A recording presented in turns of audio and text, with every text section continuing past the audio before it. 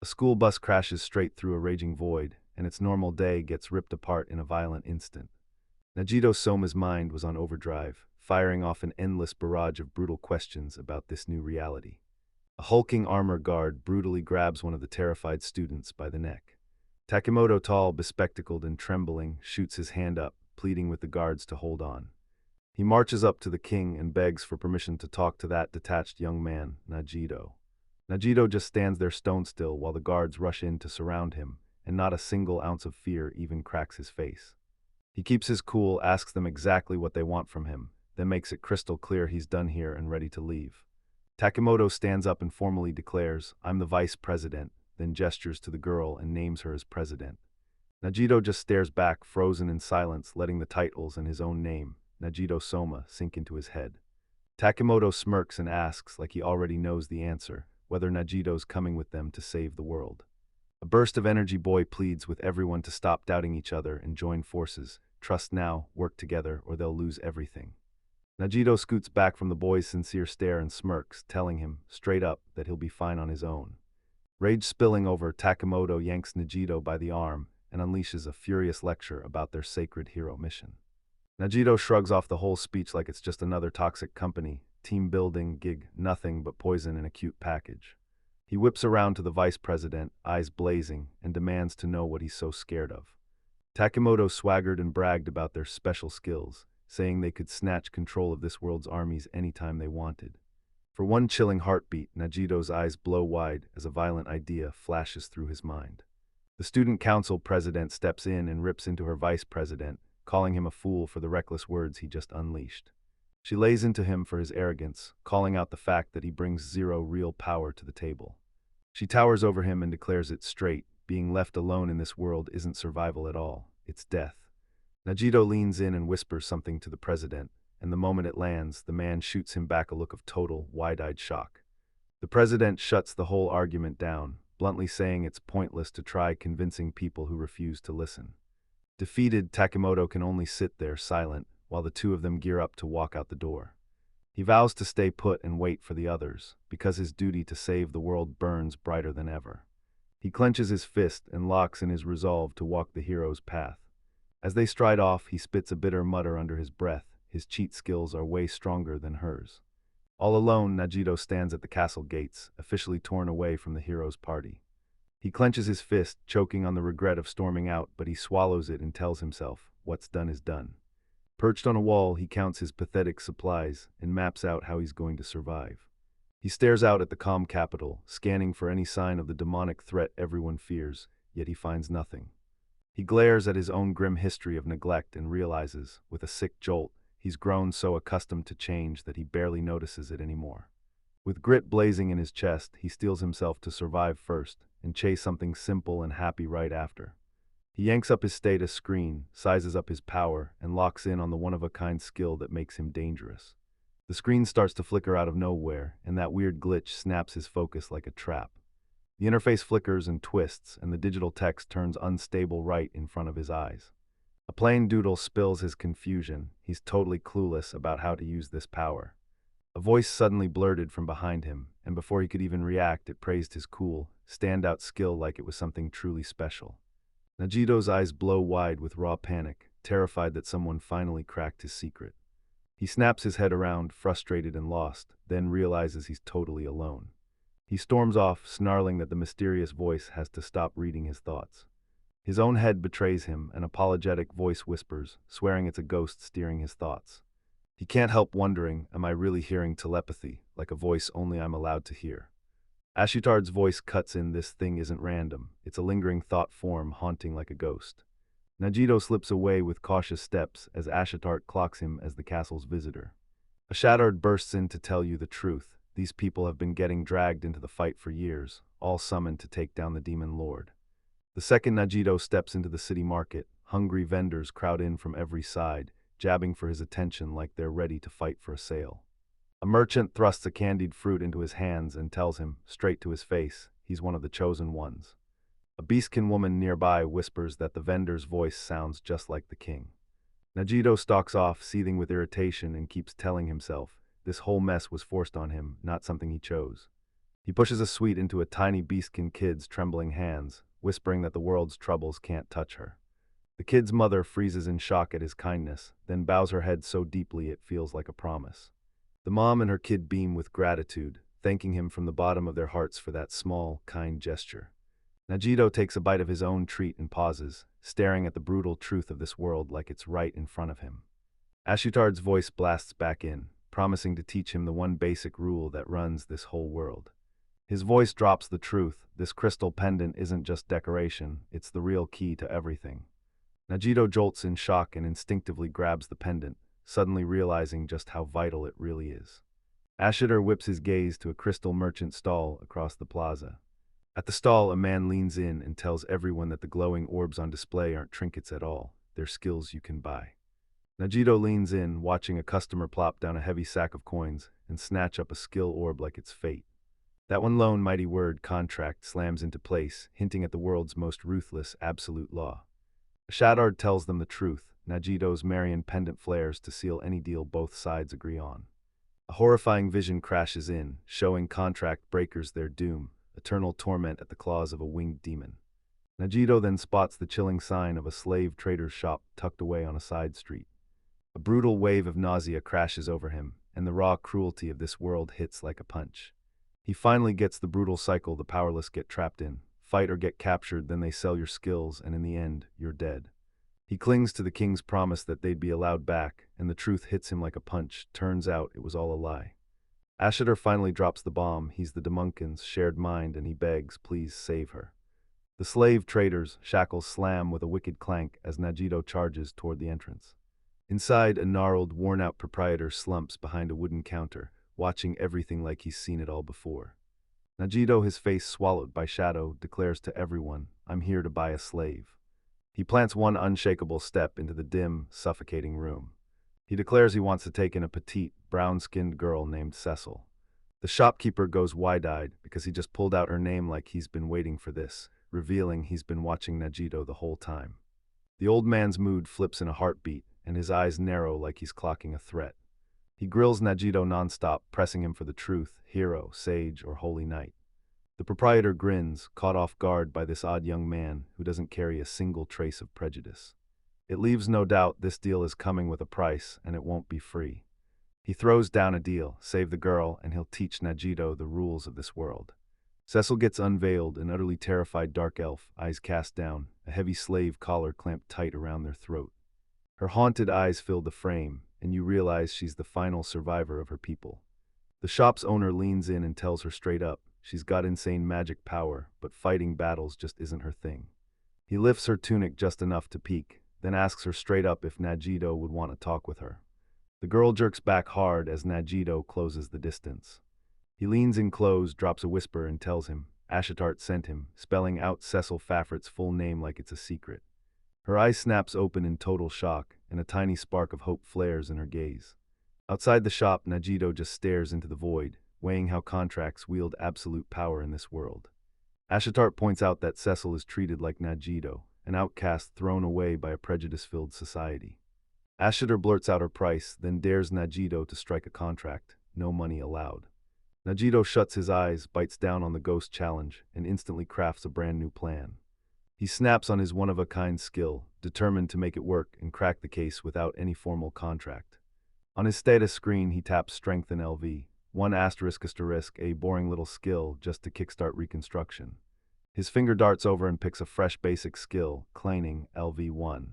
He tears apart each skill component, asking himself if he can actually forge something brand new from the pieces. His finger taps the glowing words, and he feels the skill's raw, electric data thrum and vibrate through his hand. The whole scene starts unraveling on the spot, shredding into raw, fundamental code. Everything in him snaps into place, and suddenly a whole new truth clicks in his head.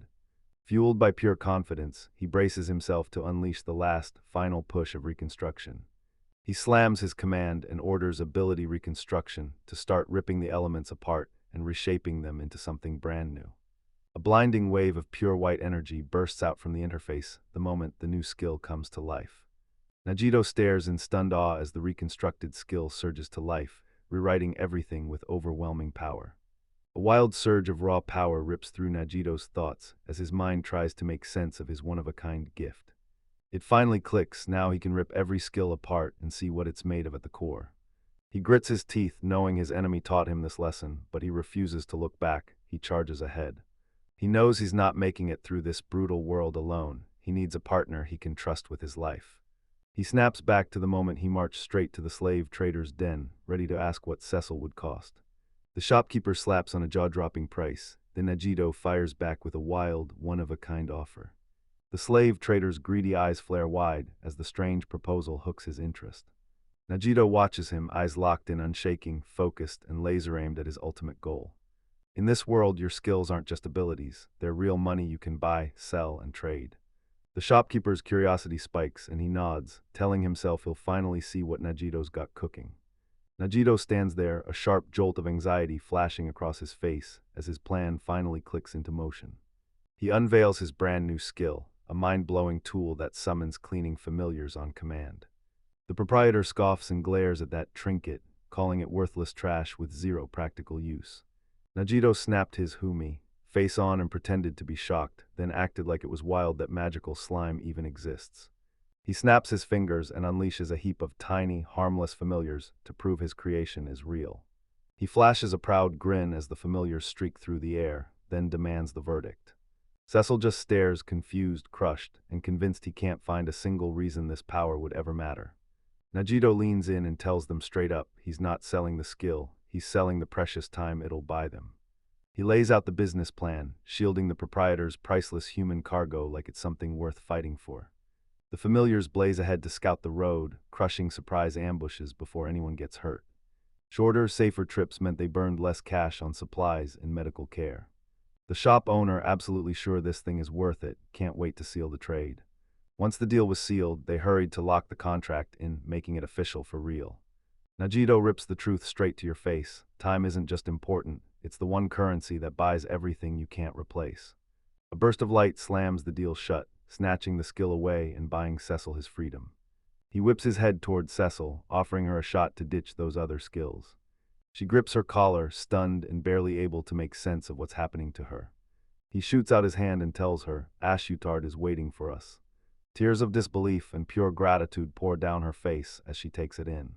Their adventure kicks off in a giant city, sprawled out beneath a looming castle perched high on a hill.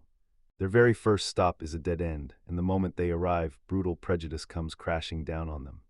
The innkeeper snarls that slaves are nothing but property, and they're not allowed to get a room. Najito swallows the brutal truth in one breath and snaps into action, whipping up a brand new plan on the fly.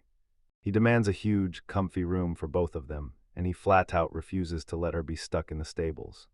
Cecil is completely blown away by his bold, unexpected stand, fighting back for her like he meant it. They burst into the inn's courtyard, and with one footstep, a whole new chapter of their lives ignites. Cecil whips her head around the strange new world, days finally free after all that time. Her eyes widened with pure confusion and sharp fear, yet a tiny, trembling hope kept flickering alive inside her. A slice of the sky's blue shines back in her eye, like hope is finally breaking through after everything she's been denied.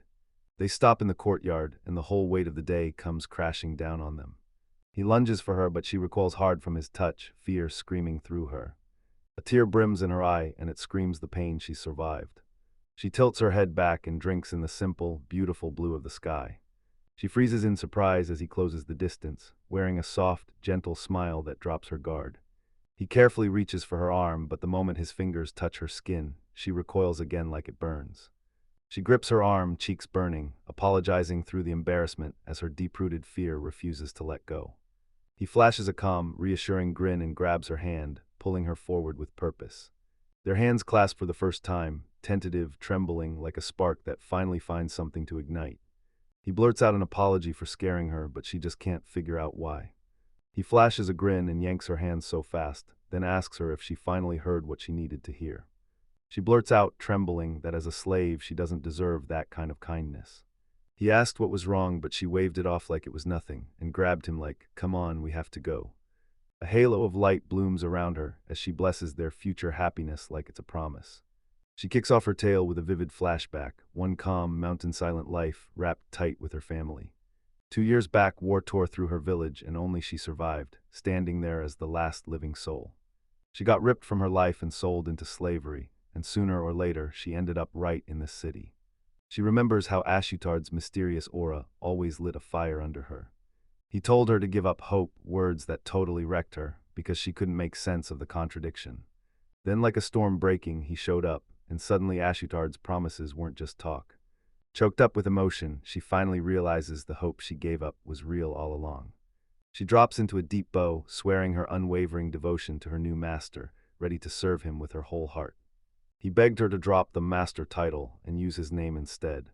He pushes for them to sit down and eat together, like that shared meal seals their brand new partnership. He grabs her attention and tells her to sit with him at the table, no time to waste before the food turns cold. She panics on the spot, swearing a slave could never sit and eat at the same table as everyone else. He just asks if she's hungry, and the second she blushes, her whole secret spills out. He tells her straight up, "I don't want a servant, I need you as my partner." He flat out declares their main mission: live a normal, happy life. She nods in agreement, praying her skills can finally put food on the table. She leaned in and demanded to know exactly what they had to do to pull off their wild, ambitious dream. His plan is simple: play it smart, not brute force, so he can pull off the biggest results possible. They'll bury their real power, acting like they're just average only to live off pure luck. She's terrified that keeping their skills under wraps will shut the door on any real chance to land great work. He remembers the brutal lessons from his old world, how easily people get exploited. He tells them that if they show their real power, the world will stack up demands so impossible it'll break them. He straight up admits this isn't some noble, heroic road, but they don't care about being heroes anyway. He decides their very first move is hunting down a way to land a job. Cecil breaks down how the Adventurers Guild works, and then they lock in their choice, deciding to join right then. They'll chase real cash by getting out there as adventurers, and use every job to learn how the world truly works. He locks eyes with her, and you can see the fluster creeping in as her sharp strategy hits like a punch. She clocks it instantly. His cynicism isn't new at all, it's been burned into him since his old life. Her pinpoint accuracy leaves him rattled, so he dodges the moment with a joke about monster names. They finally snap no more waiting, so they spread out a map and start plotting their route. He suddenly realizes this new world is bigger than he ever imagined, and he's got way more to learn than he thought. He clenches his fist, and his resolve locks in the moment he commits to his choice. His first decision hits like a hammer: they can't stay in the capital city. He leaned in and begged her to point out the closest big city, where they could start over and rebuild their lives. He tells them the capital is soaked in terrible memories, and that it's way too close to the king for comfort. She adds that the slave trader and the skills shop are right here too. She nods, and then it hits her. Exposing his rare skill was the kind of move you only regret. She gestures them on, pointing toward a castle town waiting just a few days' trek away. She spots the perfect setup, medical supplies, and a giant autonomous commercial city that's exactly what they need. She's convinced this is exactly where they'll kick off their brand new lives, no doubt about it. Najito can't help but be blown away again by her razor-sharp intuition and ruthless strategic brilliance. He nods and accepts their destination, and his mind immediately whips back to the deal they struck. He finally clicks. She understood his entire scheme from the start, so all that secrecy he kept, it turns out it never mattered. After a brutal day of planning, he finally cracks, then decides it's time to shut it all down and rest. They stride through the loud, non-stop streets, heading for the inn like they can't wait to finally breathe and rest. That same prejudiced innkeeper from earlier is still lurking by the entrance, waiting for you like he already decided how this goes. A door crashes shut, cutting off the old day and kicking off the next one. Najito yawned and cracked his back, then stepped aside so the drained Cecil could keep sleeping in peace. He freezes with a blush, realizing he's never once shared a room with a girl before. Cecil snapped, asking if she's nothing but his property now, a stray he just scooped up. She spills her brutal self-hate, convinced he must see her as disgusting, like a demonkin he can't stand. Najito's jaw drops. He's fully confused as he blurts, "So what about her is disgusting?" He tells her eyes are insanely beautiful. Cecil's hit with the simplest compliment, and it detonates in him, leaving him speechless, stunned, and blushing like crazy. When she feels swamped, she turns her back, questioning whether he's only trying to fool her. Najito clutches the contract in their mind, realizing she can't even dream of defying a direct order. He gently tugs her back, finally choosing this moment to tell her the truth. On his knees in front of her, he turns to Cecil Faffret and begs, "Be my partner for survival." Tears of pure joy pour down her face as she accepts the offer, swearing she'll give it her absolute best. Najito flashes a warm smile and tells her he's itching to touch her body real soon. He slams down their contract and demands to see her skills and exact parameters. He says it's a must because if he gets it all right now, they can map out their future. As she slips off her tunic, Cecil can't stop worrying he'll see her skills and realize they're nowhere near enough. Najito stares at her, utterly thrown off by how badly she doubts herself. She admits her magic is barely there and that nobody ever truly trained her.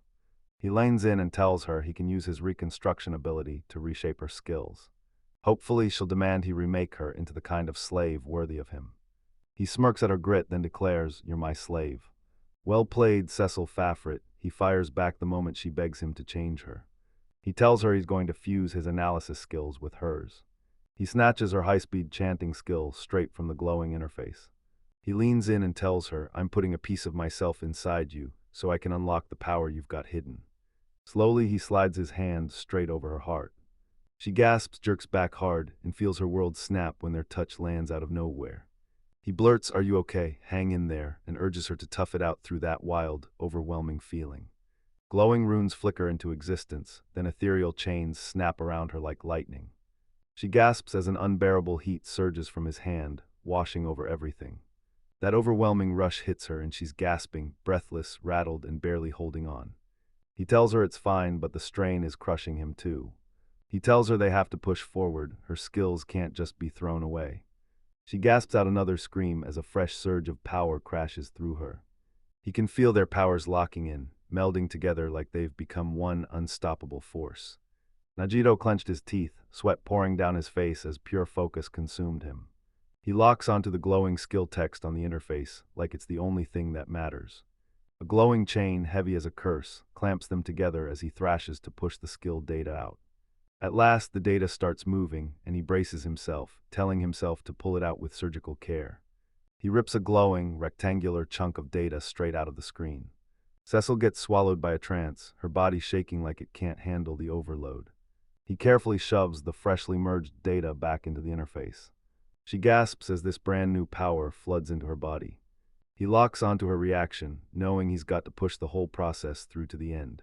Her stamina is crumbling and he knows he has to move, now. He slams the final command into place and finishes the skill reconstruction. A blinding flash rips through the air as the new skill slams into her. A final, brutal wave of power rips through her body, surging like lightning to the finish. Cecil crumples to the ground, her eyes rolling into spirals, while Najito freezes in total shock. He barrels to her side, breathless, and blurts out an apology for every ounce of strain he put her through. With tears on her cheeks, she smiles through the pain and whispers, "Najito," and her voice crackles with hope. A blinding flash erupts, proof that the new skills have finally been forged and mastered. Najito scans the results and bam, he realizes he just unlocked 2 brand new skills. They launch into high-speed analysis, flip into mode, and then start those ancient language chanting spells, like a ritual on fast-forward Cecil leans in and tells him the new power is built on the ancient magic of her people. She's bursting with joy because she finally gets to wield the magic her ancestors left behind. Crashing against him, she blurts out the truth. She thought she had nothing left to give. She yanks him closer and swears she'll do everything she can with the power he's handed her. Her hands glide down his stomach as she whispers that they should do it together. Najito gets thrown into total panic when she suddenly makes a bold, amorous move. Later that night, Cecil crashes into deep sleep in their shared bed. Najito lets out a yawn, basically admitting the day wiped him out so hard he can't even summon a single emotion. With a soft, tired exhale, he flicks the lights on this strange new world and says goodnight. The whole city goes silent under a glittering blanket of stars. The first fiery rays of dawn smash across the rooftops, lighting everything up like the sky just erupted. Najito's sleep gets ripped apart by a wild, chaotic montage of everyone from his past crashing in. The cruel faces from his nightmares keep stalking him, haunting him night after night. He tosses and turns in restless sleep while Cecil keeps watch, his face etched with worry. A memory snaps back, she's calling him a nuisance, right to his face. Then it hit one more memory, where his uncle shoved him off to a faraway relative. He remembers a manager sneering at his demands for the working hours he expected. His old boss spits out a brutal middle finger, screaming at him to get out and then go die. A supermarket manager sneers and dares him to punch the time card 3 times. A driver lays on the horn and screams at him like, "Move, you're in my way." Noisy echoes hammer through his troubled mind nonstop. Najido's eyes jerk open, because that phantom word is still blasting through his head like an echo from hell. He hears muffled voices leaking through the wall from the next room. He clocks the inn's shoddy build right away, just brick walls stacked like they never cared. He jolts upright, his mind racing. Was that cheap room behind the nightmare? He takes one look down and realizes the floor is just plain, uninsulated wood. He rubs his eyes, and the brutal grind from yesterday's skill reconstruction comes roaring back. Watching Cecil sleep peacefully, he decides to give him the rest he deserves. As he swings himself out of bed, something feels off. He spots something wrong on the wall. A chunk of the fight goes missing, and when it clicks, he realizes the enemy has a rare skill up their sleeve. He just freezes, staring in total shock at something that shouldn't even be possible. Panic hits him like a tidal wave of sudden, terrifying truth. He realizes he's got zero protection, then scrambles back onto the bed like his life depends on it. He grabs Cecil and shakes her hard, yelling for her to wake up right now. She jolts awake, eyelids fluttering open like she's been pulled back from the edge of a dream. She snaps upright and starts throwing on her clothes, quick as lightning. Now wide awake, she shoves urgency into him and tells him to get ready, we're leaving. She blurts an apology for crashing in his bed, but he snaps right past it and orders her to pack right now. He tells her the voice next door isn't random, it's men hunting his rare, deadly skill. Cecil feels the full weight of what they're up against. Najido snarls at his own weakness, furious he let his guard slip in the middle of the city. He flicks his gaze to Cecil, and the weight of his safety lands on him like a crushing responsibility. He clenches his fist, rage spiking because his own carelessness did all the damage. The moment he realizes they've been caught, he snaps Cecil shut before anyone can talk. He can't shake the feeling of demons lurking nearby, because every dark elf knows the chill makes them go way too alert. A razor-sharp flashback of that ritual hits him, and he snaps at himself for letting lewd thoughts take over. Najido's mind is racing nonstop, swatting away every other thought as exhaustion and stress crash down on him. He tries to snap Cecil out of her daze, calling her out for how flustered she looks. Blushing hard, Cecil completely misreads him and blurts out that she's always ready to give him what he wants. This isn't the time for that, he snaps, because getting them out is the only thing that matters right now. He points out how paper-thin those walls are, and that tiny flaw becomes the biggest crack in their whole position. Najido peers through a narrow crack in the wall, eyes blazing as he sizes up everything waiting outside. His eyes shoot wide, and panic hits the moment he sees what's waiting for them. Panic snaps into his face as the truth hits. There's no way out, they've been cornered. From the crack, the shadows of their pursuers snap into view, like the universe just announced the worst kind of surprise. Cecil's face snaps from disbelief to full-on shock and terror as it hits her what they've gotten themselves into. The goblin-like slave trader and his whole gang of thugs slam into the alleyway, blocking every escape route. A greedy glimmer sparked in his eyes as the trader slid in with a smarmy morning greeting. He throws out a deal, trying to buy Najido's rare skills through a contract. But as Najido spins away, the trader seethes and snaps that he better hear the offer out. Najido turns to the opposite wall, grinning bright and politely, but rock-solidly refuses. Then he triggers the demolition, punching a giant hole straight through the end of the building. The thugs are left gaping in total disbelief at the way he bursts out of the scene through an explosive escape route. Ron Cecil yanks into the chaos as Najido bellows, dragging her straight toward the brand-new opening. One of the thugs stares on, absolutely stunned as everything spirals out of control. Najido yanks Cecil out of the rubble and slams them into a whole new alley. They scramble across the wreckage, scrambling harder, carving out distance from the stunned enemies left behind. Najido's path gets slammed shut by a giant tree, and panic hits him hard as he convinces himself there's no way to climb it. But Cecil braces herself below with arms wide, grinning like she owns the moment, telling him she's going to catch him. A simplified diagram captures Najido's total panic. She scrambles up the tree trunk like dignity just got left behind. They haul themselves over the wall and vanish into freedom, slamming the alley shut behind them. Their pursuers are stuck on the far side, and their escape route shuts tight behind them. Cecil flashes a bright smile and casually explains that his skill secretly boosts her, leaving Najido shaking with pure disbelief. From the alley, one thug screams at his buddies to break into a full-on chase. One more thug just tells his boss, cool as ice, that they don't need to rush. The slave trader figures Najito's used up his one and only rare skill. With a cruel, patient smirk, he decides to bide his time, sure his prize is finally too helpless to fight back. As they sprint away, Cecil shoots him a worried look and asks, "Are you okay?" because he can feel how shaken he is. Najito snarls at the thugs, relentless refusal to stop as they keep sprinting through the city like their lives depend on it. Najito's thoughts slam him back into his brutal reality. He's been dragged into another world. Cecil remembers it like ice in his bones. He was locked inside a slave trader's shop. Peeking from the edge, he spots the hunters, 2 on the right, 2 on the left. No allies stand with them here, so he grabs Cecil and shouts, "Come with me now." With a tiny soft click, they slide into another cramped alley, slipping into a little pocket of safety. He begs her to stick right by his side, close enough that nobody can spot her. He snatches her arm and yanks her tight to his side, shielding her from whatever's coming. That sudden touch hits Cecil like lightning, her cheeks burn as she panics, scrambling for what on earth she's supposed to do next.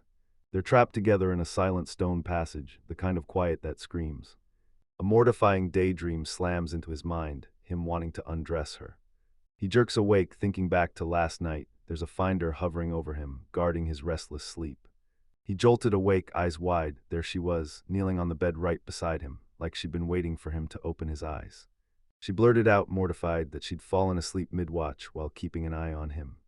She'd heard him groan through his sleep, and nightmares were clearly tearing him apart.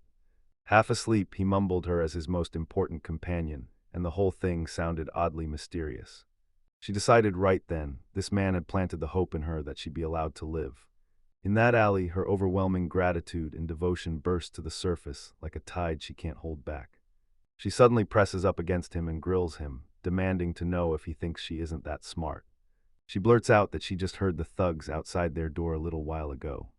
Najito's jaw drops as her sudden confession hits like a thunderclap, and her bold move leaves him totally stunned. She leans in so close it's chilling, then declares, cold and fearless, that she's the final demonkin left standing. Panic hits him hard as he wonders, does she plan to kiss him right there while they're still escaping? Their enemy's footfalls thunder closer, and a desperate idea sparks in his head, right now before it's too late. She admits she was ready to die, but he turns the whole world around for her. Now her heart is thumping with pure warmth, and she swears she wants to freeze this feeling in time forever. Panic claws at him as her destructive power rips through the air, and he blurts, "Wait just a moment." She closes the last inches between their lips, her gaze burning with sincerity. He hears the thugs closing in, their rough voices bouncing down the street like a warning bell. "Sorry, Cecil," he murmured, gently shoving her aside as his plan snapped into place. She gets hit by a sudden rejection, and her face freezes into a shocked mask of pure confusion. His focus locks in like a laser as he triggers his special skill. High-speed analysis bursts into action. The moment the skill hits, it flashes the exact positions of their pursuers, Man 1 and Man 2. He brushes the wall and feels the rough old brick beneath his palm, and just like that, he knows exactly what he has to do. He waited on the edge, timing his strike so he could hit the thugs the second they slipped past that wall. Clutching grim resolve, Najito snapped his unique skill into action, building demolition. A ferocious scream burst from his mouth as he unleashed a wave of pure destruction. His fist drove straight into the stone, blasting a violent burst of debris outward. The stunned thugs stood there, panicking, and couldn't decide if the chase was even worth finishing. Najito taunted them, jabbing, "So you really missed Cecil's warning earlier, huh?" He clamped his grip around Cecil's hand and barked that it was time. No more waiting, they were leaving. Side by side, they bolted down the alley, shredding the distance between them and their pursuers. Cecil stared at his power in awe, then snapped into innocent mode and claimed it was just an accident. They tore through the city streets, hunting for cover and scrambling to cook up their next move. Najito's worry surged, because this can't go on forever, and they can't keep wrecking everything on the run. Behind them, the thugs started snapping at their boss, and the chase briefly slipped from their minds. Cecil volunteered to unleash her magic, but she couldn't shake the fear it would summon way too much attention. Their pursuers roared back into the chase, even more furious than before, and they hunted with burning purpose. Deciding on a fresh route, Najito shouted for Cecil, and Cecil practically jumped at the chance, agreeing instantly. He begged her to unleash her weakest, most invisible little spell, the plain, simple magic of light. Cecil shut her eyes and burst into a chant, her voice climbing fast and hitting with sudden, crushing power. The incantation blasted out as a tangled, ancient verse in a weird, time-worn tone. Najito's nerves shredded as he leaned in and demanded Cecil confirm it. This was really her weakest magic, right? In the distance, the slave trader spotted the spell, and horror crawled across his face like dawn. He clocked it instantly. She was chanting the legendary ancient language, and the power in every word felt unreal. A bead of sweat slid down Najito's face as everything quickly spun out of control. Cecil realized the incantation for this spell was dragging on way longer than it had any right to. Najito's panic hit like thunder. He knew their pursuers would catch them long before the spell finished. Thugs stormed around the corner, their faces hard with grim, unbreakable resolve. Magical energy surged around Cecil's hands right as the spell hit its peak. A blazing crown of light snapped into place above her head as she commanded the sun's element. As the spell crashed down, Najito yanked Cecil straight into his arms, sealing her from the impact. Their pursuers got swallowed whole by a blinding, silent surge of pure light.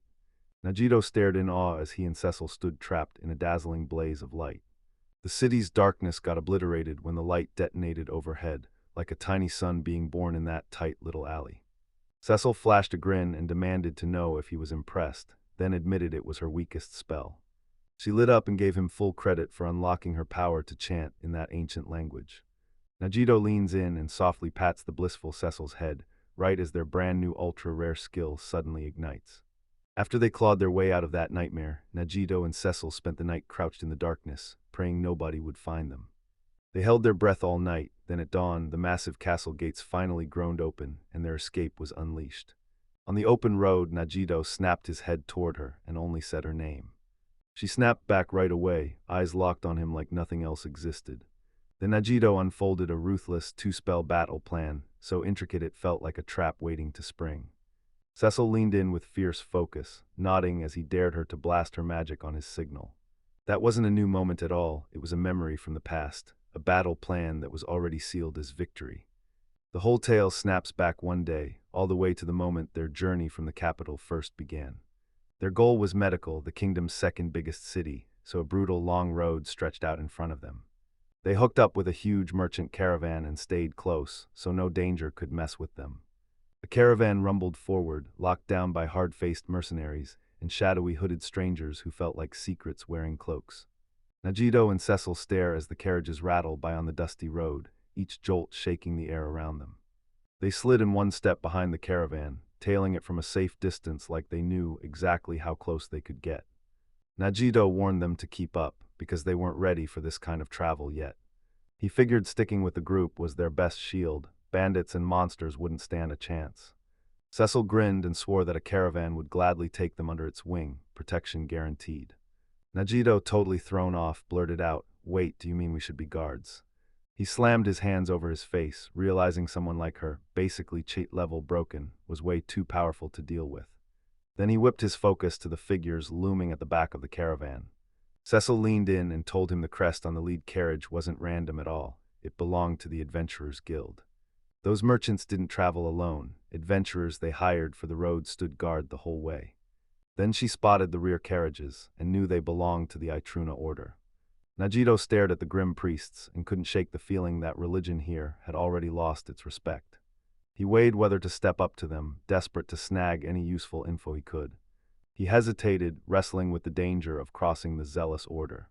Cecil laid out the order's bizarre doctrine of human supremacy and somehow tied it to kindness toward everyone. She talked about their goddess, said she taught them to reach out and lift the weak. Najito couldn't hide his shock. He praised her for the worldly knowledge she had, like a girl from the mountains should never know that much. He admitted that back in his world, all he ever knew was his home and his job. Cecil flashed a smile and told him she'd learned a ton just by dropping into town every now and then. She had to rush out for survival basics, salt, sugar, soap, and bread, or she'd be done for. When she was finally alone, Ashitart swept in and taught her everything, the world outside and her own people's truth. Najito gave a soft, sorrowful smile, still stuck on the faith she handed him. He clenched his fist and swore again, no matter what happened, he'd protect her. Suddenly Cecil yanked on his sleeve, her voice sharp and urgent as she demanded, "Wait." He screeched to a stop and spun around, catching her staring up at him with worried eyes. He shot her a concerned look and asked what was wrong, sensing her anxiety hit out of nowhere. She jutted her finger at the carriages, and a burning question brewed on her lips. She demanded to know why he was so locked on medicine, terrified he'd ditch her there and leave her stranded. He gripped her shoulders tight, locked eyes with her, and commanded her to think. He leaned in and gently reminded her of the exact plan they'd already talked through. The moment it clicked, it lit up her face, and she blushed so hard she felt downright silly. Najito lays it out: once we join a guild, the work is coming, and it's coming for sure. Cecil choked on a breath, finally grasping how massive his long game really was. He wanted to forge ties with the guild so you could make their lives a whole lot easier. He feared their own special skills were so overpowered they could tip everything out of control. He flashed back to his ability reconstruction and to the skills they'd forged together. Cecil, too, feel the overwhelming power she now commands. It's crushing everything in its path. Her ancient language chant didn't just sound beautiful, it unleashed a rare, busted cheat skill that felt downright unstoppable. She nearly erased the chaos of their escape from the capital from her mind. Najito thrust a finger ahead, snapping her back to the real goal they both shared. A confident grin cracked across his face as the plan finally clicked into place. He declared that they'd use their skills to carve out the most comfortable life they could. Cecil stared at him with a gentle, trusting look, like all her fears finally vanished. He nodded and said they should just lay low and live it safe, no going overboard. He told them to go for the order, but Cecil grabbed his arm again like he couldn't let go. He clocked her hesitation and gently called out her name, like he was trying not to scare her.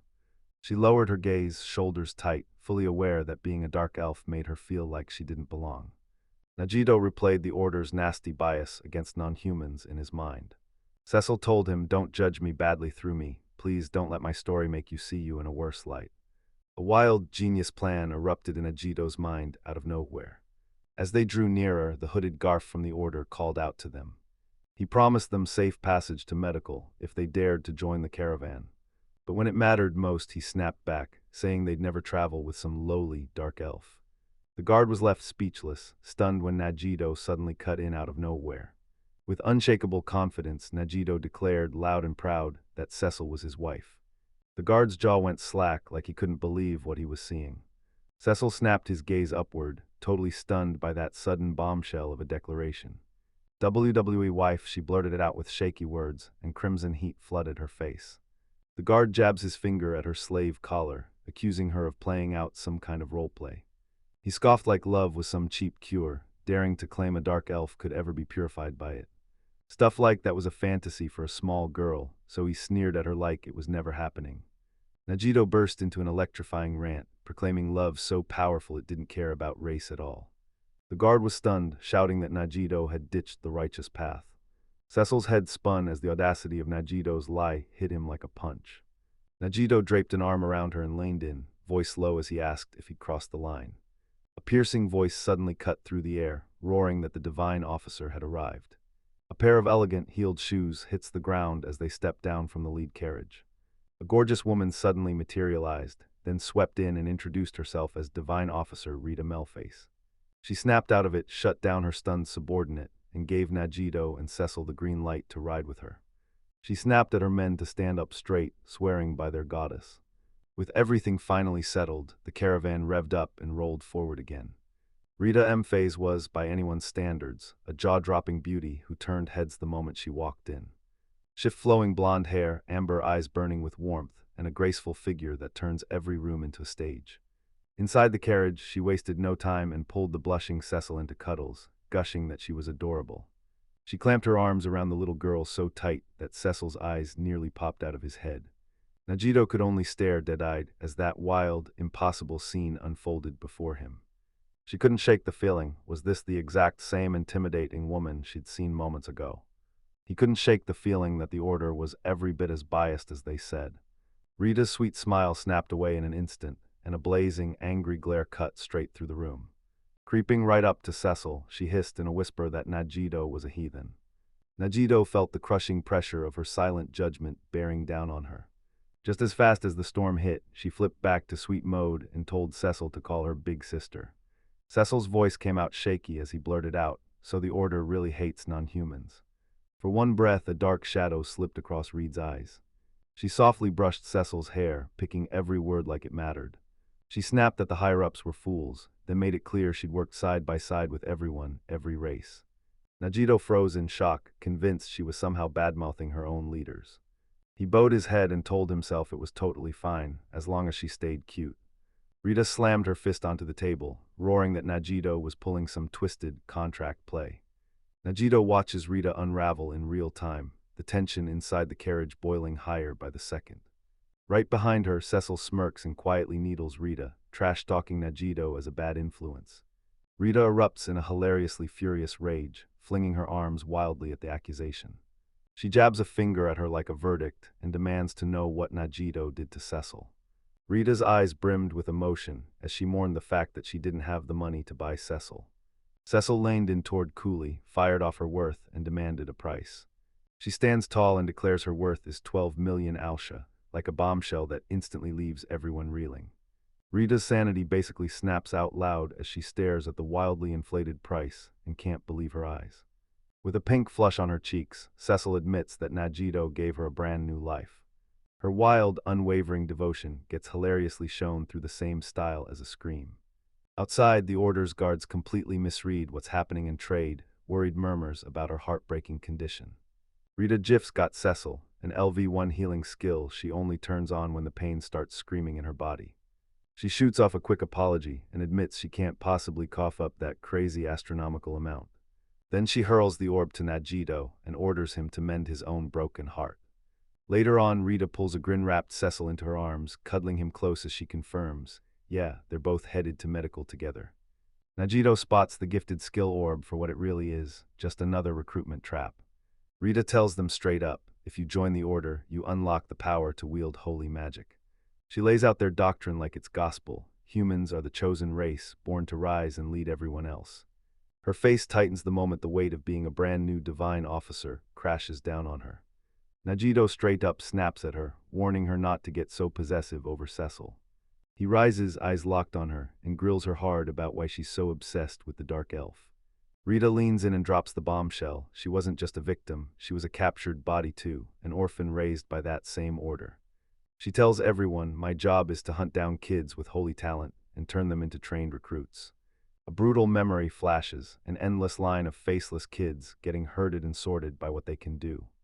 Najito can't help but admit it. This fantasy world where people have zero human rights is brutally unforgiving. Rita clenches her fists and her face snaps into pure, fanatical zeal. With a proud grin, she declares her hard-earned new title as a divine officer. Her mood curdles the second she thinks she'll have to tear herself away from Cecil. Najito asks if it's really about faith, and she immediately snaps at him, be quiet. She pokes his forehead and jolts him back into focus. His duty is crystal clear, protect Cecil. Her tough act crumbles again as she gushes about how cute and precious Cecil is. She grins, admitting that even after everything, somehow her life in the Order is still kind of fun. Next morning, Rita breaks out the Order's daily hymn to the goddess. Cecil's totally spellbound. She leans in and whispers that she needs to hear the sacred song. Rita leans in and quietly tells him that outsiders aren't allowed to listen. Najito figures it's probably for the best, because once Cecil gets wound up, he's way too impressionable to keep things under control. Suddenly, Najito fakes a stumble, pitching forward with a brutal thud. He deliberately closes in on Rita, too close to be comfortable, then leans in and whispers an apology straight into her ear. That sudden, way too close moment throws the divine officer into full panic, face blazing red, heart racing. Rita gasped, her thoughts instantly wiped clean by how close he was. The shock hits so hard her mind is shown, as if it just crashed like a broken computer system. Najito, cheeks burning too, holds onto that painfully awkward, perfectly timed moment between them. Cecil stands off to the side, staring at the bizarre scene like his brain can't process it, totally shocked, utterly lost. The carriage jolts over a bump, and suddenly he has the perfect excuse to make it look like no one can question. Najito jerks back, rubs his head in pain, and grumbles that the ride was brutally rough. Rita stares in disbelief, gasping for breath, her face blazing red as she grips her chest tight. He swears it was unavoidable, yet his hands were definitely getting into trouble. The moment their bodies collide, a blazing, instant memory detonates inside Rita's head. She couldn't forget it. God's vicious words kept roaring in her ears, like they'd never stop. A younger Rita lunges forward to stop it, her long hair whipping behind her as she moves. Najito peers from the carriage doorway, grinning because he just got the exact reaction he was hunting for. In the quiet of her memories, a hooded half-human mother clutches her sobbing child like her whole world depends on it. A guard snarls at her to get out of the carriage's path right now. Young Rita snaps this isn't something for a divine officer to handle. The guard sneers at her, just a demi-human, and his prejudice spills out in one ugly sentence. Rita's young voice cut through the air like a command, and the guard froze, silence instantly obeyed. Her young face is locked in with pure determination, far tougher than her age should allow. She declares the goddess's teachings don't leave room for excuses. They must help the weak, no matter what race they are. The guards freeze in stunned silence because her righteous declaration hits like a thunderclap. Her eyes harden with pure focus as she demands, "Let me see the child." She drops to her knees in the dust, ready to rush in and help that family. In the present day, Najito lines in from the carriage door and watches everything unfold. In a memory, Rita cradles the tiny, frightened kid's face with trembling gentleness. She crouches close, presses a small flask to the child's lips, and her own face is bright with heat. Even with caution still clinging to her, the fear starts to fade, and she finally lets her kindness in. The mother gazes on, and tears of pure, overwhelming gratitude start pouring from her eyes. The kid dips their head in thanks, pure respect, pure relief. Najito and Cecil watch Rita finally got it. She wasn't cruel at all, and her compassion hit them like a revelation. Najito gets hit with a sudden burst of brilliance, and just like that, a fresh strategic play snaps into view. And he realizes that someone with her same fire could genuinely shatter the corrupt order for good. Cecil is totally thrown off by Najito's weird behavior, and she puffs her cheeks in pure confusion. She sighs, then blows her cheeks out again, totally zoned in and lost in the moment. The guards who saw Rita step in muttered their disgust, all because this arrogant upstart was suddenly too much for them. They snarl that she's nothing but eye candy, that she's got no clue where she's supposed to stand. They shrug off her divine officer title as something that's temporary and totally worthless. Najito and Cecil catch the brutal words mid-sentence, and the moment they realize what's being said, they stay completely silent. Cecil can't help but mutter that Rita's got it rough, never realizing the brutal fate already waiting to snap shut on her. Rita stands there in silence, eyes dropping to the ground, completely clueless about what tomorrow is about to bring. Najito and Cecil grin like nothing's wrong, totally blind to the chaos about to hit them. Their caravan rolls into a tiny village for the night, right beneath a sky packed with stars. Najito and Cecil storm into a tavern, grumbling that they're starving and dying of thirst. Najito crumples onto a bench, finally sinking down to grab a meal after all that running around. Cecil grins from ear to ear and tells everyone the village is known for some seriously mouth-watering fish. The narrator clocks it right as the sky flips from day to night they arrive. Najito leans in at the tavern counter and grills a shady-looking man for every secret he can get. Back in their room, Cecil throws open the conversation and tells Najito he must be wiped out. Najito collapses onto the bed, completely wiped out after a grueling day of traveling. He tells Cecil we'll be at the medical place tomorrow, so get some real sleep tonight. Rita tells him the hard truth, there's no end in sight for the village, and it just keeps going. Cecil clutches Orb, the healing LV1 skill, an unforgettable gift from Rita that he treasures with all his heart. Najito admits with a soft smile that she's into it, and she straight up says Rita was the first one to show her kindness. She lays out the order's whole past, how it started with humble commoners, and then got twisted by noble corruption. Najito figures that if Rita's going to rise that high, she has to be nothing short of exceptional. Cecil hands Najito a tiny carved wooden fish she bought just for him. She insists, "I'm giving it to you just like I got it for you." With ironclad seriousness, she vows, "We're one body together until death." Najito can't help it, her intense, unshakable devotion leaves her blushing and completely flustered. Cecil snaps the conversation away and fires back a question about that $12 million Alshur price tag. Najito admits it was all a bluff, turns out the contract was just $120,000. He replays every item he got in his head and remembers exactly how he turned them into something new. In the hush of their room, Cecil stares into the dark and wrestles with what their contract truly means. He's always treated her like an equal, never once holding back or judging her for her race. Najito's completely flustered as he finally realizes just how deep those feelings and that whole situation really run. He blurts out that he inflated his plan, convinced she'd never say yes unless he baited her into joining him. She slips her hand into his and leans in close, demanding to know what he honestly feels about their partnership. With tears burning in her eyes, she begs him to hear the brutal truth about who she really is. She kicks off her story and says the demon kin are born from raw, wild forces of nature. Tied to him in that moment, she gasps that she's never felt this alive in her entire life. Najito is completely overwhelmed because she finally realizes how deadly serious that confession truly is. She drops the truth she never dared to dream she'd be free, convinced he'd toss her aside the moment he got what he wanted. He can't stop thinking that her innocent, defenseless presence is a direct threat to his self-control. A sharp, breath-stealing silence slams between them.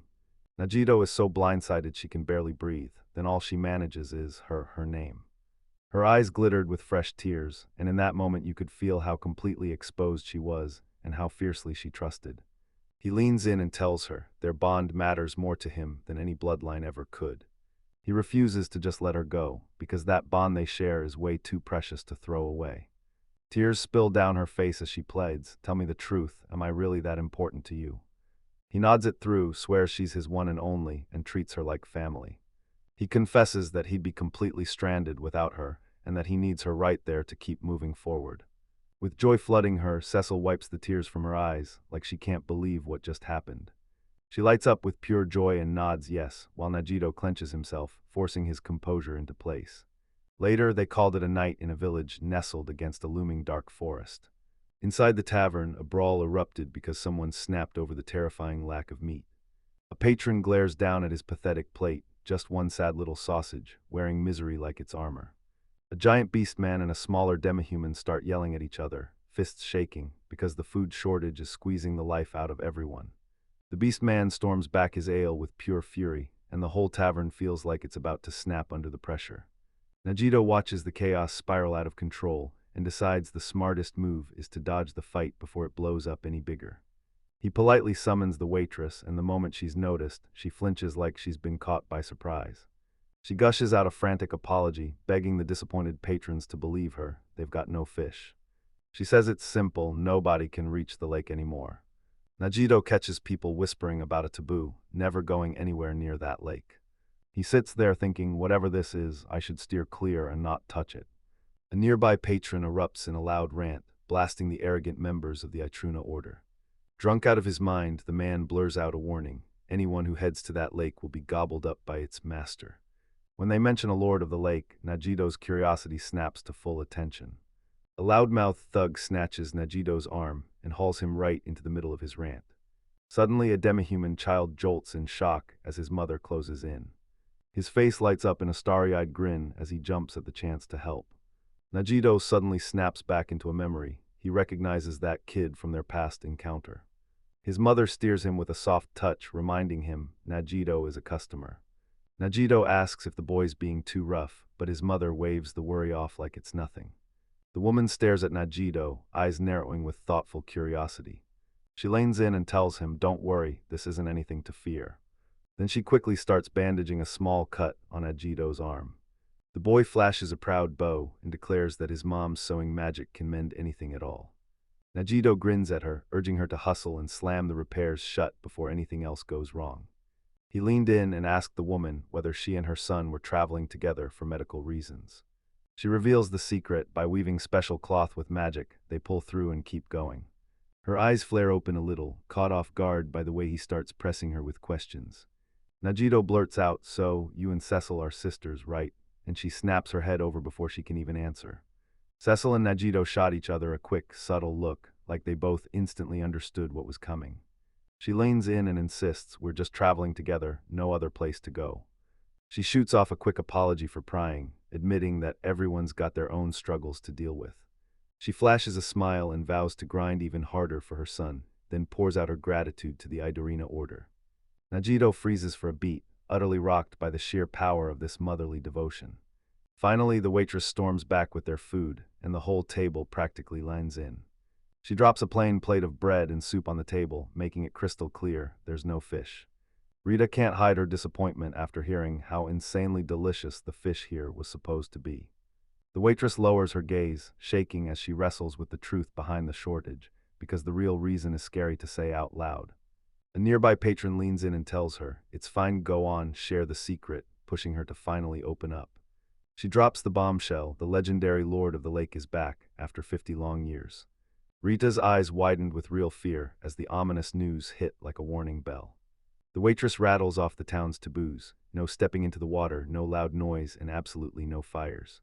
Najito deadpans that this feels like the ultimate setup for a full-blown disaster, straight up the kind that ends in disaster flags. A tiny chibi version of the character gets hilariously hurled across the panel like it's a full-on slapstick moment. The crash bangs through the tiny frame, echoing like it's shaking the whole world. Najito jolts at a sudden noise, but Cecil doesn't miss a bite. He shouts her name at the top of his lungs, trying to snap her attention his way. She gestures for him to dig into his meal, still untouched, still waiting like it's screaming, now. Najito snaps the clues into place and realizes the Itruna order is posted up by the lake. He's fully aware they blast out of him at the water every single morning, and to him, that's a huge, deliberate provocation. Cecil finally confirms his worst fears. This move will definitely set the Leviathan off. Najito leans in and asks Rita if she knows, pointing at the insane mountain of death flags piling up everywhere. As they step out of the inn, Cecil points out that Rita's got this warm kindness she never hesitates to show everyone around her. Najito hums under his breath, and his mind spins like a roulette wheel, already plotting a dozen wild plans. That night he corners Cecil and tells her it's time. They're practicing her magic, starting now. She's set on perfecting her ancient language chant in a quiet, secluded spot by the lake. Cecil's cheeks flare pink as she leans in and tells him she absolutely loves the strategic side of him. He blurts out fast, making sure she doesn't get the wrong idea about what he's really trying to do. He insists he only came to check if the area was safe, nothing more. Cecil flashes a sweet smile, and it somehow captures his real, cautious nature perfectly. Her knowing smile hits him like a spark, and he can't help but get a little flustered. Then suddenly, a terrifying, blood-freezing scream rips through the night's silence. Chaos explodes when slimy tentacles whip out and slam into the Order's carriage, turning the ride into a full-on nightmare. A tentacle slams into a barely there magical barrier, shaking it like it's about to shatter. Rita tries to move, but those writhing appendages snap into place and whip around her legs to trap her fast. Rita grits her teeth, trapped and writhing as the monster's crushing grip won't let her go. Najito and Cecil crash onto the scene, only to realize they're already too late to stop the attack. A massive leviathan crashes up out of the lake, and suddenly its full, nightmare-inducing body is on full display. Its tentacles end in razor-sharp needles that jab in a paralyzing agent. Its limbs regenerate at insane speed, so it heals through almost anything, making it feel practically unstoppable. Cecil remembers that 6 top-tier adventurers had to team up and drive it back before it could take over. One of the Order members panics and yells at the captured Rita. Najito bursts in out of nowhere and blurts out to the shocked, struggling divine officer. A blazing jet of corrosive slime rockets through the air straight at them. Rita is nearly swallowed whole as the monster's slimy tentacles close in and wrap around her. Najito leans in and tells her, "I'm here to practice my ancient magic." He leans in and asks her if she can fire off a fireball spell during this practice. He demands the fireball spell, simple as it sounds, but it could absolutely wreck everything. Rita finds his desperate signal in the silence, and with a sharp nod, she locks in and agrees to the plan. Najito coolly argues that if it's only Rita, they can let her slip away on her own. Rita erupts in fury from inside the beast's grip, screaming at the top of her lungs that she can hear him. She demands he save everyone, not just her. Najito sits there, perfectly calm, as the captured divine officer spits out righteous fury. Her followers scatter in panic, slamming the brakes on their loyalty and running for their lives. Najito realizes she got nailed by a paralysis attack right as she tried to bolt to safety. Rita shrieks that she'll never leave her subordinates behind, yet they're already deserting her. Najito lets out a heavy sigh, steps out from the shadows, and admits he's got no choice left. He turns to Cecil and begs her to pin that monster down with nothing but a simple flame arrow spell. Cecil shot her hands up, and tiny motes of magical energy swirled around her like sparks in the air. She snarls a living incantation and summons the spirits to tear her enemy down. A storm of blazing projectiles hammers down on a colossal leviathan like it's about to be torn apart. Najito called out to Rita and, like it was nothing, asked if she was okay.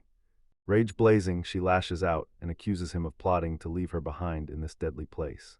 He pretends he's clueless, swearing the village chief begged him to step in. Rita doesn't buy a word of it because she knows he was just casually playing along with the locals' greeting. She remembers him acting way too sweet with the village chief's child, so suspicious it practically screamed. Najito straight up announces that his price for help is $20,000 because he refuses to work for free. Rage blazing, Rita agrees to pay and orders him to get the contract medallion ready. She slams the contract down and dares fate, promise her payment or she'll become your slave. A blinding flash snaps the pact shut, right as Najito's silent panic kicks into overdrive. He leans in, tells Cecil he's going in, and puts his trust in her to cover his back. He shocks stunned Rita and orders her to get ready, because for them, failure isn't even on the table. Cecil's eyes ignite like embers of the past, and ancient magical runes flare into existence around her in midair. Najito's eyes lock in with laser focus, then he fires up his crazy unique power, ability reconstruction. Cecil drops to her knees and pours out immense power, while dark, ghostly chains spiral around her like they're alive. Najito figures the time is finally right and decides to reveal his bizarre power to Rita, right now. He picks up his sword skills and healing power from the translucent airface. His eyes pinch tight as he fires off the skill combo, like he's rewriting reality on the spot. He blares out an apology for being late, but Rita's already shrieking in full terror. A slimy tentacle lashes toward her, and he roars at her to hit the ground, now. He looms over her like a shield, bow already drawn. He caught the attack mid-swing. The severed tentacle stump oozes thick, sticky fluid, drip by drip. His blade cut that massive limb clean in two, like it was nothing. Rita freezes with her mouth hanging open in pure disbelief, as Najito calmly studies the damage he's done. That sharp, clean slice rings out loud, cutting through all the chaos like a warning. She just stares, totally stunned by the impossible thing she's witnessing right in front of her eyes. A severed tentacle hits the ground and starts hissing and spitting steam like it's alive. It instantly melts away into a bubbling puddle of corrosive slime. That goo instantly vaporizes, bursting in sharp pops and slithering hisses. The final shreds of those creatures' flesh dissolve into the night air, vanishing in a blink. That giant tentacle is wiped clean, like it never even existed. Rita snaps her gaze from the empty patch on the ground and whips it back toward Najito. Trembling, she fires off, demanding to know what on earth he just did. The artist fires up a special thank you page for the readers and makes sure everyone knows just how much they matter. A flashy ad is hyping up the first collected volume of the manga series, basically screaming, "Don't miss this." The chapter kicks off with a fortress standing proud, and it spells out one promise above all else. They want a peaceful, quiet life. The crew hooks up with a merchant caravan and hits the road toward the city of Medical, staying close, rolling out, and not stopping for anything.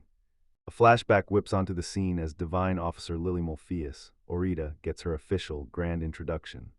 Rita wraps her arms around an awkward Cecil, cuddling him right there in the carriage like it's the coziest moment ever. The Leviathan, the monster lord of the lake, appears in all its horrifying, full-on nightmare glory. The story whips back to the battlefield, and Rita demands answers from Najito, like she won't let him breathe until he explains. The Leviathan's deadliest weapon, that insane regenerative power that keeps it healing like nothing ever happened. Najito spills the truth. He admits he pushed the creature's regeneration into a full-blown frenzy. Rita is totally thrown off by his explanation, like it's nonsense she can't even connect. He suddenly remembers when he pulled that same kind of trick in a game, then used it to crush a boss. He lets it slip that he just used ability reconstruction to forge two brand new skills. A diagram lays it all out, his very first new move, sword skill and healing at LV. 1. A second diagram flips open and reveals the other new power, no blade, LV. 1. Rita can't wrap her head around it. He's throwing out this wild explanation of game logic and cheat skills, and it just won't click. Najito cuts in and makes it crystal clear. This monster can't steer its own regeneration anymore. She finally clocks his plan. He's not just fighting her body, he's going after the regenerating flesh itself. Rita snaps back with renewed purpose and rockets into action, ready to throw hands right beside him. She yells that they'll talk later. Right now, they've got to slash it down. The Divine Officer bursts forward, slipping between the monster's wild, thrashing tentacles. She rockets upward, twisting and darting through the air like pure lightning. Her fist slams into the creature's slimy hide with a brutal, bone-jarring impact. Najito flashes his move in the plan. He chops through a tentacle that Rita just hit, driving it back in one brutal swing. He plunges that appendage into the water * splash, and the regeneration gets shut down instantly. He tells her his job is brutal but simple. He cuts away the flesh she injures to lock the target down and keep it from moving. He sheepishly confesses that his sword skills are way too weak to land hits with any real consistency. Rita shoots him a sideways look so unimpressed and skeptical it practically screams, "Yeah, right." She finally gets it, he's warning that he can't stop what she's already chopped down. She stares at him like, "You're weak," and he shoots back, "Nah, I just had a plan." Najito shrugs and says, "No matter what, just run it back and repeat the process." Rita realizes his bizarre power isn't just messing with one tentacle anymore, it's spreading to more than one. She whips her head around, stunned by just how massive his tactical support really is. While everyone's distracted, Cecil stays on his knees, cranking out a mountain of magic. Rita stares at her and grim determination hardens across her face. She tells Najito it's nothing, then promises she'll crush this fast and finish it herself. A tight close-up locks on Rita's eyes, pure determination burns there, fierce and unstoppable. She lunges straight into the swarm head first, as a curtain of tentacles crashes down on her. She rips through the slimy appendages with pure, brutal power, like nothing can stop her. Najito stays cool as he surges forward and slices through one of the stunned tentacles. He flicks his blade again, clean, quick, and deadly, like it's effortless. With one final, sharp slice, he opens the lane, then Rita charges in for her assault. His eyes lock onto the tentacles ahead, and he fails to notice the one creeping up behind him. Rita shrieks a desperate warning at him, screaming, "Look behind you." She hurls him aside with everything she's got, yanking him out of the attack's line. Najito gets flung through the air while Rita takes the full impact head-on. He drops in, tilts his head up, and laughs with shaky embarrassment, apologizing for that rookie blunder. His laughter cuts off mid-breath, and his eyes go wide with sudden worry for her. He catches sight of Rita's body, blazing with a radiant golden glow. She stands her ground and declares it. Her divine protection skill is officially activated. A holy statue suddenly manifests as she explains this skill supercharges her divine power. She brags full chest that it wipes out every poison and crushes every paralytic curse. Najito grins and pats her head, stunned that her power is this insane. Rita is in pure rage. She yanks him by the collar and screams that he better not treat her like she's some kind of charity case. She clamps down on him with a vice grip, knuckles blazing white from raw anger and crushed embarrassment. She finally cuts him loose, shrugs it off, and together they spin right back toward the chaos of the fight. With the Leviathan's tentacles finally cut loose, Najito locks his eyes on what comes next, no hesitation.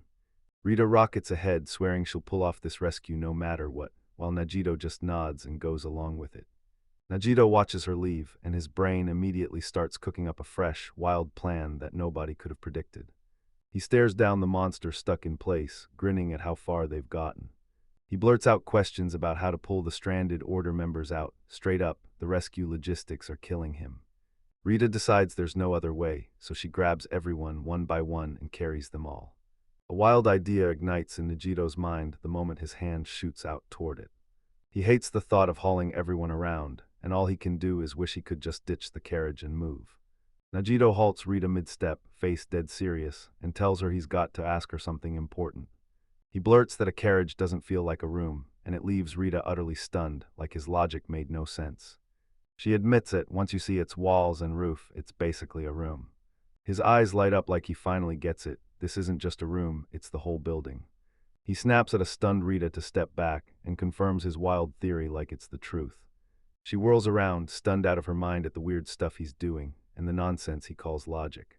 He kicks on his building demolition skill, then, right when you think it's done, he twists it with a special modification. The carriage snaps apart in a rapid, perfectly controlled disassembly, piece by piece, like something terrifyingly precise is happening right in front of them. The main cabin rips free from its chassis with ruthless, clockwork precision.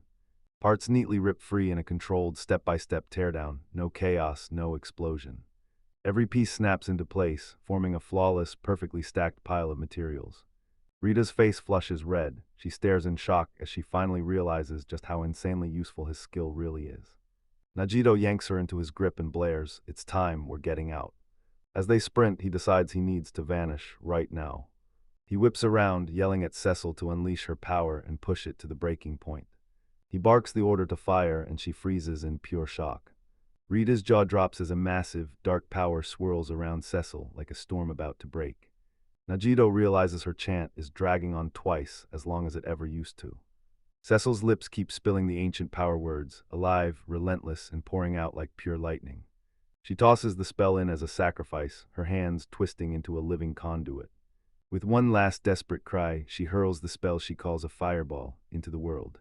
A colossal inferno explodes out of nowhere, way fiercer than that simple name could ever handle. A raging cataclysm rips across the lake, blasting everything with world-crushing power. The blast hits like a goddamn tidal wave, and Najito and Rita get launched backward, skidding through the air. They huddle behind their hands, bracing for the blinding flash and the searing heat that hammered down on them. The lake drains to nothing, and the Jido's awe comes roaring in. Ancient magic is the real deal. In the thick steam, he can't stop asking, did the Leviathan get wiped out for good? A lone little object tumbles out of the smoke-choked sky, drifting down like it's headed straight for disaster.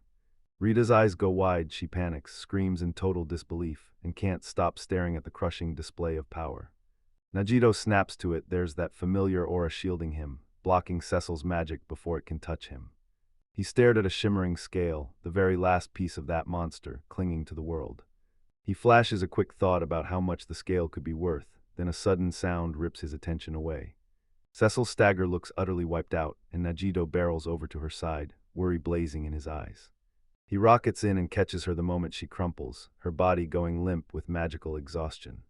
She leans into him, and you can practically see the price of holding power, that massive, taking its toll. He cradles her with care, and the truth hits him fast. He has to factor in exactly what her body can handle. Watch him charge through the wreckage, his finger stabbing the air as he hurls accusations and demands the storm stop. She goes off, tearing into him, demanding who he really is, and warning him about the deadly power Cecil can unleash. Najito clenches her jaw and swallows every bit of her fury as she rips into him with a full-on outburst. Once she finally gasps out of breath, he stays cool and starts talking. He calmly tells her to quit the order, and she's left utterly speechless. She snaps back in fury, demanding how anyone could walk away from a hard-earned spot like that. He tells her straight up, if she keeps walking that road, it won't just get dangerous, it'll get worse, and it'll hunt her harder. Desperate, she blurts out that there's nowhere left to run. Outside the order, she's trapped. He steps up with a bold option, ditch the old life and become an adventurer, where her strength finally matters. She flashes a grateful smile, but the moment it's over, panic hits. She's stuck, watching her life's track lock in and refusing to let her steer away. She bows and gratefully thanks him, speaking for the Ijaruna Order's whole caravan. She sinks into a deep bow and credits him and Cecil for saving every last one of their lives. She flashed him a smile and promised him a handsome reward for every heroic thing he'd done. He can't stop thinking about how fiercely she clung to the order, like she'd been chained to it. He can't deny it, Rita's right, and deep down, he knows he actually cares about Cecil. He shoots a glance upward, and there's Rita, locking eyes with him like she's burning through his soul. She shoots him a knowing smirk and teases him about his concern, like she's calling out exactly what he's trying to hide. Her eyes lock in and she nails his calm, calculating facade, right down to the hidden part he's been hiding. He's totally lost in his own head, fixated on nothing but that basic $20,000 Alshak contract. He insists it's just coincidence, but she's not even close to buying that story. She leans in, voice low and daring, and tells him he'll be her subordinate, starting in the future. She flashes a real, hopeful smile, already counting the days until she can pull him onto her side. That night they rolled back into the village without a single hitch, and nothing else went wrong. The next morning the Leviathan vanished overnight, so the guild launched a full investigation. Najito and Cecil grin from ear to ear, celebrating their win as the whole battle turns gloriously chaotic. They slam the village behind them and push onward, chasing their next step toward medical. Their wild journey ends the second they roll into the city of medical, safe, sound, and finally home. On their very first day, Najito and Cecil finally kicked back, letting their bodies recover from the grind of travel. The very next day, they hit the city streets hard and dash off on an errand for Rita. As night creeps in, the air and room lights blaze to life, glowing hard against the dark. Najito fires off an order to Cecil, get everything ready for guild registration, now. A sudden knock slams into their plans for tomorrow, ripping the whole conversation apart. Najito and Cecil both snap their heads up, shocked speechless by the visitor they never saw coming.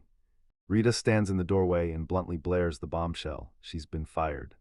Her face hangs in a grim, defeated mask, and her eyes stay locked on the floor. Najito can only freeze in place, his mind reeling as this shocking news hits like a wrecking ball. A sudden flash of light on her neck grabs her attention, and she can't help but wonder what in the world it is. She glances sideways, stunned, like had she really worn this weird thing all along. Her eyes snap wide as the terrifying truth of that brand new collar finally clicks in. She creeps forward in slow, deliberate steps, straight toward a confused Nagito. She clamps her hand around his arm, desperation and determination battling in her eyes. Nagito's face erupts into a furious blush, totally rattled by her sudden, bold lunge. She dips her head, kisses his knuckles, and swears her fealty with her whole heart. Kneeling before him, she vows no master but him, swearing she'll serve as his slave, bound to obey. Completely rattled, Nagito grabs her attention and demands she explain what's even going on. She jabs a finger at the fresh collar and demands, "You really can't see this." He finally admits he can see it, but somehow that only makes his confusion worse. He spots that contract collar instantly, but he flat out refuses, insisting he never made a pact with her. Then it hits him, yeah, he really did lock in a contract with her. He remembers the moment she begged for help with everything she had, while the Leviathan tore through them. He remembers her price, and then he looks down to find a contract ring clamped on his finger. He gapes at the brand new ring, mind racing. How the heck did something like that show up so suddenly? Rita tells him getting fired crushed her. She can't cough up the money he was promised. He leans in asking about her savings, and she shuts him down fast. She's got absolutely zero money. She snaps in pure frustration. This new position drained her dry and left her with zero savings. Cecil sweeps in trying to soothe Rita, hysterical and freshly enslaved as panic rips through her. Rita's eyes went wide as shock hit her, then her whole world started collapsing. She drops her gaze and shame crashes over her face like a final loss. She told me she'd tried to lay out what happened, how Nagito and Cecil hauled her to safety. Nagito calmly demanded the official reason behind her dismissal, as if the truth owed him an answer. Cecil leans in and listens like his life depends on it, as Rita breaks his heart with her crushing explanation. Rita relives the moment they pinned her for teaming up with a wicked dark elf. Nagito shoots a glare, sensing that this reason is flimsy, and the corruption underneath it is already boiling. He lets out a tiny sigh like, yeah, no, their excuse doesn't impress him one bit. He corners her and demands she tell him that can't be the only reason they fired her. Rita shot him a look, her sorrow snapped into fierce, righteous rage. Nagito bluntly says he can't afford to bankroll not one, but two slaves anyway. Then hush, she snaps, staring down at Nagito as he jolts like he just got caught. You idiot Nagi, she snaps and storms out of the room. Cecil jerks into a gasp, clutching her chest in pure panic as Rita slips out. She trembles on the edge of control, staring at Nagito, so still he's basically carved out of silence. Nagito whips around and orders Cecil to keep prepping for tomorrow. Cecil blurts out why he's so calm, and it shoots straight through him like a reminder of Rita's desperate plight. She swears Rita wouldn't drag him into trouble unless there was a damn good reason. Cecil drops into a deep bow, face to the floor, and pleads with Nagito to chase her. She tilts her head up from her bow, eyes brimming with desperation, begging him to save her. Meanwhile, Rita seethes with resentment over Nagito and that poor slave, Cecil. She can't stop wondering, can she even see * the proof that she's officially changed? Cecil's eyes shine, a tearful smile breaking through as Nagito finally gives in. He swallowed his doubts and agreed to go, only so he could hear every word she planned to drop. A bright grin on Cecil's face, he leads the charge, desperate to track down their brand new companion. Rita barrels through the city streets, wheezing and desperate to break free. She finally stops, pressing her hand against a massive tree to steady herself. Completely wiped out, she drops to the ground at the foot of the tree. That smile from her new friend still haunts her, like the whole thing might have been nothing but a dream. She snaps to attention, muscles tensing hard as she braces herself to rise. A heavy hand slams onto her shoulder, and she freezes, scrambling to figure out her next move.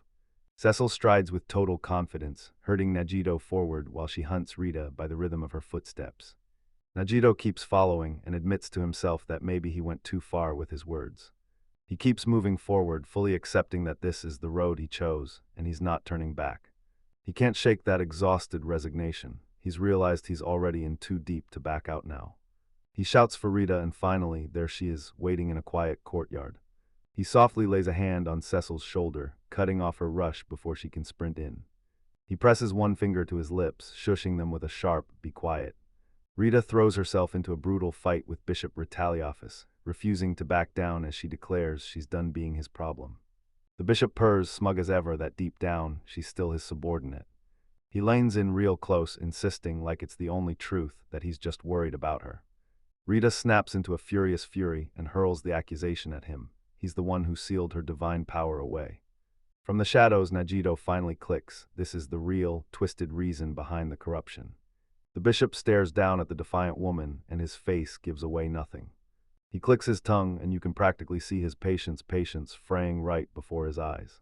Rita snaps her head away, her face twisted in pure disgust at his fake piety. Najito tells everyone he struck a deal with an adventurer whose origin nobody can trace. The bishop declares that once a slave contract gets sealed, there's nothing anyone can do to stop it. He snatches the receiver, declaring this call is the proof he's been waiting for. Rita recoils from his touch like it burns, disgust flashing across her face at just his presence. He offers to guide her, then she breaks down and screams that she only wants Najito. A calm, unshakable voice orders the bishop to let go of her hand, right now. Rita shot her eyes upward, shock and relief crashing through her as she spotted Najito. Najito plants a steady, unshakable step into the courtyard. He stands there ice calm and boldly announces to them that he's Rita's master. He shoots the bishop a warning, don't you dare reach for his precious slave carelessly.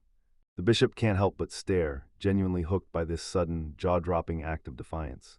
The tense standoff shifts to a nearby cafe, where they push for a deal and hash everything out. The bishop steps in and offers to buy Rita's contract for a jaw-dropping 10 times what it's worth. Najito barges in and snaps at the bishop not to get ahead of himself. Retaliafis steps up and in a formal tone reveals he used to run the order above Rita, her old superior. Wait, read it fast, he snapped, and he made that last word former asterisk hit like a hammer. The bishop lays it out, this order has poured everything into her, and there's no way they're just letting her walk away. He brags, no shame at all, that the idea to sell her into slavery was completely his. He insists the order can't touch the contract their god has already vouched for. Najito leans in and asks Rita if she wants him to go buy her contract back. Rita shoots back instantly, declaring she'll stay his slave, no hesitation, no chance of refusal. The bishop's eyes go hot and lecherous as he starts sizing up Rita's beauty. He talks about her golden hair and glowing skin, and every word drips with possessiveness like honey with teeth.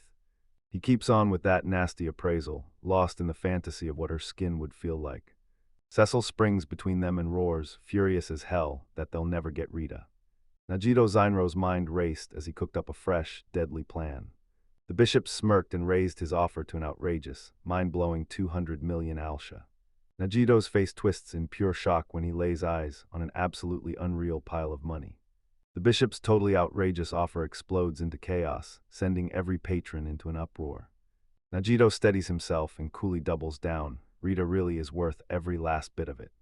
The bishop's jaw drops in disbelief. How on earth is a slave worth a staggering $200 million? Najito leans in and tells the bishop straight up that he has no idea what her real worth is. Radath stares at Najito, utterly stunned by the instant shift in his whole vibe. He declares that she'll be reborn into something the bishop never even dreamed of. He lines in and tells the bishop, next time we meet. He won't be able to handle her, he reads quietly, then nods like, yeah, I agree. Najito leans in and gives Rita's head a soft, calming pat, like he's trying to settle her fears. Rage surges through him at what he just saw, then the bishop shoots forward, launching an all-out attack. Cecil darts in like lightning, throwing himself defensively between Najito and him. Dark, ethereal chains burst up from the stone floor and snap shut around the bishop. Cecil declares it loud, anyone who dares interfere with her sacred bond won't ever be forgiven. The bishop just snarls at the wicked dark elf, pinning him in place with nothing but sheer restraint. Cecil threw a hard glare and snapped that her master's enemies were nothing more than a pesky annoyance. Najito kicks off the contract by locking eyes with Rita and asking, straight up, if she's willing to accept her enormous value. He promises her this vow will lock their souls together forever. He locks eyes with her, pressing hard as he asks if this is what she genuinely wants. Tears pour down her face as she trembles out a whisper, she wants it so badly. The bishop shrieks at her to stop, don't bind yourself to this man. Najito shuts him down cold, then declares the contract sealed, and his voice slices through the air. A brilliant, holy light crashes over Rita, and with a calm, peaceful relief on her face, it feels like she's finally free. The bishop howls in pure agony as the magical backlash tears through him and swallows him whole. The crushing force finally fades away, and all that's left is a chilling silence behind it. Later, a rattled sea soul clutching a stack of groceries takes the payment they were handed as a consolation fee. Najito and Rita hurl their bombs at once, and Cecil just stares, totally baffled. Rita freezes in disbelief, realizing she's finally, terrifyingly, belonging to Najito now. Najito makes it clear that their deal was never officially sealed, but she's convinced her belief is more than enough. She grins with pure relief. Now she knows she finally gets to stick with her new companions. Najito tears into himself over that earlier bravado, calling it pure foolishness. Rita holds onto one sweet, hopeful dream, staying together.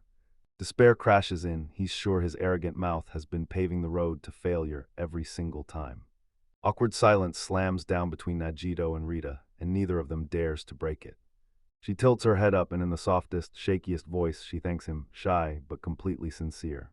Her heartfelt gratitude hits him like a punch to the chest, and he's completely caught off guard. Najito's face turns bright red, completely overwhelmed by her sincerity. They both drop their heads at the same time, face to face with that awkward, shared embarrassment. Cecil jumps in with a teasing grin, pointing out just how perfectly they click. For a split second, Cecil's smile fades and he looks painfully left out, like he's standing outside the whole moment. Her voice cracks with desperation, begging them not to leave her out. A brand new day dawns at their huge shared house, where the hospital world never sleeps. A fresh chapter kicks off, and a cute bride has multiplied.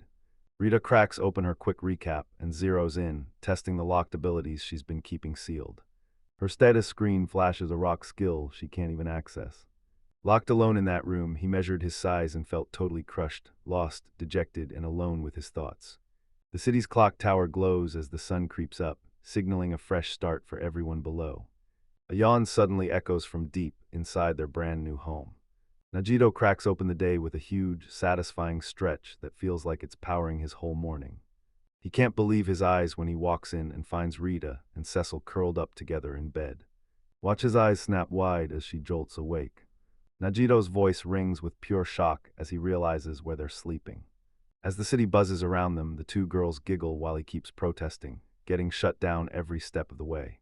Rita admitted she tagged along because they looked so peaceful, like nothing bad could ever happen. They relive the heart-to-heart negotiation that ended with them sharing the same bed. Rita steps back into the spotlight and introduces herself again, only now she's not a divine officer anymore, just a person. She flashes back to the total chaos of her very first meet with Najito. The terrifying battle against the Leviathan hits your mind like a flash, full force, no mercy. She still remembers the exact moment her freedom snapped, and she was officially branded as a slave. Najito rallies the whole crew, swearing they'll forge a brand new life together. He whips his gaze to Rita, and right then, his face snaps into total seriousness. He leans in and asks if she's really sure she wants to leave her old life behind for good. She flashes a bright, carefree smile and seals her choice without a doubt. She admits it now she finally sees the truth. Her path with the Order was doomed from the start. Knowing it now could stop despair from ever getting a real grip on him. She leans in with total confidence and presses him, so what's our next move? A thought bubble flashes her fear. What if Najito's about to fall into sadness? She stands tall and proudly declares, "I'm the real deal, a ruthless force on the front lines." Her confidence flickers, and the moment she remembers that critical weakness, the whole floor seems to tilt. Najito finally blurts out that he knows her divine power is sealed away. Rita blurts a tiny, apologetic squeak of confirmation. Cecil drops his gaze, crushed to see Rita get punished that brutally. They bring up an old clash, because Cecil's words lit someone's rage right on fire. Cecil gently pats Rita's head, wrapping her in comfort and helping her breathe through the hurt. A thunderous crash erupts out of nowhere, and the tavern's glassed-in piece explodes into shards. The trio snap their heads up, shocked by the brutal crash of something that tore into their world. Najito screams as they yank him out of his seat. The horsewoman waitress Syria grabs the bill and snarls that they don't pay with money, they pay with their bodies. She snaps her point into place. She didn't mean anything else, only labor, and she raises 2 skill orbs in proof. Sirius Inaros perks up the moment she spots the group. She calls out to them, recognizing their faces from the day before. She flashes a grin and straight up admits she loved the show they put on. Najito awkwardly shoots an apology out for the chaos they just unleashed. Syria bursts into laughter, totally stunned and impressed by their wildly flashy contract dispute. Najito clocks it instantly. Rita's cheerful vibe drops into a heavy, somber mood. She remembers the bishop's lecherous fixation on her. Najito shrugs off the corrupt bishop's awful taste like it's nothing. Rita is thrown off guard by his blunt, totally unexpected comment. He starts showering her with compliments, insisting her beauty isn't something she earned, it's just a natural given. He gushes about her in over-the-top, flamboyant style, straight out of a video game hero intro. Rita's completely swamped, face blazing red, and hearts exploding all around her. Rita trembles and Cecil inflates her cheeks, desperate for her turn. Cecil yanks his sleeve and plaids, "Don't forget my turn, give me your poetic words too." He agrees right away, painting her as a mysterious dark elf mage. Cecil gets just as rattled and swamped as Rita was. Serial chuckled under his breath, blasting his lines as creepy, yet oddly hilarious. Her smile drops, her face turns stone serious as she fires off a question at them. She blurts out that she urgently needs a skill orb to pull off her job. She relives the moment she shut down a crew of thugs before they could steal it. Najito studies her request with a sharp, thoughtful stare. Syria paints a quiet, ordinary picture of what it's like to run a packed tavern, until you realize it's far from simple. She tells you that even a basic skill can make the whole job feel way easier. She smiles like she's finally cracking the code, because those skills weren't made to sit there, they're meant to hit the moment full power. Najito finally clicks, these world skills are way more useful than he ever imagined. Rita's flustered mind sparks and an idea starts to take shape. She stomps her foot, determined to seize back her power and lock in her focus. With fresh fire in her eyes, she declares she'll unleash her divine power. Najito's focus snaps into place, his eyes lock on like a blade, sharp, serious, and unstoppable. They slipped back into the privacy of their room and started talking. Najito slams their contract down and demands the right to inspect Rita's list of skills. His finger glides down the glowing, translucent status screen. Rita snaps that the divine power seal can't be taken off, no matter what anyone tries. Najito leans in and asks if anyone out there can shatter the seal besides him. She makes it crystal clear, only the bishop who put the lock on has the power to undo it. She's totally thrown off by how casually he keeps asking about the lock. He demanded, "Can't we just move it or pull it out instead?" He leans in close, grabs her attention, and tells her to lock in on every word of his plan. With a cocky grin, he unveils his rare power, his ability to rebuild anything. Rita's mind spirals as she wrestles with the terrifying power to rewrite skills. He fires off a quick reminder, how he transforms Cecil's plain little fireball. That lake didn't just burn, it detonated, and the memory of it roaring into a monstrous inferno still hits like lightning. Rita whips her head toward Cecil, hunting for the quiet nod that proves this power is real. Cecil flashes a tiny, confident nod that steadies the whole room. Rita clings to him like hope itself, trusting every sacrifice he made for Cecil. She clutches her cross like it's a lifeline, reaffirming to herself, she's claimed by Najito now. With zero hesitation, she stands her ground and declares, loud and clear, she isn't anyone's property. With total faith, she pleads with her master to rewrite her. Najito told Rita, dead calm, to strip off her top for the procedure. He leaned in close, eyes locked, as the rustle of fabric swelled through the room like a warning. A sudden blush crept over his cheeks as she started to undress. A wave of awkward panic hit him out of nowhere, and his heart started hammering like it had a mind of its own. She dropped to her knees before him, and her raw vulnerability filled the air like heat. She breathed out her yes in a shaky whisper, eyes lowered, bracing herself for whatever came next. His hand slid forward and pressed his fingers gently against her chest. With a hard press of his hands, he snapped the connection between them into place. He dropped to both knees before her and unleashed his ultimate move, ability reconstruction. A system interface popped up out of nowhere, flashing the lock, the divine power seal, and right there, LV9. Rita sucked in a breath as the power surged through her, then he leaned in and asked if she was all right. He nodded and confirmed he finally understood the seal's wild, intricate structure. His thoughts snapped into place, seeing the intricate magic web that pinned her power like it was right there in front of him. He leaned in and warned her, "I'm about to pour my own mana into you." A burst of blinding light exploded the moment he barked the command to start the process. The reconstruction interface kicked off its analysis of that unstoppable seal, and the power in it felt like it was about to explode. The ability reconstruction symbols lit up, radiating an insane amount of power. The seal's whole purpose was to clamp down and lock the owner's divine power in place.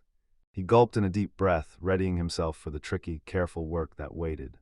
The interface snapped to life, the whole system buzzing with raw power as he kicked it off. "You're about to lock this down by weaponizing your own delusion as the key." Staring her down with pure resolve, he leaned in and swore he was starting, right now. He'd whip up a brand new skill on the spot just to crack those sealed locks. Rita gasped when she realized someone was rewriting her very essence, again. He slammed a fresh image and a brand new command right into the skill's code. He checked the seal's core and felt it start to move. She let out a choked cry, drowning in the flood of his foreign mana that surged through her. Glowing energy spirals around her like a storm, swallowing her whole as the process rips into overdrive. He knew he couldn't waste a second. Rita was under a crushing strain that was only getting worse. Choked with tears, she swore she was totally fine, like she could feel it with her own skin. She choked on a gasp as his power grabbed hold of her very soul and started reshaping it. She begged him, please don't stare at her like this. With her back arched like it hurt, she begged him for forgiveness for the way she reacted. On the table beside them, a glass of water started to tremble, buzzing like it could barely handle the energy. Their fingers laced together as the magic hit its breaking point. She bowed and begged forgiveness to her master, and as she felt his mana ripple through everything, she finally saw it all clear as day. With one last sharp click, the new skill snapped into place and locked tight. Najito slammed down the final order, execute. A blinding streak of pure white light detonated out of Rita's body. She got slammed back into him by pure, crushing force. The energy exploded with near-violent force, roaring out as a relentless torrent of raw power. Slowly, the blinding light finally began to peel back, and that insane power eased its grip. He clutched her trembling body as the brutal reconstruction finally ground to a stop. The process finally clicked shut. Her divine power was no longer dormant. It erupted into a brand new active skill. He stared at his status screen and felt the brand new abilities light up in front of him. He froze. His own core skill had leveled up to 2, and he couldn't believe it. Cecil snapped, calling out to Rita. She's on her knees now, shoulders hunched, hands clamped over her face. Dark energy ripped out of Rita's back in a sudden, violent burst. She sobbed, begging for strength she didn't have, and the shame of what was happening crushed her. A razor-sharp sound tore through the air as his body violently transformed. Najito just froze, staring in stunned disbelief as the whole situation flipped on a dime. Cecil gasped out a tiny, confused death cry at the shock of what he was seeing. Rita finally got exposed with adorable, fluffy fox ears and a huge, swoosh-worthy tail. Her fresh, elegant foxtail twitched like it had a mind of its own. She shoved her face into the bedsheets, mortification burning her to the core. Najito and Cecil could only stare as she transformed into something truly shocking. A flashback dragged her back into view, silent, unshaken, and standing as the stoic human divine officer. The text spills the truth. This is her real, secret identity, hiding in plain sight. She gasped that the exposure was real, that this was her true form. Najito leaned in, stretching a curious hand toward her twitching fox ears. He called her name softly, and it made her jerk up in shock. She ducked her head down again, sealing herself away from the way he stared. A tiny, goofy panel caught her peeking out from under a blanket like she'd been caught in the middle of a secret. She leaned in and breathed that she never, ever wanted him to lay eyes on her beast form. Najito sat on the edge of the bed, calm as ever, and told him plainly that he didn't care. She demanded to know if this was the reason her family ditched her. Najito and Cecil slipped out of the room in silence, giving her the space she needed. He came back with the drinks and asked, "Are you finally calm now?" She gave a small, shaky nod, clutching that blanket to her like it could save her. He thrust a steaming mug into her hands, and her fox ears perked up like they heard trouble coming. He leaned in and told Cecil, "Come on, let's both grab a drink, too." Rita let out a quiet, nervous breath and took a tiny, shaky sip from the warm mug. Najito stared at her, eyes locked, expression deadly serious as his mind raced. She sucked in a deep breath, bracing her nerves, ready to finally spill her story. With fresh courage blazing in her chest, she leaned in and asked if he'd actually listen to her. She flashed back to her happiest days, growing up in a forest with her family, surrounded by warmth and peace. Then one morning she jolted awake, and everyone was just gone. She felt the child's heartbreak hit her like a punch, and she finally understood she'd been abandoned. She was totally stranded, swallowed by a vast, pitch-black forest with nobody in sight. She told me the real reason, because deep inside her that divine power was roaring, waiting to be unleashed. Najito realized this power was supposed to be human only, like the rules of the world had already been written. She told me that for beastkin, your body isn't just a look, it's your rank, right there in the shape you're born with. People stared at a hybrid like her and whispered she was a cursed omen, doomed from the start. Cecil listened with a soft, sympathetic calm, like she fully understood the pain behind every word. Najito's eyes sparked with pure geeky thrill right on the word, a hybrid asterisk. Rita stared in shock at how he reacted, bizarrely cheerful, like nothing had happened at all. He blurted out, all hyped, that she was a super spy, and then he pointed to two killer traits. A tiny, disbelieving smile flickered across her lips at how ridiculous he sounded. She finally confessed that she'd always been an outcast, even inside the Order. He figured out that a cheat character lives and dies on having two busted attributes. She couldn't shake the bishop's prejudice, his smug belief that some humans were born superior. She clocked the unbreakable bond between Najito and Cecil, two souls hitting like a bright, deadly contrast. She deconvinced herself happiness was a prize you could buy if you climbed high enough in status. Najito's voice sliced straight through her thoughts, hammering the question into the air. He demanded to know why she'd never told him the order that turned her into his slave. She finally admitted she'd put her faith in that order, believing it would lead her to do what's right. But her voice cracked and her faith finally crumbled to nothing. She couldn't shake the bishop's brutal betrayal, and the cold truth slammed into place like a punch. Tears poured down her cheeks as she finally blurted out the truth. She just wanted someone to be her friend. Once she was sold into slavery, she snapped. She simply couldn't take it anymore. Kneeling on the bed, Rita begs Najito, don't leave her again. She blushes hard, remembering how he told her, don't worry, your real form isn't something to fear.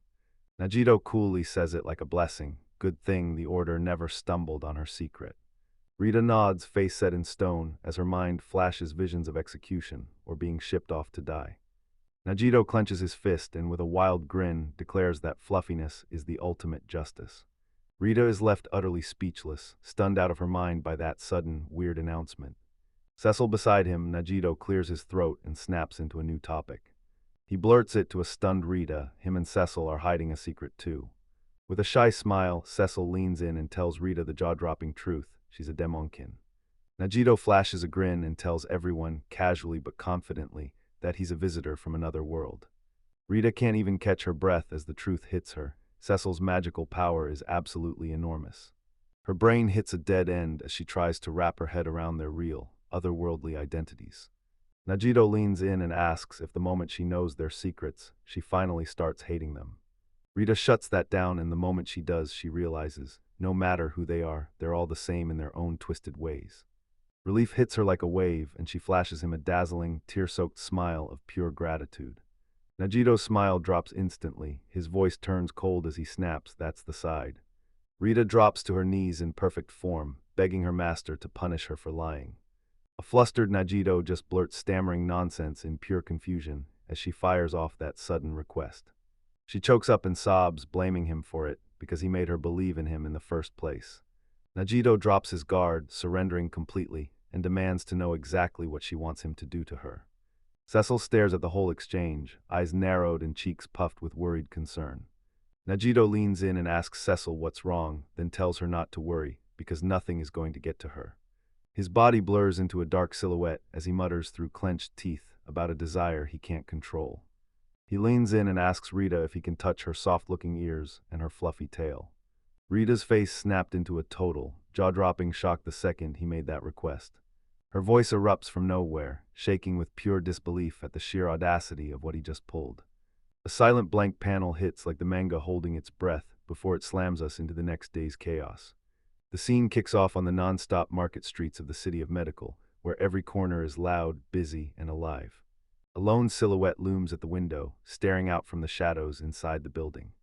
Najito leans by the window, eyes locked on the bustling merchant stalls sprawling below.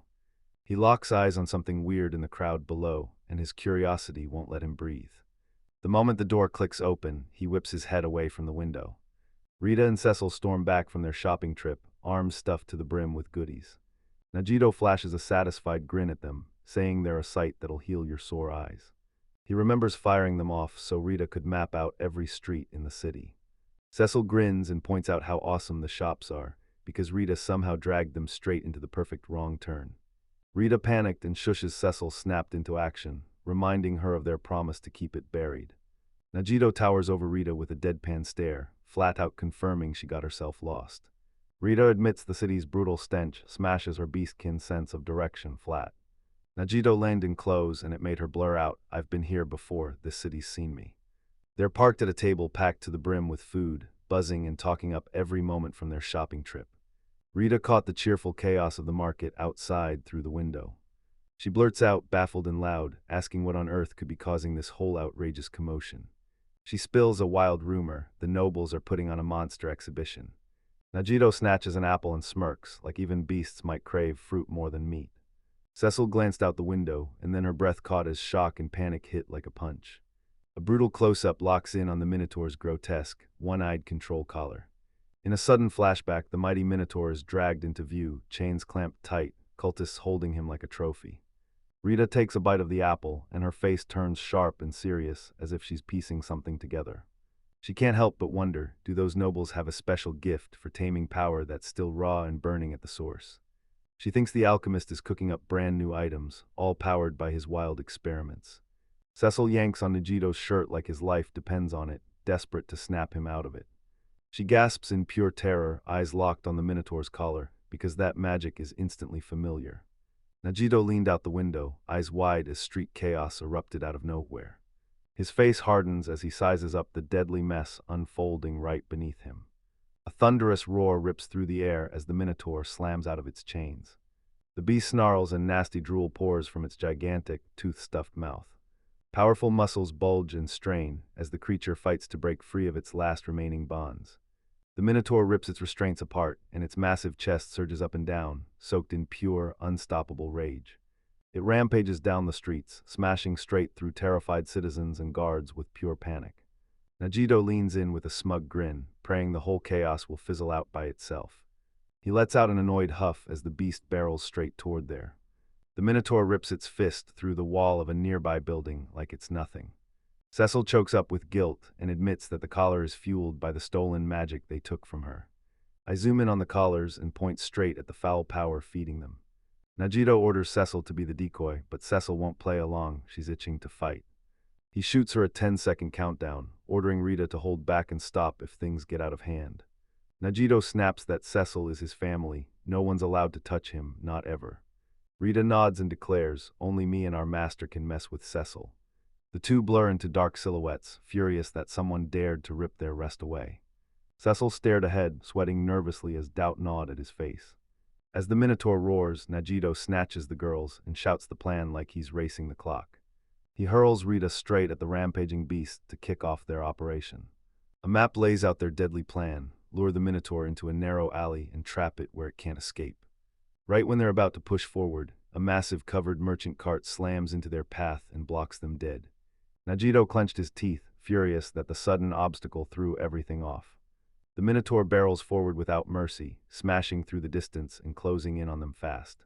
Najito snaps his head to Rita and demands, "Can you hold that beast back?"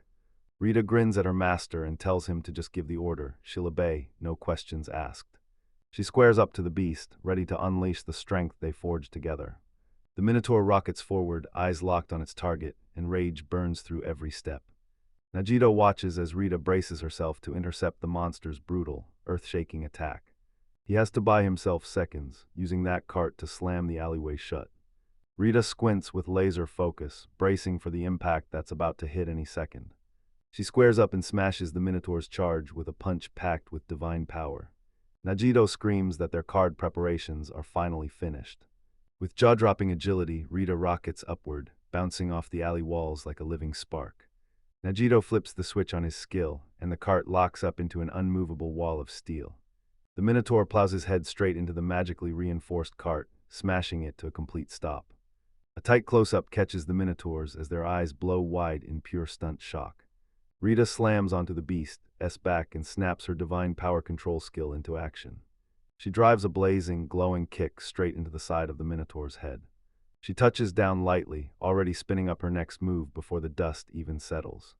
She rockets ahead, blazing across the alley floor like a streak of lightning. She clamps her hand on today's Minotaur by the head, then raises it for the final, game-ending strike. She launches into the air and smashes it in the jaw with a bone-crushing punch. The impact detonates through the beast, blasting a brutal shockwave across its massive body. The Minotaur's hooves hit the ground, then it suddenly tips and starts to fall. The impact hits with a brutal force, and it slams backward to the ground like it got knocked out cold. Najito's jaw drops as he watches Rita's power, while the Minotaur crumples, finally beaten. Najito freezes in place and the whole room goes silent. Rita's terrifying display of power leaves him completely stunned. From a low angle, Cecil bursts forward toward her victorious friend, shouting Rita's name like it's the only thing that matters. Cecil suddenly wraps her arms around Rita in a burst of joy, squeezing her tight and calling her Cecil-chan. Najito and Rita share a celebratory fist bump, then she shoots him a confident wink that says, "This is our win." A sharp close-up freezes on Rita's victorious wink, locking in their mission's hard-won win. Najito decides it's time to bail fast, leaving the guards to clean up the rest. He tells the girls, "Get back to the inn now before anyone catches you." Now that everything has finally calmed down, they hit the road and register at the guild. Najito stands at the Adventurers Guild reception desk, grinning like their whole new life is about to kick off. They lock eyes on a massive sign that screams one thing: only the Demon's Sword quest is open. Back in their room, an utterly spent Najito erupts into one gigantic yawn. Ever since he showed up, his mind keeps replaying the non-stop chaos, bishop to minotaur, and it never lets up. He shuts down completely, drowning in the crushing exhaustion of everything. He stares at Rita's raw strength, wondering, if it came down to it, could she have taken the Leviathan down by herself? He scratched his head, still stunned he can't fully wrap his mind around the raw power she's packing. He spots a letter sitting on the table, but the script is foreign, and he can't read a single word. With his Sky language skill blazing, he decodes the weird text like it's nothing. Clutching the official summons in his hands, he decides to map out his party's next moves. After that whole Minotaur disaster, he says they're registering as adventurers, straight into medical. First, they've got to map the region and lock down trustworthy allies, because in this world, surviving depends on it. At the guild, a receptionist named Aina beams at them with a warm, welcoming smile. Anna lays it out plainly: guild registration isn't some casual oath, it's a binding contract that locks you in. She snaps a warning: break the contract and you'll be kicked out and hit with punishment under the city's law. Anna playfully wagged her finger and warned him, "Don't you dare cause trouble." She calmly but clearly insists that her skills and personal parameters are off limits, private information, no exceptions. Najito's chest tightens with guilt as he realizes he's treating his own companions like slaves. He fires back with a bold counter-proposal: he'll sponsor the guild, and he'll do it with his services only. Aina kicks off her explanation of the city's guild system, starting with the Commoners' Guild. She flashes two fingers up to make it crystal clear: medical only has two adventurers' guilds. And then she drops the real bombshell: the other one is the Nobles' Guild, and the aristocracy runs it from the top down. The Nobles' Guild mainly takes in the kids of royalty and every other noble in the kingdom. She admits that only a tiny few of them are real skill hunters. Najito nails the truth: those brutal jobs don't go to the big shots, they get dumped on the Commoners' Guild. Anna throws her arms wide and declares the Commoners' Guild a giant mutual aid family. She leans in, eyes locked on you, and swears her dream is simple: help everyone find a safe way to live. Najito leaned in, stunned by her raw sincerity, cheeks warming as the intensity hit him. Later, when it's all over, he can't help but think about how fiercely hard she works. He whips his head around when he hears that voice shout that they're back. As Rita and Cecil step in, he lights up, greets them, and declares that they've brought back food. Rita pushes for food right now, insisting they chow down and review their skills before they take on a single quest. The three of them huddle on the floor, and now Najito is about to drop his razor-sharp strategic briefing. He can't help feeling awkward, watching his two companions kneel there and stare up at him like they're hanging on his every word. A tiny, chibified Rita leans in, asks what's wrong, and her fox ears twitch like she instantly feels the tension. She inflates her cheeks and tells him, "Listen up, serious face, no messing around." Najito kicks off the review by talking about himself: just a level 2 novice adventurer, but ready to make waves. His full status pops up on the screen, and there it is, his one-of-a-kind power, Ability Reconstruction LV2. He admits he's still not sure what his skill can do now that it's leveled up to 2. He bursts out, "All right, time to put Cecil's skills to the test." Cecil's full profile pops up on screen, and there it is, she's labeled as a dark elf magic user. He leans in and tells Cecil he's putting his trust in her magic to save them. Rita shoots her hand up and announces, loud and proud, that she's got a question. She presses Cecil for where that insane magical power came from, the same power he used to tear into the Leviathan. She insists this isn't small talk, it's the real question about Cecil's true potential. Cecil tells him that she can tap into the magic floating in the air and crank her own power way past its limit.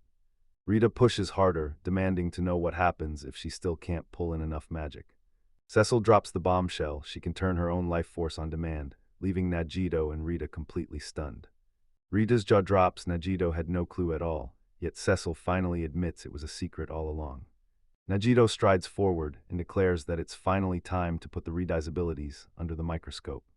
Rita's status pops up. She's a level 3 half-beast in Holy Knight. Najito tells her that the way she controls her divine power is exactly what let her crush the Minotaur. He clocks the Minotaur's power purely inhuman, but Rita's speed is somehow even more terrifying.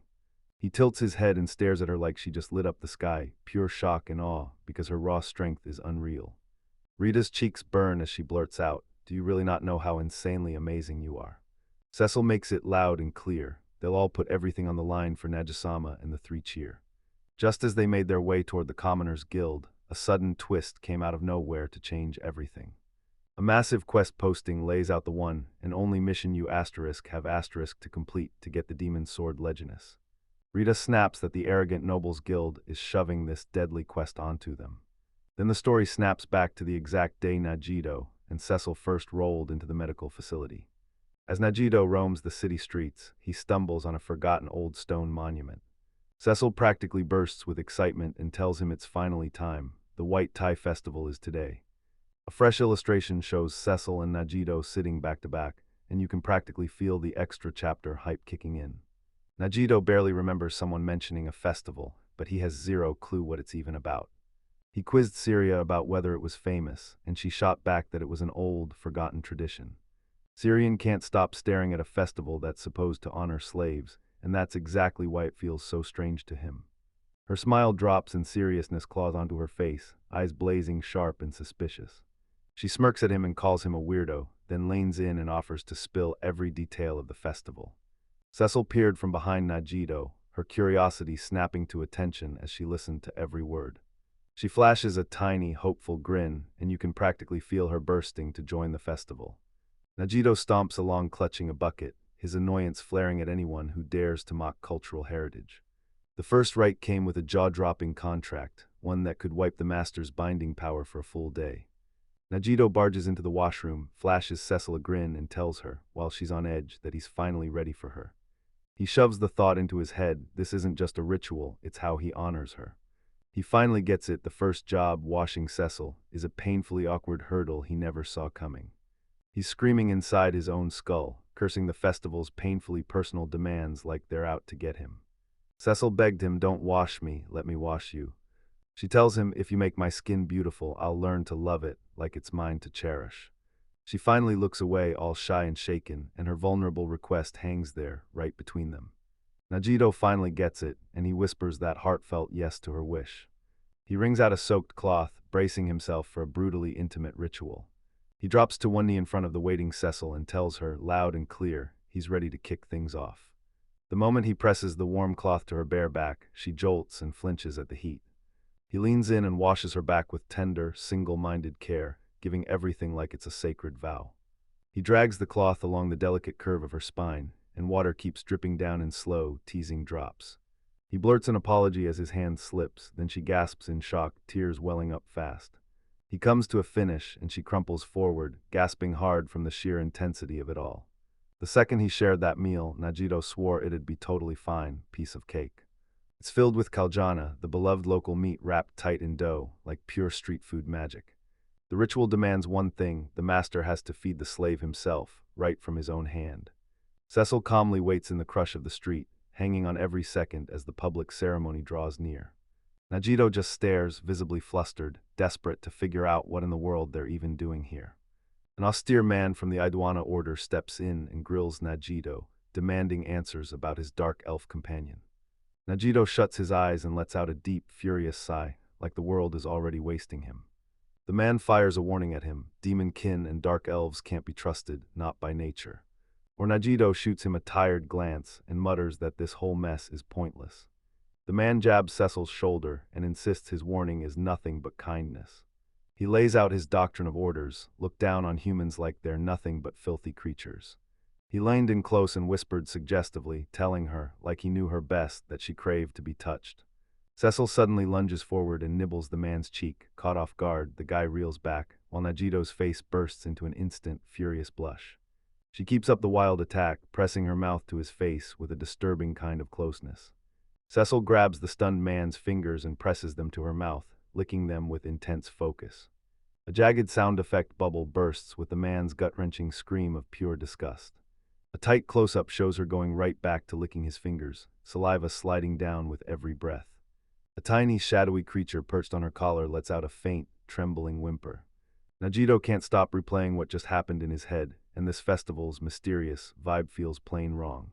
He turns red, begging for a simple rundown of what's going on, right there in 20 characters. The order member freezes in place, his face wearing a full-on blank mask of pure shock. His shock shatters into frantic confusion as he stammers, refusing to believe what he's seeing. He staggers off, grumbling that what she pulled off is outrageous, yet somehow it's annoyingly enviable. Cecil clings to a flustered Najito, and Najito panics like, "Am I being too forward?" She blushes so hard it's almost embarrassing, panicking in her own head like, "Why am I getting this flustered?" Najito softly slips his hand into hers, and the two of them walk off side by side together. An inscription spells out the third rite, and it's basically a heartfelt thank you to the goddess for forging their bond. Cecil stands outside the church and tells everyone, "Forget the drama, let's just make a normal wish." While the goddess's statue looks like it's talking, Najito just wants one thing, no work at all. He stares stunned as Cecil drops to his knees and prays with wild devotion, whispering his name like it's a lifeline. Najito's eyes snag on a copper plate carved with the rules of contracts. He reads the text, and the moment he understands how the contract system was built to leash human greed, everything clicks. Cecil yanks on her sleeve, swearing up and down that she's determined to finish the final festival. A flashback cuts in, watch the priest react with the exact same stunned shock as the order member. Cecil's eyes flare with fierce resolve as she braces to carry out the final ritual. Najito lets out a heavy sigh, then pushes through and agrees, sending Cecil into pure giddy delight. Glowing, ethereal orbs of light start drifting through the air, swirling all around them like magic. Cecil and his boots stride together under the glow of magic, his bare feet right beside them. Najito cranes his head toward those weird lights, frowning like he's trying to decode a mystery that makes no sense. Cecil beams at him and asks, "So, what do you think of the final ceremony?" She leans in and tells him, "Today is the best day of my life, ever." Najito drops to one knee before Cecil, who stands there with a bashful blush burning on her cheeks. Eyes shut tight, Cecil breathes out a heartfelt litany, thanking the heavens for their shared rituals. She stares at the girl's mouth like, how is it all coming out so smoothly? Then she stretches her hand forward. A floating light orb starts talking out of nowhere, asking Najito straight up if he really cherishes Cecil. The voice leans in and demands, "Are you ready to claim her entire future as your own?" It spells out that this pact is a vow for the future, one that ties them together through every single reincarnation. Before he can even catch his breath, Cecil surges forward and demands he accept her vow. That sound effect screams like a punch about how her embrace hits out of nowhere, totally shocking and sudden. She seals their eternal pact with a deep, passionate kiss that hits him like lightning. A blazing beam of light erupts around them, snapping shut the powerful magical vow. Cecil slumps to his knees, cheeks puffed out in a pout, because Najito's hesitating is coming off way too cruel. She says she's got nothing left, just her body, and he immediately steadies her, telling her she's got more than she thinks. He tells her that just having her right there beside him is all he needs. As they start to drift away, she asks, "Do you really mean forever?" And he smiles, warm, certain, and says yes. The whole scene snaps into a new moment, and bam, Anna Colnett steps into view, the receptionist of the Medical Adventurers Guild. Anna remembers stepping in to take over the Commoners Guild duties after her late grandfather was gone. She keeps replaying those endless, soul-crushing repeats, and no matter how many times she grinds, things never actually get better. She tilts her face to the blazing sun, like it's a glowing reminder of a happier, simpler time that she can't stop chasing. She flashes back to that moment a hero suddenly showed up, like a miracle sent straight to pull her out of despair. That hero was the one who burst in with the news about the demon sword scramble. Right now, Letitia snaps at Aina for burning herself out and ignoring her own health. Aina flashes a smile and says with pure pride that she's honored to be the guild master's apprentice. Letitia calls it out, most of the guild's adventurers are nothing but fresh-off-the-form rookies. Letitia lets out a sharp, exasperated sigh, fed up with Anna throwing herself on the line for everyone. Najito, Cecil, and Rita stride into the guild hall, then crane their necks and stare up at the quest board. They can't look away from that one lone quest posting for the demon sword, Regina Brass. Najito can't stop thinking about it. A demon sword dungeon quest sounds insanely dangerous. He grips his resolve and bluntly decides, taking this quest seriously would get him killed. Rita can't believe it. Why did every other quest get yanked out, just so this brutal mandatory one could take its place? Najito tightens his fist and vows to dig up answers first, before he makes a single move. The story cuts inside a noisy tavern, where they huddle and plot how to pry the answers out of the locals. A mysterious document spills the legend of a demon sword, the blade that hunts for heroes and picks who's worthy. Najito turns to Cecil and Rita and demands to know what they think about taking on the quest. Cecil pushes back hard, insisting they skip that crazy high-risk mission for their very first party quest. Rita nods fast, warning that sending Cecil plunging into a dungeon's depths is way too dangerous. Rita pitches the idea, be their support party, rack up rewards with way less risk. She suggests they could grab every last bit of credit too, if the big plan blows up for the main party. Cecil just stares on with a stone-cold face, utterly unmoved by Rita's scheming. Najito gets a quick, brutal glimpse. Cecil is captured, and Rita is getting beaten to a pulp. I read as my eyes twitched, and I felt Najito's silent disapproval hovering over my wild, ambitious plan. Najito spills the truth. He wants to stay invisible, so the answer instantly clicks into place. He sized up her exasperation, and in that moment, he knew his caution would smash right through her wild, grand plans. Najito watches a crew of adventurers like they're missing something crucial, because there's zero tension in the air, and that feels wildly wrong. He jumps up and tells the girls to stay put, because he's going to slip off on his own and hunt down answers. He slams 2 coins onto the table and declares, straight-faced, that they're a must-pay expense for intelligence. He strides up to Anna at the reception desk, but she's tangled up with another adventurer right now. A grizzled dwarf adventurer snaps his massive hand onto Jito's shoulder with a sharp, thunderous clap. The dwarf grins warmly and lines in, asking the rookie kid if he's doing all right. Najito leans in, eyes locked on the dwarf as he starts to grumble about the guild's problems. A flowchart lays bare the nobles' guild corruption, how it squeezes the commoners' guild and keeps them under its thumb. Najito finally clicks this demon sword quest is nothing but a giant, high-stakes trap built to exploit everyone. He stares grimly at the mess and realizes this corrupt system is just the same nightmare as his old world. A dwarf slid a drink to Najito and leaned in, asking if the 2 guilds had always been battling like rivals. He tells them they teamed up the whole time, right up until the old guild master died 4 years ago. A slimy merchant named Ains started bullying Aina, then seized control of the nobles' guild like he owned it. Najito can't help but think, Aina must be a truly good person, no wonder people stick by her like that. He gives the dwarf a grateful bow, even as he desperately tries to dodge the conflict brewing in his head. Najito spots that the reception desk is finally empty, grins, and strides up beside his companions. The haughty noblewoman Letitia strides right past them and lets out a loud, dismissive huff like it's their fault. Najito leans in and fires off questions to Aina about the mandatory demon sword quest all adventurers have to take on.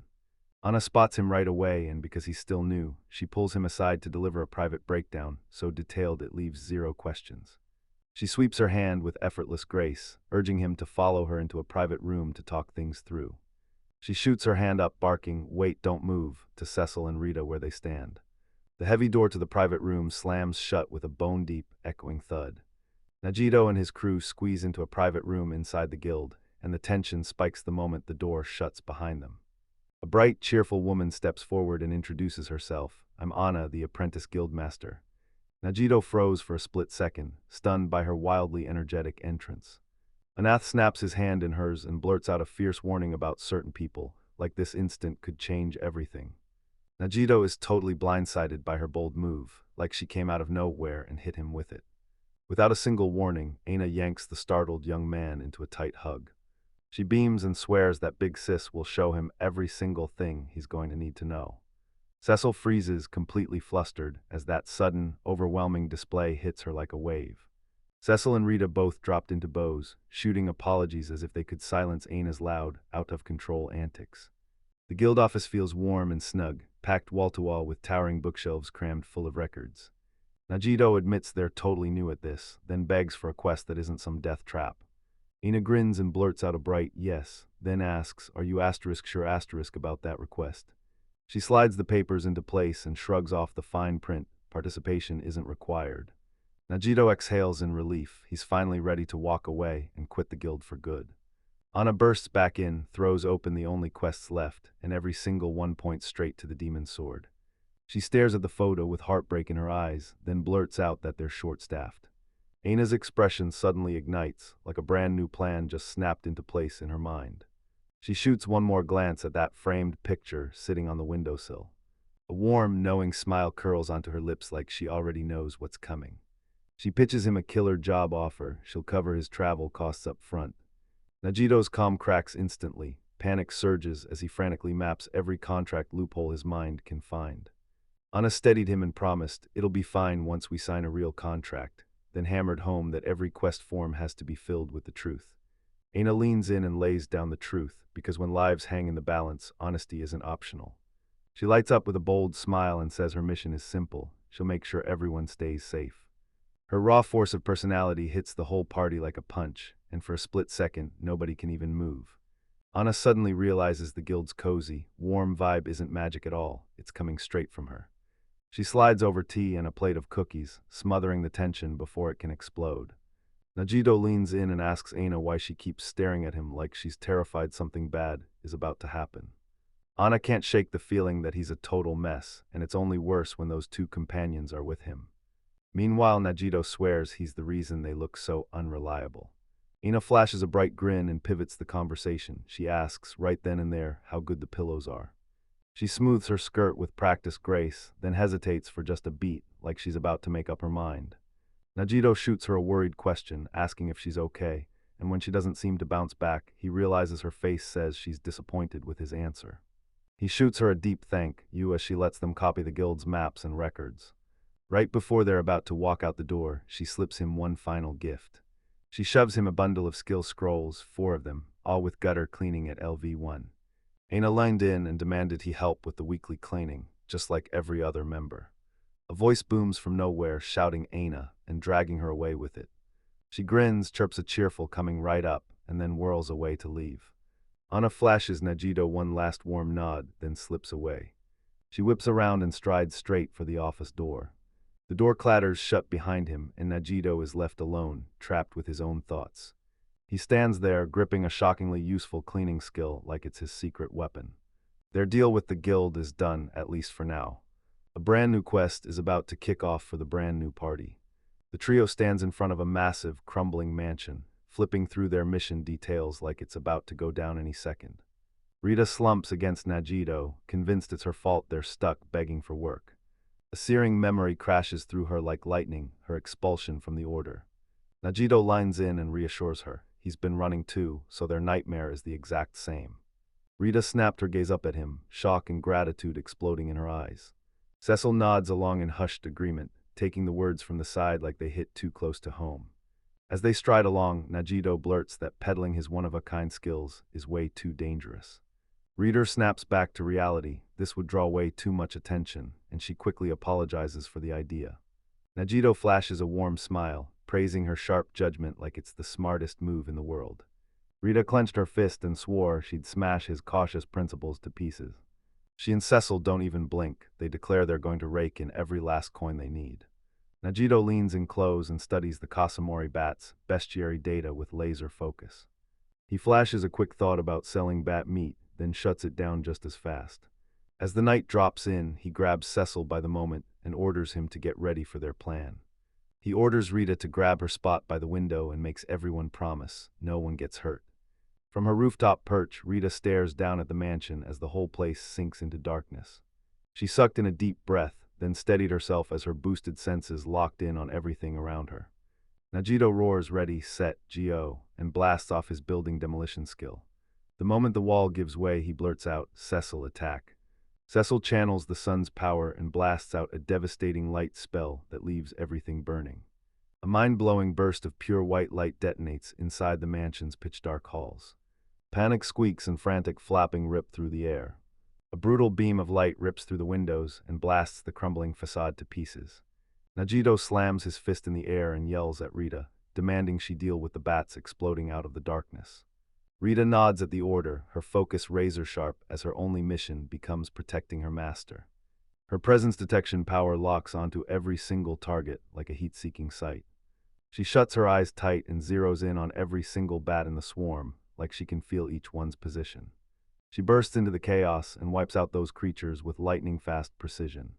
Najito leans in and asks if anyone else is coming, then she snaps back that just one escaped.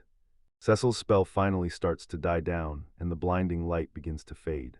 Once again, the old mansion goes deathly quiet beneath the night sky. The party hangs there in glorious silhouette, trapped inside the giant glowing hole they themselves tore open. Najito kneels down and apologizes to one frantic, twitching bat sprawled on the ground. Rita and Cecil stare at him, totally thrown off by the apology he just threw at the creature. He leans in and asks Rita if her senses have caught anything new inside.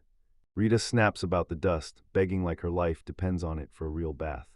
Cecil leans in and swears she can sense the tiniest flicker of magical energy.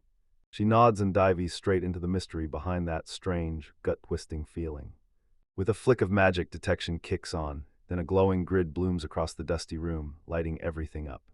Glowing streaks of light cut through the dusty air, revealing furniture tangled in cobwebs. The three of them spin in place, scanning the room as magic redraws it in their minds. Cecil drops to one knee beside that massive bookcase, absolutely sure the answer he needs is right in there. Najito slams his shoulder into the wall panel, and it groans loud, yet it won't budge an inch. He mutters under his breath that in video games, stuff like this is way easier. A spark of realization ignites in his eyes as a fresh strategy snaps into place. He whips around and shouts to Cecil, and a killer plan sparks to life in his head. He lines in and asks her if she can speak the ancient language. Cecil's face goes hot, she stammers, stumbling over her words, and admits she doesn't even know. Najito leans in and prods her to go for it, dropping a simple line that somehow lights the way. Blushing hard, Cecil leans in and whispers a heartfelt compliment, praising how warm his hands feel. The wall right in front of them erupts into a spinning storm of glowing runes. The whole party snaps their heads up in pure shock as a sudden burst of magic lights the air. Najito whips his head toward Rita and tells her his gut feeling nailed it. He tells her the mansion is sealed up tight, its magic sparks and responds every time she speaks. Najito realizes that the ancient language isn't just old, it's magic reserved for the Demonkin alone. A few days rolled by since they first stepped into the city of medicine. They jumped at the quest to hunt down giant bats and make the coin they needed to cover their expenses. With Cecil's magic and Rita's power backing them, this should have been a slam dunk. Inside the mansion, they uncovered a mystery that nobody saw coming, something dark, strange, and way more unexpected than they could have imagined. A blazing magical seal, etched with ancient glowing runes, slammed shut and blocked their way completely. As Cecil reaches for the door, the wall suddenly groans, and a hidden passage tears open right in front of them. They lean over the edge and stare into a pitch-black staircase that plunges straight down into the earth. Rita can't stop wondering why her everyday magic-detecting skill is pointing her to a place like this. The trio huddles at the passage's dead end, staring down yet another massive sealed door. Najito knew that this mansion hid a secret so big it could flip everything upside down. Their medical adventure spiraled into something nobody saw coming. That simple bat extermination quest slammed them straight into a busted-up, crumbling mansion. Cecil's magic and Rita's raw power were meant to blast through the mission in no time. But then, whoa, a weird, glowing magical seal was discovered, tucked away like it was waiting for someone. Najito's mind spirals as he stares at Cecil. How on earth did she know she could open the seal with her own hand? Cecil slams the heavy stone door open and boom, reveals a secret passage lurking in the dark. Rita peers into the abyss below, and shock hits her like a punch to the gut. She couldn't help staring at the question, how could her plain, everyday skill possibly unlock a seal this powerful? The three companions huddled side by side and stared down the giant door blocking their way. Najito leans back and wrestles with the jaw-dropping secret hiding inside that quest mansion. The new chapter kicks off and zooms in on every gritty detail of their quest. Najito leans in and tells everyone the seal won't respond to normal magic. It reacts to something totally different. Cecil is left speechless when she stumbles on a secret room from her own people. Crouched beside a secret waterway, Najito sinks to one knee and starts digging into what they just found. He demands to know the ancient language, and as he says it, a weird, cozy warmth floods through him. Cecil's jaw drops, he's only guessing what it means, and that's the wildest part. His casual deductions absolutely rattle Rita so hard she's left speechless. Najito first glances at his own situation and realizes he's just a visitor from another world. Then he sizes up Rita and realizes she could be a beastkin, wrapped in divine power. Finally, he clocks Cecil for what he is, a demonkin, wielding ancient magic like it's nothing. He locks in on Cecil's connection as the only one that makes sense, and waves off his own theory without a second thought. He can't stop asking himself if he's overthinking it, while Rita just stands there, blown away. He can't believe this place has stayed hidden for more than 100 years. He leans in and asks Cecil if she can read the ancient script. She snaps into action and starts reading the message meant for her fellow demonkin. She slams the book shut, frozen in place, and just can't make herself turn another page. She locks eyes with him and calls his name in a sharp, serious voice, dragging his focus straight back to her. She declares, loud and unshakable, that from this moment on, there's no turning back. Najito tells her straight up that she should get every relic they stumble across. She clenches her hands so tight her knuckles ache, and her resolve starts to crack under the pressure. He stares at her with sharp worry, wondering what's up with her acting so strangely. Tears sting at the edge of her eyes as she fights through a crushing, gut-wrenching fear. From behind the tree, Rita whispers, admitting under her breath that she's terrified. Cecil blurts out that she's terrified of what the demon who once lived here might have thought about her. She tells him her parents swore the demonkin's ancient teachings were the real truth. They taught that demonkin are just another piece of nature, and that you don't fight fate, you accept it. She can't shake the feeling this place was built by a person who despised humans to the core. That awful thought hits her like a punch, and she stumbles backward, drowning in raw, shaking emotion. Rita can't help but wonder, maybe Cecil's blowing things way out of proportion. Cecil trembles through tears, pleading for answers like, what am I supposed to do if this place was built for me? Najito shoots the moment into motion, yelling at Rita to head home, like they can't afford to stay another second. Cecil is all flustered, waving it off like, it's totally fine, no matter what, we didn't find anything. He whips around and insists they never saw a thing in that room. He softly reminds her that their motto is simple, don't push it too far. He leans in and tells her she doesn't have to keep suffering through painful memories anymore. He flashes a warm smile and decides it's finally time to send everyone home. Overwhelmed by his kindness, Cecil darts forward and wraps her arms around him from behind. Then, shocked to the bone, he blurts her name in total disbelief. She sobs, saying that if he's truly that kind, she'll feel like giving him everything she has. He stammers, totally thrown off, scrambling for words as her intense confession hits him like a wave. A wave of heat hits his face, and he blazes red, utterly wrecked by her fearless words. Chibai Rita bursts in and hilariously calls them out for going full PDA in public. Rita proudly unveils a powerful skill, or maybe even 4 translated ancient languages. They order the skill installed so Cecil can finally read the runes. A hand lands on Cecil's back, and right away the skill transfer process kicks into gear. Now the mage is about to speak her people's words, and as she does, Najito's nerves start screaming. Cecil locks onto the ancient runes, and suddenly he can finally read them. She drops into a deep bow and blurts out an apology, leaving a totally confused Najito and Rita staring in shock. Her eyes harden as she boldly announces exactly what she's about to do to them next. Her whole body tightens like a coiled spring, and you can feel the power building as she gets ready to strike. Najito scrambles to stop her, breathless as he blurts, "What are you doing?" A dark, brutal energy crackles to life around her outstretched hands. He roars at a terrified Rita to stop Cecil before he can cast the spell. He snaps to it, she's chanting fireball in that ancient language, like she's calling flames from the past. He yells at her to stop right now, because one more second and she'll wreck the whole area. Rita stared in pure horror, because she could feel that spell about to wreck everything. The last earth-shaking word of the incantation hangs there, dripping with power in the silence. Leaves rustle, sitting in the eerie quiet, with the immediate danger finally gone. They've finally reached the truth buried deep inside the sanctuary. Cecil leans in and explains the runes are calling up a summoning spell left behind by a demonkin. She lays out the heartbreaking tale of a demonkin who calls forth a demon blade. Rita snaps to the truth. This all ties directly into the city's demon sword quest. Cecil breaks down in tears, terrified that this will get her people misjudged and twisted in the eyes of others. She whips around to Najito, begging with a trembling, hopeless look that screams please without words. She pleads for him to hand her an order, so she can prove, once and for all, she's not wicked. She insists the contract gives him permission to finally witness her real desires. Najito hesitates hard. This is a power he swears he'll never touch. Rita tells him to give exactly the order she's demanding. She chews him out for not getting it, slamming his hard work with a miserable low score. She tells him that a girl only wants one thing, to be welcomed for who she really is. She shot him a question: if Cecil wakes up a demon, what are you going to do? He'll handle it later, but she snaps that calling it responsible is a total lie. Cecil swears it's because she trusts him completely.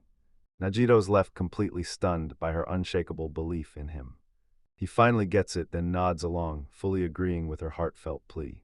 Cecil's face explodes with pure joy and instant relief the moment he's accepted. Rita peeks from behind as Najito drops to his knees in front of Cecil. He clamps his hand over her eyes and unleashes the power bound in their contract. A command snaps through the air, and her eyes flare wide as she braces herself to answer. Cecil starts to talk, and her voice drifts out like a dreamy whisper as she spills her thoughts. Najito and Rita are stunned speechless, blank, breathless, and utterly lost in confusion because of her words. She paints her dream life in vivid detail, insisting they'll start a family with their first 2 kids, both boys. A mischievous blush creeps over her face as a sly, teasing smile breaks out, and she can't stop daydreaming about what she wants. Najito, beads of sweat on his face, whispers to Rita that they should act like none of this ever happened. He blurts out to Rita, desperate to smash the brutally awkward silence hanging between them. They both snap in unison, no doubts, no hesitation, that they heard absolutely nothing of Cecil's fantasy. Rita nods like, yeah, we're totally on the same wavelength, and for once, they both choose to be blissfully stubborn together. Najito can't shake the thought that Cecil isn't just tired, this new world is draining him to the bone. Snapping back to reality, Cecil blinked in confusion and demanded, wait, what were you just saying? Najito stammered through his words, awkwardly telling her that she'd mentioned wanting a family of her own. Her face bursts into pure joy the moment she realizes her biggest, deepest wish was right there, shockingly simple. She sneaks a shy glance at Najito, smiling through pure relief now that he finally gets that she wants a family. They press on down the road, rolling past a lone apple sprawled on the cobblestones like it dropped from fate. The trio strides through a long stone corridor, their faces set in hard, grim determination. They stride up to a colossal, sealed door, and glowing runes from the demon kin crawl across its surface like a warning. A towering, magnificent statue of a fierce female warrior looms over the sanctuary, standing as its guardian. They clash with the guardian, but Cecil's eyes widen, his attacks barely scratch it. The guardian shrugs off every spell and every punch like nothing can even touch them. They shrugged it off as too much hassle, resealed the door in a snap, and stormed out. With the sunrise spilling over the medical facility, Najito roars that this is where their very first quest to success begins. Cecil is bragging about the win like they just lit the whole guild up, and everyone's sure it'll turn them into instant legends. Najito clocks that Rita's gone unnaturally quiet and shoots her a sharp question, something wrong. She blurts it out like, does Cecil's wild outburst make her feel embarrassed? Rita's cheeks burn as she admits it. She's not avoiding them at all. She's just painfully shy about working side by side with her beloved companions. A bright, warm smile suddenly blooms across her face, and you can practically feel the happiness crash into her like sunshine. Najito gets it, he lets her feelings land, and with a calm nod, he quietly accepts what she's feeling. They cut back into the city, steering straight for the Adventurers Guild. Najito orders the girls to hold up while he rushes in, stockpiling the quest items in a cache. He strides forward with pure confidence, ready to snatch up the hard-earned reward they've fought for. He freezes in place, and something inside the guild hall suddenly feels off, like dangers hiding in the walls. He shoves the door open, and the silence that hits him feels cold, eerie, and way too wrong. He steps inside, and a sickening wrongness swells in the empty room. A few guys at the table stare in disbelief, because the guild that's usually loud as hell is weirdly, painfully quiet. He spots a young woman hovering over an unconscious Aina, slumped helplessly across the table. Letitia swings the question at Anna, are you from the Commoners Guild? Najito strides up and announces, loud and confident, that he's here to turn in his quest, fully completed. His eyes are locked on the unsettling sight. There's the guild receptionist, unconscious and crumpled where she shouldn't be. He leaned in, asking what was wrong with Aina, because her condition was way too strange to ignore.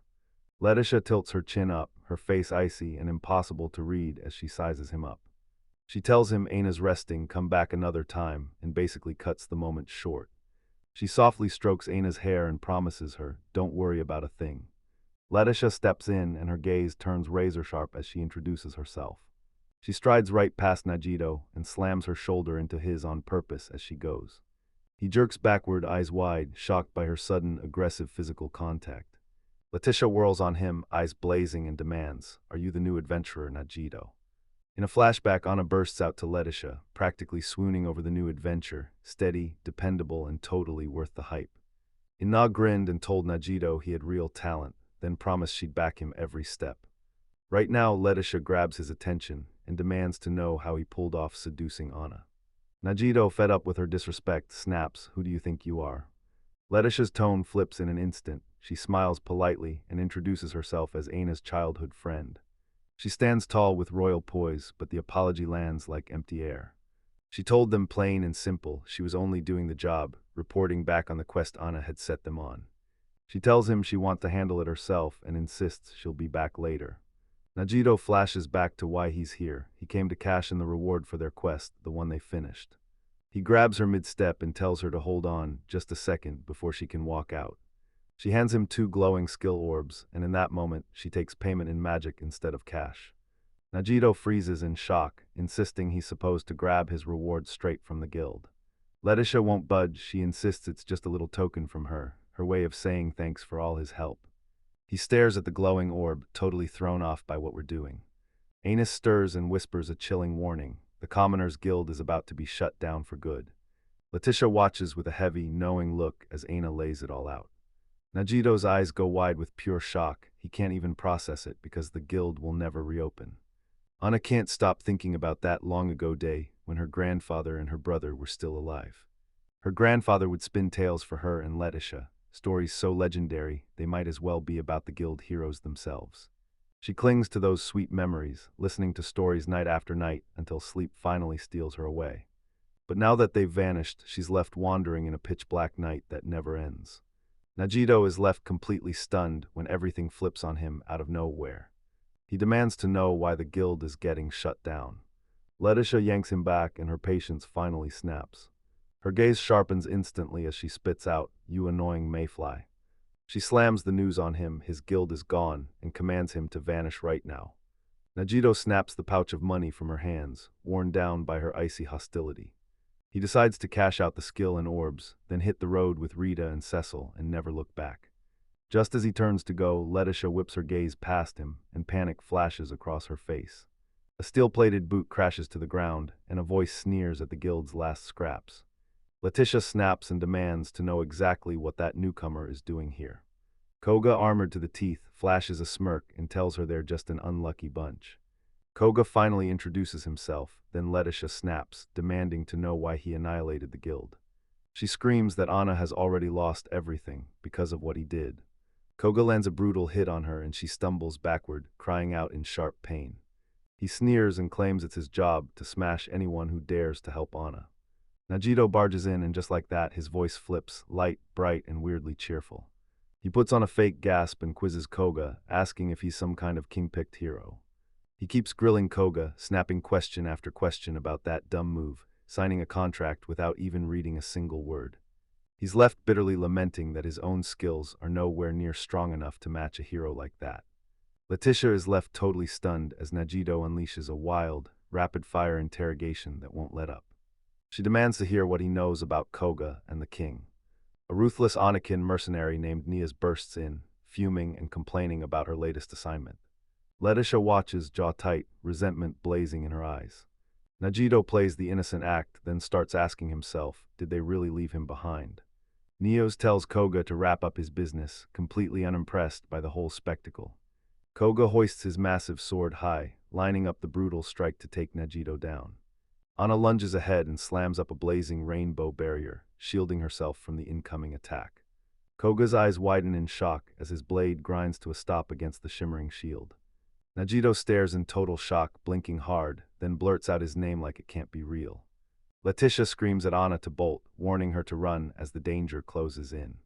Ana plants her feet, gripping a promise like a lifeline, she'll always protect her brother. Najito and Letitia are left utterly stunned as Letitia suddenly unleashes her power out of nowhere. Letitia stares on, heartsick with worry, her expression screaming concern for her friend.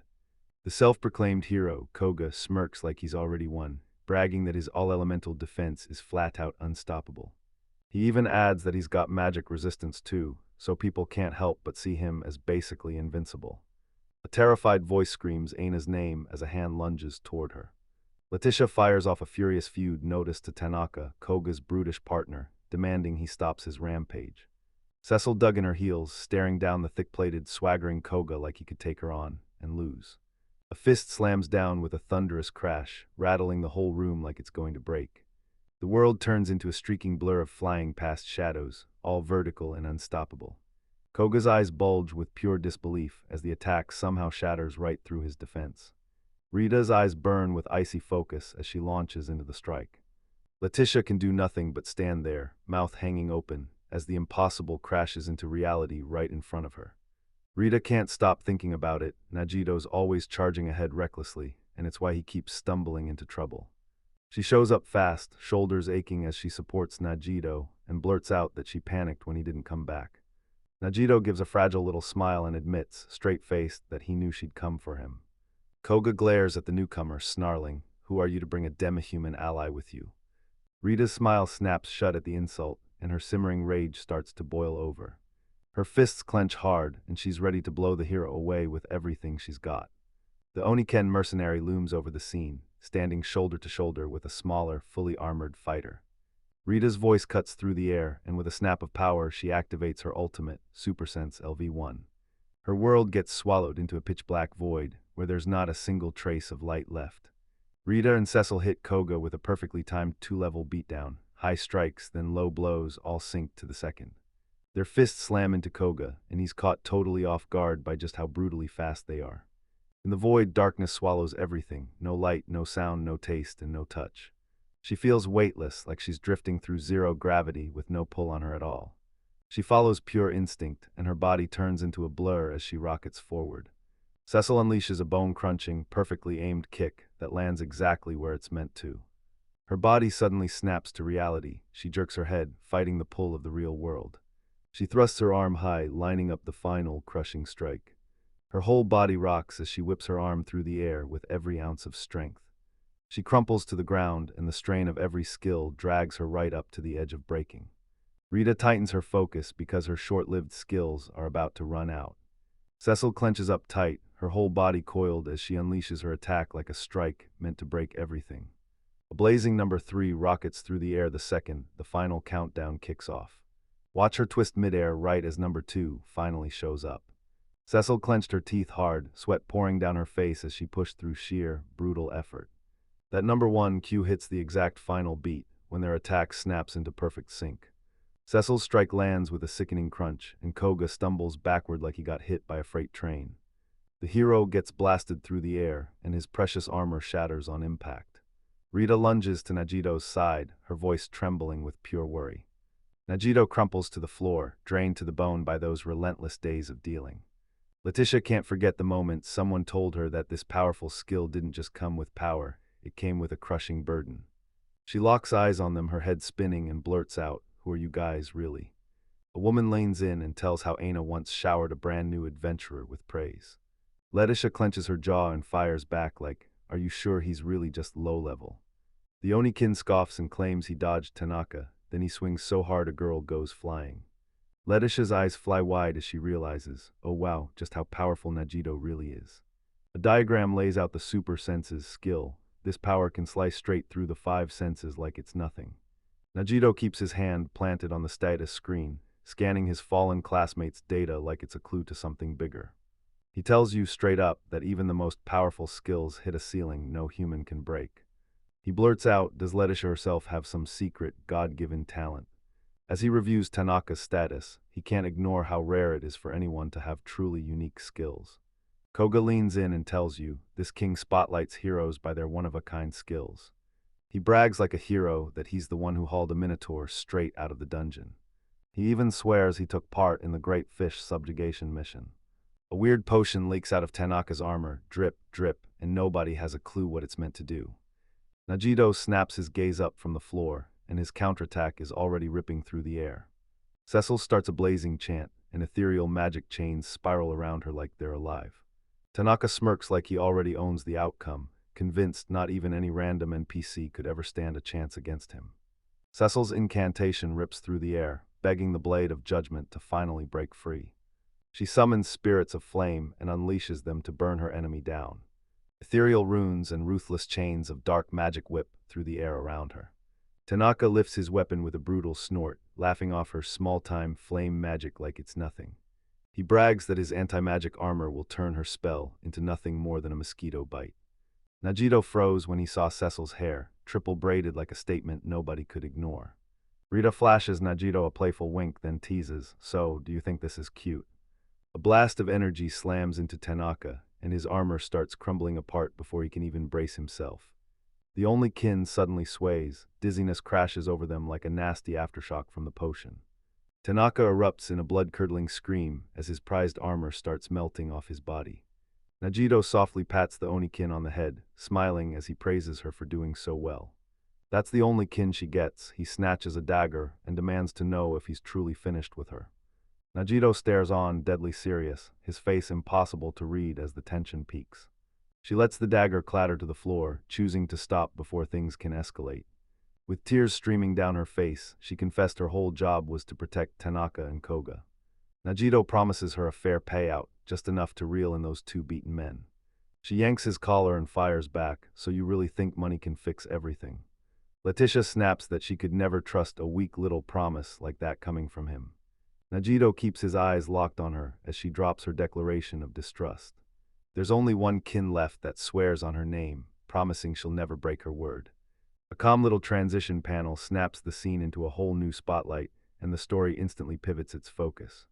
A voice suddenly cuts in, laying out every moment that slammed us headfirst into this disaster. Letitia leans in and asks if they've heard of the subjugation quest. Najito nods and confirms they're all in the know. She tells him the Commoners Guild didn't bother with middlemen, they marched straight to the nobles to negotiate face to face. Najito leans in and blurts, "So what happens next?" because he can practically feel the dark, unavoidable twist of fate closing in. The nobles slammed the rules down and declared that commoners weren't allowed to negotiate as equals. Cecil leans in grim-faced while Letitia keeps spinning her tale. Letitia unveils the nobles, then rips into the commoners, guild adventurers inside the dungeon. Rita's face hardens into pure, righteous fury as the news of betrayal hits her. The one who spearheaded that treacherous attack was Tanaka Koga, the mad dog who came lunging in like a nightmare. In a flashback, a mystery voice yells out Aina's name right at the scene. Letitia tells them she stormed the Nobles Guild headquarters to protest the injustice. She sat there as the one in charge, still cold, ready to swallow every consequence by herself. The guild master flashed fake sympathy and demanded she swallow his brutal, cruel terms. Letitia clutches Najito like her life depends on it, begging him to make Anna back off and leave her in peace. Aina leans in and calmly urges Letitia to release Najito, then makes it clear he's hurting and can't stand it anymore. Letitia snaps back to her manners and rushes off to fetch tea for their guest. She admits Najito looks eerily like her late brother, Neo's, and that resemblance is throwing her into pure confusion. She rushes to explain the terrifying situation to a version of Anna who has zero memory. Najito stands there, listening as she fires off the noble's cruel, impossible demands for Aina. He can't help but point out how hilariously textbook villainy their outrageous demands are. Letitia swears she's got the whole situation figured out, but deep down, she's really chasing something else entirely. She drops into a deep bow, pleading with everything in her, begging them to restore Aina's precious memories. Najito remembers Aina begging him, desperate and trembling, to help put her memories back together. At the very end, a worn-out Najito lifts a shaky hand and bids the girls goodbye. He plops onto the bed, cursing the misery of being stuck on opposite ends. As he's slipping into sleep, Aina's voice, begging for his strength, keeps echoing inside his head. Right then, bam, a sudden knock rattles the door and a voice loudly calls out, "I'm coming in." The visitor clocked his early comeback and basically told him he should have taken it easy longer. A hard hand slams onto his chest, yanking him out of his sleep like a jump scare. Najito jolts awake with his eyes popping open in pure alarm and total confusion. The Onikin mercenary Nias bares his teeth and glares down at the hero, demanding to know if his dealings are even worth it. Still, she climbs right over him, tells him to calm down, and brings up his partner, Tanaka. He snaps into panic, blurting that he's about to be murdered, and swears over and over that he's completely innocent. A sudden sharp sound slices through the tense silence as she shuts down his desperate pleas. But she just flicks a heavy pouch of money into the air and says, "This is your promised payment." Najito clutched the bag of coins, and his face screamed pure, total disbelief. He swallowed his nerves and meekly begged the intimidating visitor, "Please, can you leave now?" She bends over him with a predator's stare and snaps that her curiosity is officially at its peak. The mercenary lines in, tells him she loves a real strong man, and makes it clear she wants his seed. He panics and blurts out that he's not strong, then stares at her like, "So what are you really after?" She smirks and swears that staring down Tanaka is all the proof they need of his strength. He freaks out and blurts that he's a virgin, only to watch it backfire harder than he could have ever imagined. Neos thrusts his hands overhead, swearing he'll lead him straight to pleasure's highest peak. Right then the door shatters open with a thunderous blast, slamming into the assault and cutting it off. Rita and Cecil freeze in the doorway, their faces twisted in full-on shock and rage. Cecil glares with icy fury and says Neos looks like he's been taken over by a demon. Rita surges forward and blasts out a furious flying kick, her legs stretched like a spear. Neos snaps out and snatches Rita's foot out of the air, freezing her attack before it can land. The mercenary bursts out the window, promising he'll be back, and shouting them to stay back before he's gone. Above a snow-capped mountain, the sky opens up into a calm, glittering sea of stars. Rita sits atop a towering spire, staring down, and can't help but wonder what ruthless schemes are brewing beneath her. One of the tower guards lanes in and fires a question. "Have you heard the news about the new proclamation?" They rip into the Commoners Guild, claiming they got pinned for botching the Demon's Sword quest. The guards whisper that the fragile memory crystal is going to wipe Anna's shame clean, like it never happened. One of the guards throws his head back and drains a long, weary swig from his flask. He forces his face into stillness, swallowing the grim resignation like it's a bitter pill. He brushes off Anna, the apprentice guild master, like she's just a kid who doesn't belong in the room. The scarred guard spits out a bitter tale of the cruel things nobles do to young girls. This companion nods and fires back, "That's just how the world works." The camera snaps to a wide, establishing view of the inn, where the party's been bunking up. Najito snaps in pure shock, staring at Anna like, are her memories really going to vanish for good? Letitia shuts down all doubts on the spot, gripping a document that's been flying around town like wildfire. She glares at the paper like it's just ripped reality in half, pure horror and total disbelief crashing over her. Letitia reads out the fake charges against Anna, then demands they move now. She panics nonstop, clocking every second and hunting for answers, terrified the next step is a trap waiting to spring. Najito fires off a question about Anna, and Letitia shoots back that she's in good hands with trusted allies. Letitia snaps her focus to the silent mercenary and demands to know exactly who she is. Naya stands there with her arms crossed, flashing a confident smirk like she already knows how this ends. Letitia clenched her fist and swore she wouldn't throw herself into some pointless, uncontracted brawl.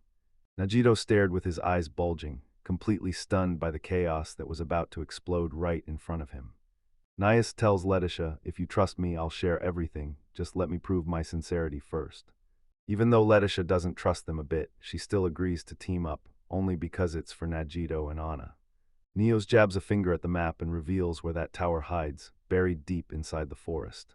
She points out all 4 bronze gargoyles hiding inside, and Letitia's face drains of color as terror hits full force. Najito, clueless about the term, blurts out, "Wait, what exactly is a bronze gargoyle?" Neos brags about a brutal bronze magic monster, crafted from pure bronze and brought to life by unstoppable power. Rita and Cecil spot it instantly. These creatures are packed with swords and shields too. Letitia nods and makes it crystal clear. These aren't just any monsters, they're the upper-tier threat, the Angel Guardians. She sinks into despair, convinced a level 10 gargoyle is way beyond what they can possibly pull off. Neos presses her, demanding cooperation at last, and she admits she totally saw this refusal coming. Letitia bluntly tells them that fighting the Nobles Guild is now way too dangerous for most adventurers to even think about.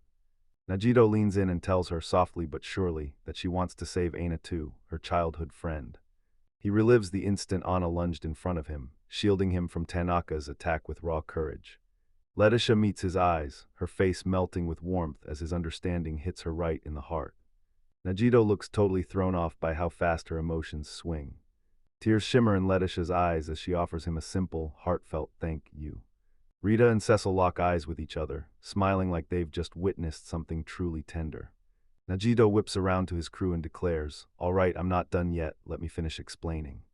The story kicks you into a breathtaking wide shot, towering mountains under a sky packed with stars.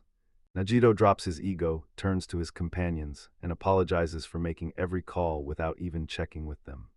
Cecil swears that his choices are the reason they're happy, and that he should do exactly what he wants. A caption pops up spelling out their return to the mansion, because the next battle is coming and they're getting ready right now. Rita jumps in and nods hard, saying she'd owe her master status to him. Najito blurts out another apology, and Rita's fox ears snap toward the sound, twitching in shock. She studies him, totally baffled, like she can't figure him out. They crash onto the floor in a tangled heap, both scrambling to apologize nonstop like, "No, no, my fault." Cecil flashes that calm, serene smile and tells both of them to settle down, right now. She lays it out, the whole quest ignited because a summoned demonkin started it. So she grabs that pain in her heart and decides she has to step up and help everyone who's been hurt. Anna's memories shimmer in a razor-bright crystalline form, suspended above a blazing magic circle. Rita grips the crystal and studies it in silence, muttering like she's hunting for answers she still has to confirm. Najito asks if she said something, and before his words even settle, she brushes it off fast. You can see a bright, clear sky peeking through the forest canopy above. Najito spills his scheme. He's going to forge a special skill meant to snare the gargoyles. He spreads out every skill orb he's collected, ready to rebuild with them. Cecil vows that the sanctuary's ambient magic will slash the price of his ability. But Najito clenches a skill orb and stews in preparation, readying himself like tomorrow's going to matter. He grins and steps up inside the barrier, ready to unleash his brand new skills without fear. He grins and reminds a mortified Rita of their last reconstruction session. Rita clamps both hands to her head, cheeks burning as she desperately tries to shove that memory out of her mind. Najito fires off, saying the second his skill levels up, he spots something brand new. As he relives his discovery, the smile drops and seriousness snaps into his face. He reaches out and taps the translucent skill screen, and you can see the moment light up in his head. He leans in and tells Rita that a brand new skill slot just popped up on the interface. With a sharp, confident grin, he suggests they all three team up and try the reconstruction. He bursts into laughter and says, "If it flops, no big deal, we'll just take another shot one by one." He decides to hand the ritual's magical details over to Cecil. Cecil leans in and tells him the nearby hot spring is packed with the area's most concentrated magic. Najito, blindfolded in the spring, fidgets and shoots. Wait, is this some new game? Cecil leans in and insists that the spell won't transmit right unless they press closer, way closer. She grabs his attention and tells him to just hang in there, then she starts stripping out of her clothes. Najito hears a sudden splash, and panic slams into his chest as his mind races, because whatever's coming next is about to hit hard. Flustered to the point of stammering, Cecil blurts to a blushing Rita that Najito dropped the method straight into their hands. Rita frets over the fights coming next, and Naga's methods feel downright too intense for her to handle. With a loud splash, the trio bursts into a steamy hot spring that feels warm enough to melt your bones. Cecil leans in and tells them to smash their bodies together, because that's how their mana finally locks in.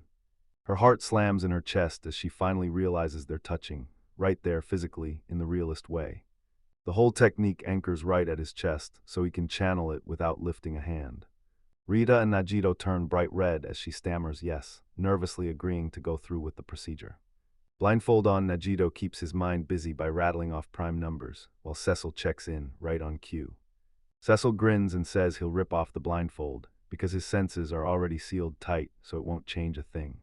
Her heart keeps sprinting with nervous anticipation, right up in your space. She swears she's ice calm and totally ready for whatever comes next. Najito keeps telling himself he's fine, since his usual vision has no say in what's happening here. Letitia watches him and lets out a heavy sigh. Yeah, it can't be helped, but his disappointment cuts deep. Then the reconstruction kicks off, and right on the screen, Jiduz's first move lights up, Theft LV1. Cecil finally shows her delayed magic LV1, and right as the power hits, she's gassing with pure energy like it's about to explode. Rita's third skill gets its system prompt loaded and shown for everyone to see. Rita's magic song, *LV1*, suddenly ignites across a glowing interface with a violent surge of power. She tells herself this isn't that bad, and grips the moment like she can handle it. She steps in to help and Cecil blurts out, "So you've just started showing those skills." Letitia shoots out an apology, then whips her finger at Rita. Don't you move, or that mana link will snap in an instant. Najito yells, here I go Rita, right as she braces for the incoming power surge. The glowing characters start pulsing with raw magic power as he kicks off the extraction. Rita gasps, completely bowled over by that strange, wild surge of raw energy. She gasps for breath, and the reconstruction feels like it's swallowing her whole. Those brutal magical forces yank Najito forward out of nowhere and slam him into the water. He blurts out a shocked yelp, totally blindsided by the pole. Rita yells that this is way crazier than she ever imagined. Letitia just stares, eyebrows up, because this whole mess looks downright scandalous. She snaps her words back into place, because this isn't some casual mess-up, this is a deadly serious procedure. The system demonstrates how Rita Song's magic power gets pulled out, right there on display. Then the whole idea of steel gets ripped straight from Jaido's own hard-earned skill. Two totally different ideas start spinning together and crashing into one on the screen. Cecil jolts with a gasp as that brand new energy surges through all three of them at once. Now those brand new concepts have to be shoved right back into Rita's core abilities. Najito grits his teeth, mentally hammers the new data in, and shoves it straight into the skill slot. Then he digs out the concept of delay hidden inside Cecil's magic. The glowing characters hover in place for the delay, ready to fire up the next move. Najito blasts out, will become one, and starts weaving their powers together like a weapon made of fate. Hang on, he urges him, because it's almost over as the water starts churning like crazy. Cecil blazes out a cry, her face lit up with pure, overwhelming exhilaration. Rita also erupts in a scream, slammed to her breaking point by the final, crushing surge. Blindfold on, Najito finally exhales with one last trembling sigh, like the mission just clicked into place. He pants hard, utterly wrecked after that brutal mental and physical beating. With his head drooping in exhaustion, he finally confirms it. The brutal ritual is over. The screen flashes, the reconstruction is finally done, and boom, 3 brand new USR skills light up the stage. Rita and Cecil sag against him, completely wiped out, but their plan paid off and they'd won. The story whips over to a grand, stately building as a voice crackles in and announces that the final preparations are underway. A second voice swoops in and tells the Earl, don't worry, everything's already handled. Bishop Bertaliaphus shoots down the Earl's worries about those reckless, troublesome adventures.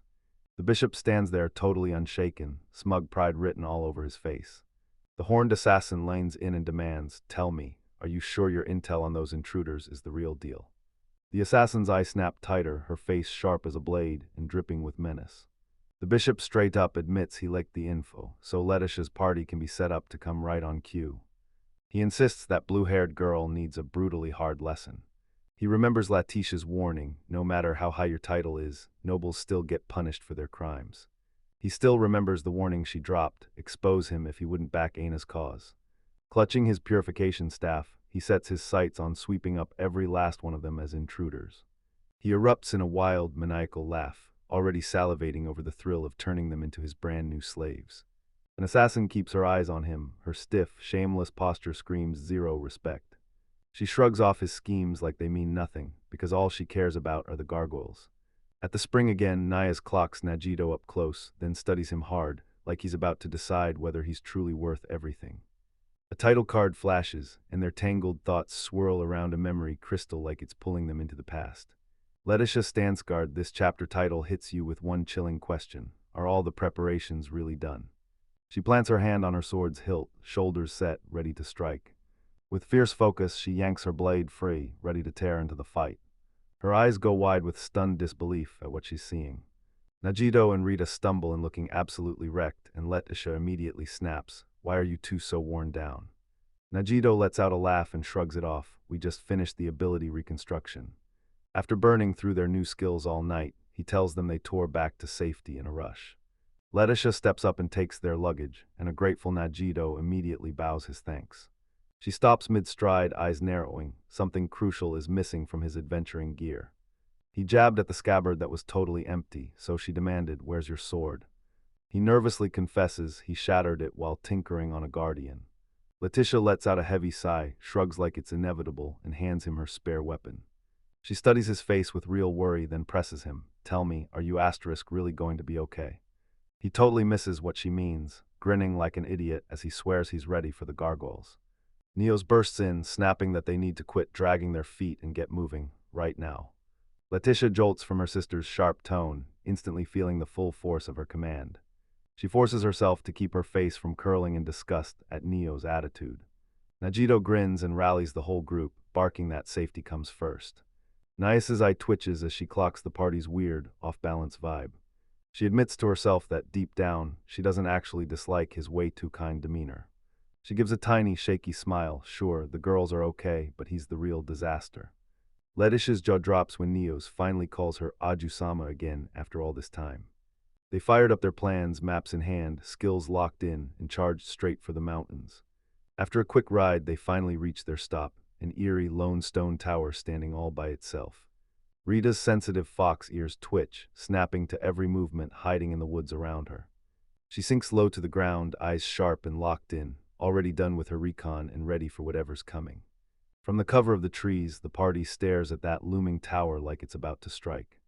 A flashback slams into view as two adventurers huddle and trade theories about how the Commoners Guild finally crumpled. They spit out bitter memories of that demon sword quest because the whole thing was a trap and they know it now. In the present day, Najito grimaces at the guild's corruption, sickened to his core.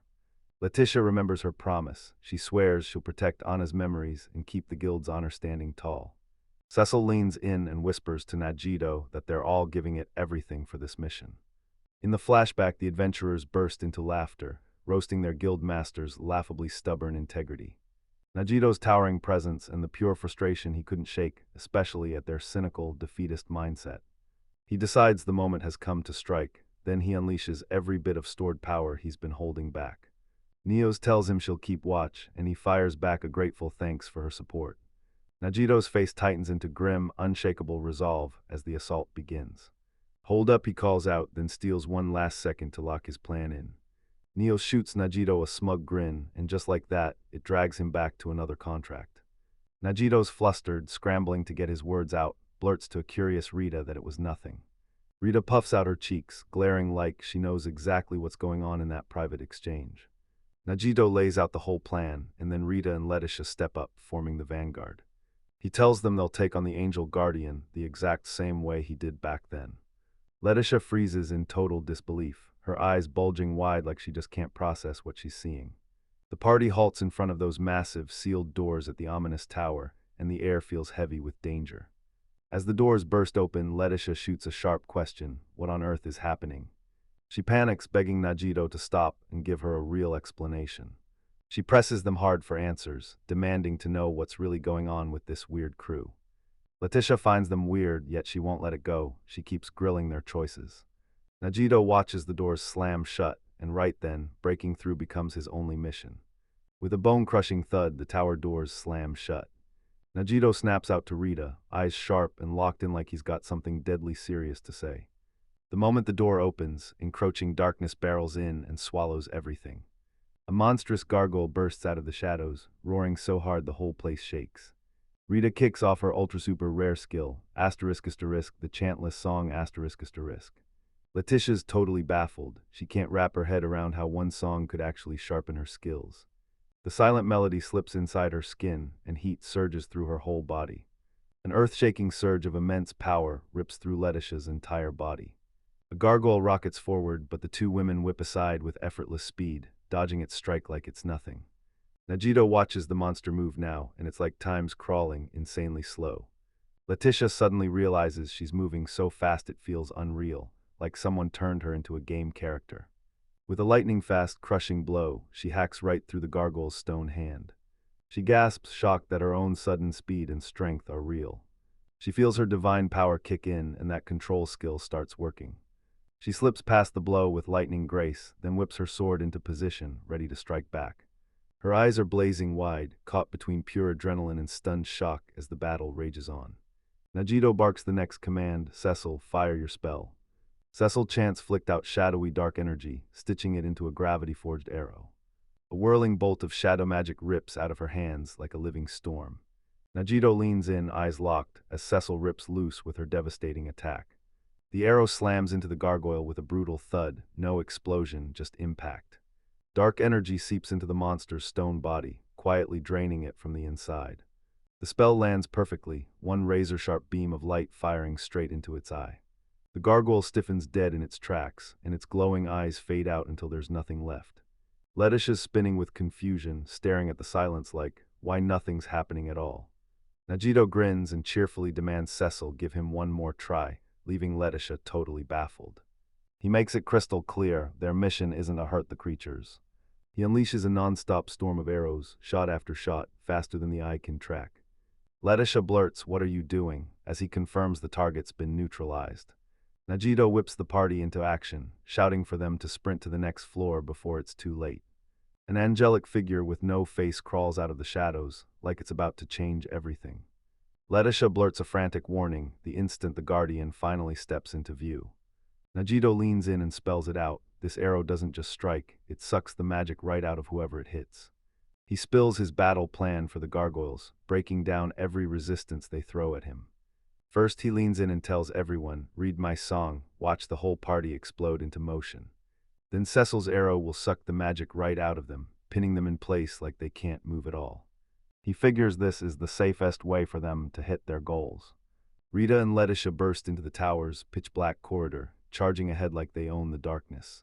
An angel guardian slips in behind Rita without a sound, poised to strike the moment he gets the chance. Rita snaps at the enemy that it's not escaping, then orders it, "Go to sleep." She explodes into a furious storm of sweeping, bone-crushing attacks. Her blazing fist smashes straight into the Guardian's helmeted face. The blast slams into him, and a visible shockwave ripples out through the magical being. That punch lands with a brutal asterisk boom, and the echo rips through the stone chamber. She rockets in with a second crushing punch, slamming into its side and dealing even more damage. The Guardian gets slammed over and over, staggering under a non-stop beatdown. Her attack slams into its face so hard the whole head caves inward. The gargoyle rockets in out of nowhere and clamps onto Rita's ankle, yanking her to a brutal stop. The stone hand clamps down hard, locking her leg in place. The gargoyle unleashes a brutal throw, flinging Rita and Letitia screaming through the air. Rita gasps in shock as she gets hurled. She screams Najito's name at the top of her lungs, begging him to know it won't help now. Najito stays icy calm, sizing everything up in seconds, and with a confident grin, he's sure he's got this under control. He stands his ground as the gargoyle's massive arm slams down toward him. Cecil locks eyes with him, and the trust in her stare is ironclad, never wavering for a second. Najito bellows and finally blasts his saved-up power, kicking off delayed action LV1. A brutal, massive shockwave, totally invisible, tears out of his body like a weapon. The blast slams into the gargoyle, and its body twists out of shape like it can't hold together. The Angel Guardian's magical form explodes, shattering into 1,000 glittering pieces. Cecil gets hurled backward by the brutal impact, her face blooming red with pure shock. Najito gets blasted backward, rocketing through the air from the recoil of his own attack. He slams down into a laugh-out-loud pile of rubble, and sees Soul plops right on top of him. He blurts out, "Cecil, are you okay?" and she stammers back, I'm fine, I'm fine." He can't stop thinking about it. His new power is a stored attack, one shot, and it hits like a wrecking ball. Najito screams at Cecil to blast the last enemy off the map before it can breathe. Letitia froze on the spot, her mind racing to make sense of what she just saw. Her eyes go wide and locked onto the impossible scene in front of her. Memories slam through her mind, her father, the Viscount. She still remembers a guild member calling her just Letitia. A young ANA's voice rang through the room, calling out for Letitia Wanshin. A servant's voice rings out, Aju-chan, as the young mistress turns her head. Najito tells them his sword snapped after roughly 50 brutal blows. He fires them up to keep moving, shouting for everyone to stay razor-sharp and on watch. Letitia's blade slams the stone floor with a loud clatter that echoes through the air. Najito whirls around, and there she is, crumpled on the ground as he shouts her name again and again. He just stares, totally baffled and worried, and blurts out, "What's wrong?" Letitia confesses with shaking honesty that she feels just like the very corrupt nobles she can't stand. Cecil's stomach drops as Najito leans in, glued to Letitia's breakdown with non-stop concern. Najito totally gets her pain, but when it's time to put the feelings into words, he just can't find the right ones. Letitia breaks down in tears, overwhelmed by the memory of everyone welcoming her into the guild. She sobs with a broken heart, crushed by the cruel fact that she can't protect the people she loves. Najito's fist tightens as he insists it's fine to be powerless.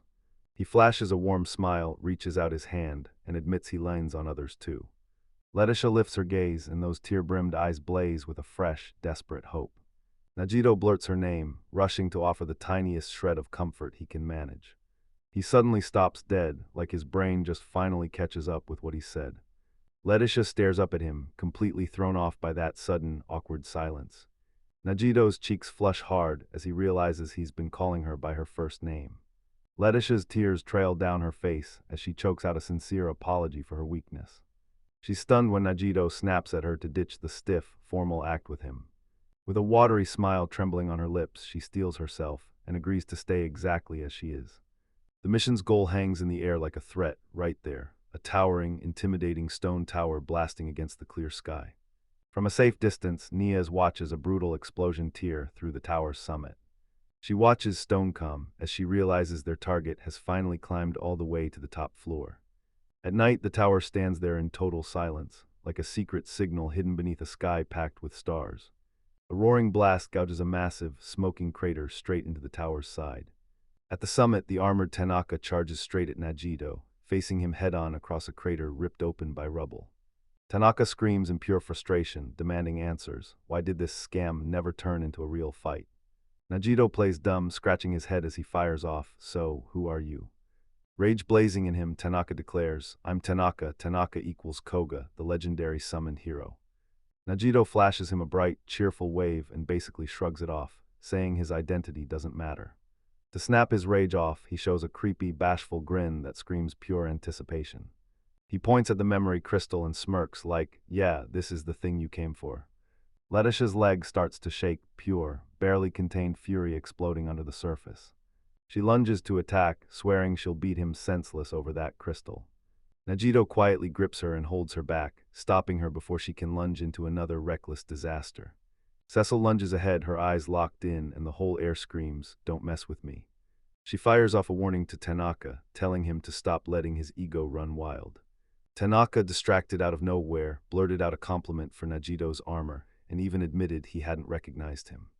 Najito lets out a dark, irritated aura that pulses the moment the conversation twists to something totally bizarre. His annoyance evaporates, and in its place comes a flustered look, yet his curiosity is blazing. Najito lights up and enthusiastically nods, praising Tanaka for appreciating the armor's looks. Letitia stands off to the side, totally stunned by their weird conversation. With a sharp, satisfying click, a hidden mechanism in Tanaka's helmet snaps into action. The helmet jerks, shifts, and unfolds piece by piece, metal clanking like it's waking up. The plates keep gliding forward, reshaping themselves into a far more intricate masterpiece. Tanaka beams as he proudly shows off his transformed helmet, and Najito leans in, spilling the gimmick's romantic charm like it's pure magic. He swaggeringly claims his armor is magically sealed, so not even a flame arrow can touch him. Najito leans in, eyes sharp and steady, like he's locked onto every word. Cecil snapped her head in a small, determined nod, eyes locked onto her opponent. Tanaka breaks the news. His special power is double speed, and he crowns himself the Speedmaster. Najito falls silent, quietly thinking it through as this new info clicks into place. Rita gives a quiet, knowing nod. Her focus locks in like a blade, sharp and impossible to break. Najito clocks it instantly. Tanaka's got the skills that make him a real hero. Tanaka can't hold it in. He's moved to the core, because this is the first time anyone's ever truly appreciated him. He lifts his sword high and snarls that to protect his rank, they have to die. Tanaka's face twists into a razor-sharp, menacing glare, like he's about to explode forward and strike at any second. Letitia's eyes go wide when Najito suddenly erupts into a wild, bizarre rant about long hair. Najito keeps ranting, furious that it's taking forever for his hair to dry. Letitia's totally stunned. Does he really mean to ask her to wash his hair? He bursts into a wild, passionate speech about how magically irresistible washing hair is, like it's making perfect sense. He sits there wondering why different skin tones look so amazing, and it completely scrambles Tanaka's brain. Tanaka is completely baffled. Those weird words fly over his head, and he can't make heads or tails of the whole conversation. And Najito loudly declares that his companion's charm matters more than ever being a hero. Tanaka finally loses it. He snaps and screams pure rage at the normie sentiment. He whirls back to the pedestal, ready to smash the crystal to pieces in pure, raging fury. He sprints to the pedestal and finds it bare, replaced by a tiny sign that screams gone. Najito throws his fist up, grinning like he just pulled off the ultimate time-stop magic. His stalling tactic is a total win. Letitia's eyes narrowed to sharp slits, and pure, laser-focused fury flared across her face. Rita unleashes her crushing silent buff song, Meganka LV1. Cecil snaps off her magic-draining attack, Gravity Arrow, LV1. Letitia gets slammed with strange magical arrows, and her armor takes the hits like it can't take any more. She's completely overwhelmed. She feels her holy power get yanked away, but then spots it, calm and intact, inside the crystal. Najito flashes a soft smile, cuts it off with a calm grin. That's enough for now, he tells his companions. Letitia quietly nods along, still reeling after that brutal magical onslaught. Najito gently pats a little fox-like creature right beside him. He crumples to the ground in sheer exhaustion, then turns and shouts how awesome his companions were. Letitia, now brimming with confidence, throws out the idea that they're about to turn into the city's biggest legendary party. She flashes those wins like trophies and tells them nobody's going to doubt them anymore. Najito's eyes widened in shock, like he'd just been reminded that she absolutely hates leaning on other people. Letitia snaps back that he taught her to grab every single resource she could find. Rita and Cecil beam with excitement, eagerly agreeing that their brand new life is about to be incredible. Najito suddenly erupts in a tantrum, slamming the door on the whole dream of fame and adventure. They shoot him a cold look, then burst into cheerful whispers, plotting their quiet life together as they walk out. Letitia slams her foot to the ground in pure frustration, fuming over this new master who's messing with her. The sun bursts over the forest, and from the very top of the tower you can see it all unfold. Neos glares as they disappear, her curiosity spiking over that contract she just overheard. A flashback snaps open, Najito's secret deal is laid bare, and he begs Nias to grab the crystal if he doesn't make it back. In a present Neo sighs, she was stuck there, raging that she'd gone through all that trouble. She calmly steps up to Tanaka's unconscious, defeated body. She yanks a folded scrap of paper out from the strap across his armor. She snaps that her deal with the bishop is done, and then Tanaka's suddenly nothing but dead weight. Tanaka's face becomes a ridiculous mask of pure, what is happening, confusion. Nias snaps the note open, and her face turns stone serious as she reads every word. That note is a coded message in English, like Nagi slipped you a friendly hello in disguise. Nias freezes, mind racing as she tries to make sense of that bizarre, totally unexpected message. A slow, curious smile crawls across her lips, like she just struck a deal with destiny, and a whole new alliance is born. In a lavish office, the moment the man hears it, his memory crystal is gone, and someone just stole it right out from under him. He stares at the shattered plan and demands answers, why his reinforced soldiers couldn't stop the intruders. A guard burst in to report it. Every single one of the 4 steel gargoyles had been smashed to pieces or left utterly powerless. The guard stammers as he tries to dump even more bad news, right before someone cuts him off. Panic erupts in the bishop's chest the moment he realizes his forces stand no chance against the invaders. A chilling voice drops the truth. Maybe they should have never trusted him in the first place, because this order is clearly wrong. The bishop's sigh catches in his throat, his eyes widen as he realizes who's speaking. Clad in armor, that angelic guardian strides into the room like fate has arrived. The bishop's eyes lock up, because he just realized who's arrived to judge him. The guardian rips into him, calling him incompetent and screaming that he keeps dodging blame for every single failure. The guardian swings an open-palmed haymaker and smashes the bishop hard. The bishop snaps into a stunned silence the second the guardian barks that he better shut up. His face twists into a horrifying mask of pure terror and unbearable pain. The guardian looms over him, expression icy and merciless as steel.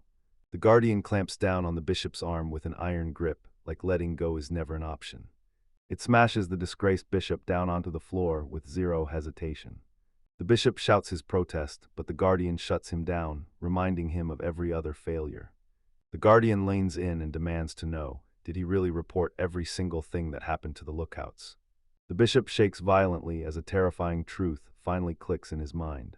The guardian finally unleashes its real power, swearing that every single thing he's done is being watched right now. The angel guardian looms over the terrified bishop and sends him scrambling, clutching his head in pure panic. A brutal, unseen force slams into him and flings the man backward through the air. A mysterious winged figure leans into the shadows and muses about the rise of the Nine, right when the apocalypse starts to stir. He slams into the ground, breathing hard, and mutters the mysterious group's name like it burned in his mouth.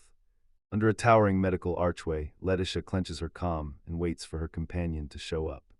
Rita finally bursts in, gasping hard after finishing her errands all across the city.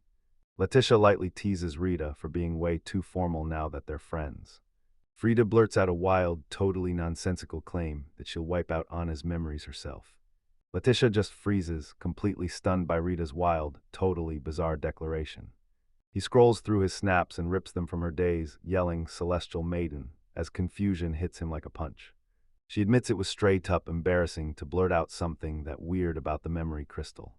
Letitia can't forget the whispers she heard about a stunning golden-haired divine officer roaming around town. Rita puffed out her chest and beamed like she'd just won, because that flattering description felt made for her. She scoots in close, eyes sparkling with mischief, and then, like she's about to drop a bombshell, she's ready to spill the secret. She lines in and whispers to Letitia, making it crystal clear this stays between the two of them. Letitia's eyes went huge with shock, like she couldn't believe a word of what she'd just heard. She lets out a tiny sigh, utterly lost at how Rita's logic even works. Letitia shoots her a reminder everyone's waiting, so they'd better haul it and get home fast. She can't stop thinking about that wild party of misfits as they march back.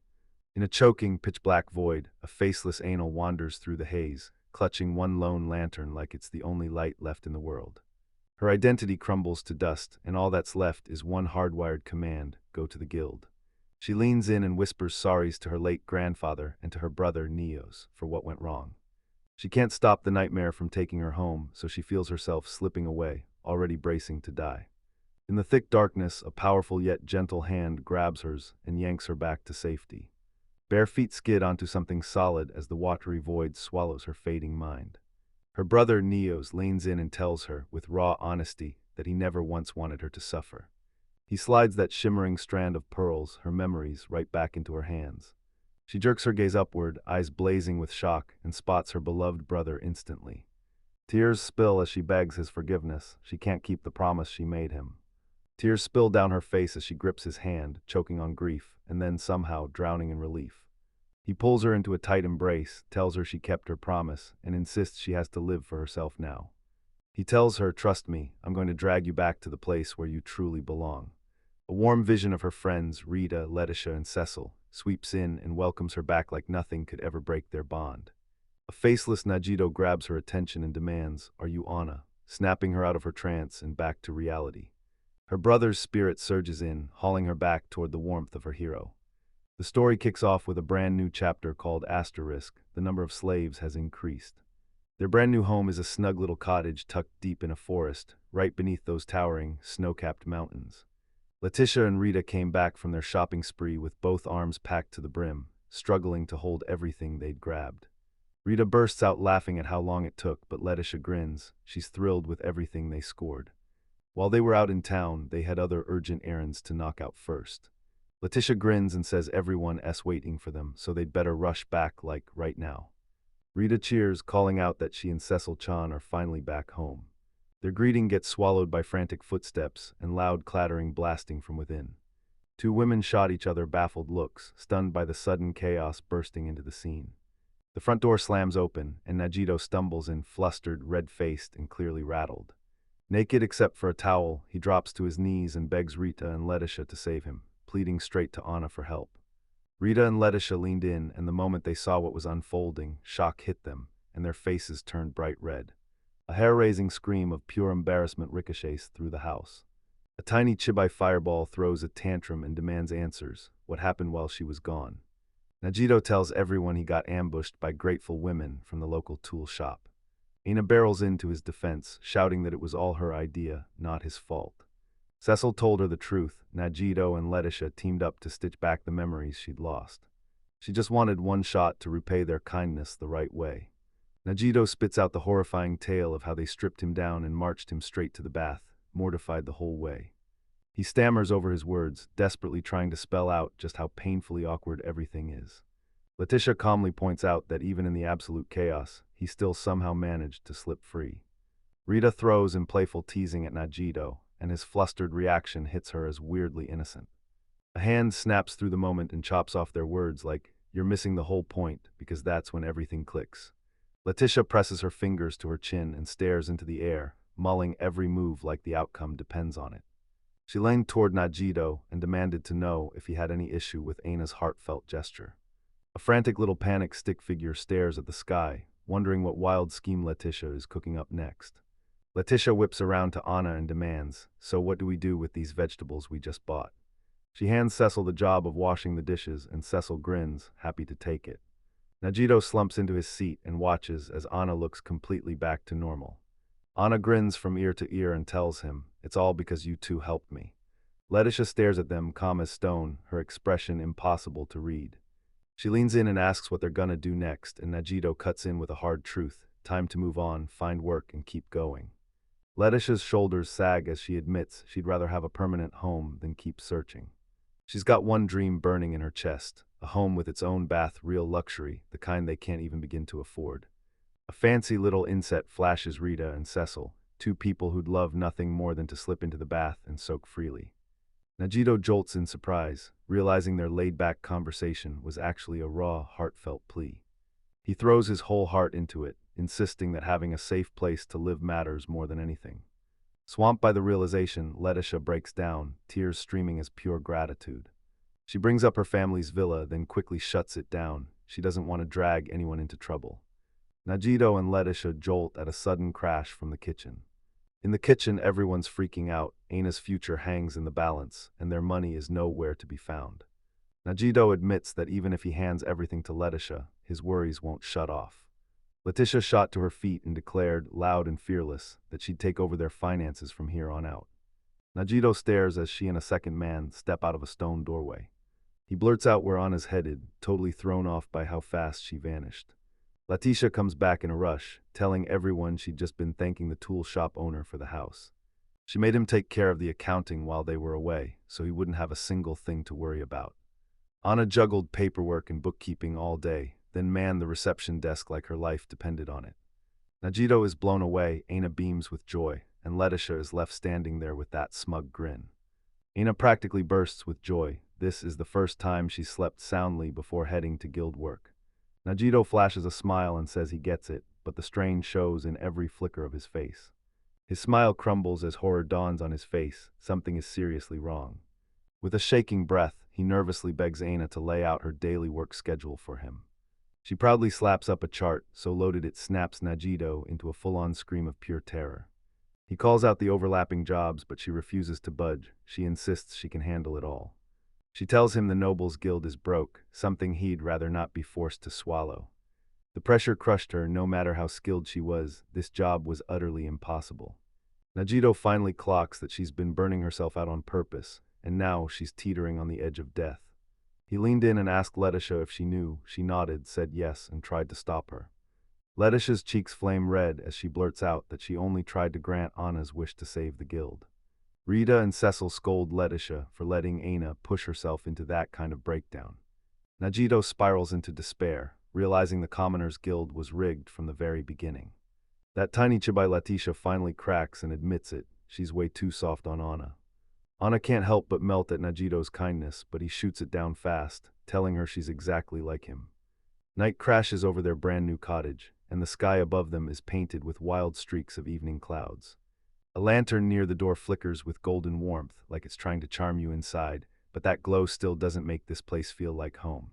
A lantern flickers with a warm glow as a voice pours out gratitude to someone called Aina.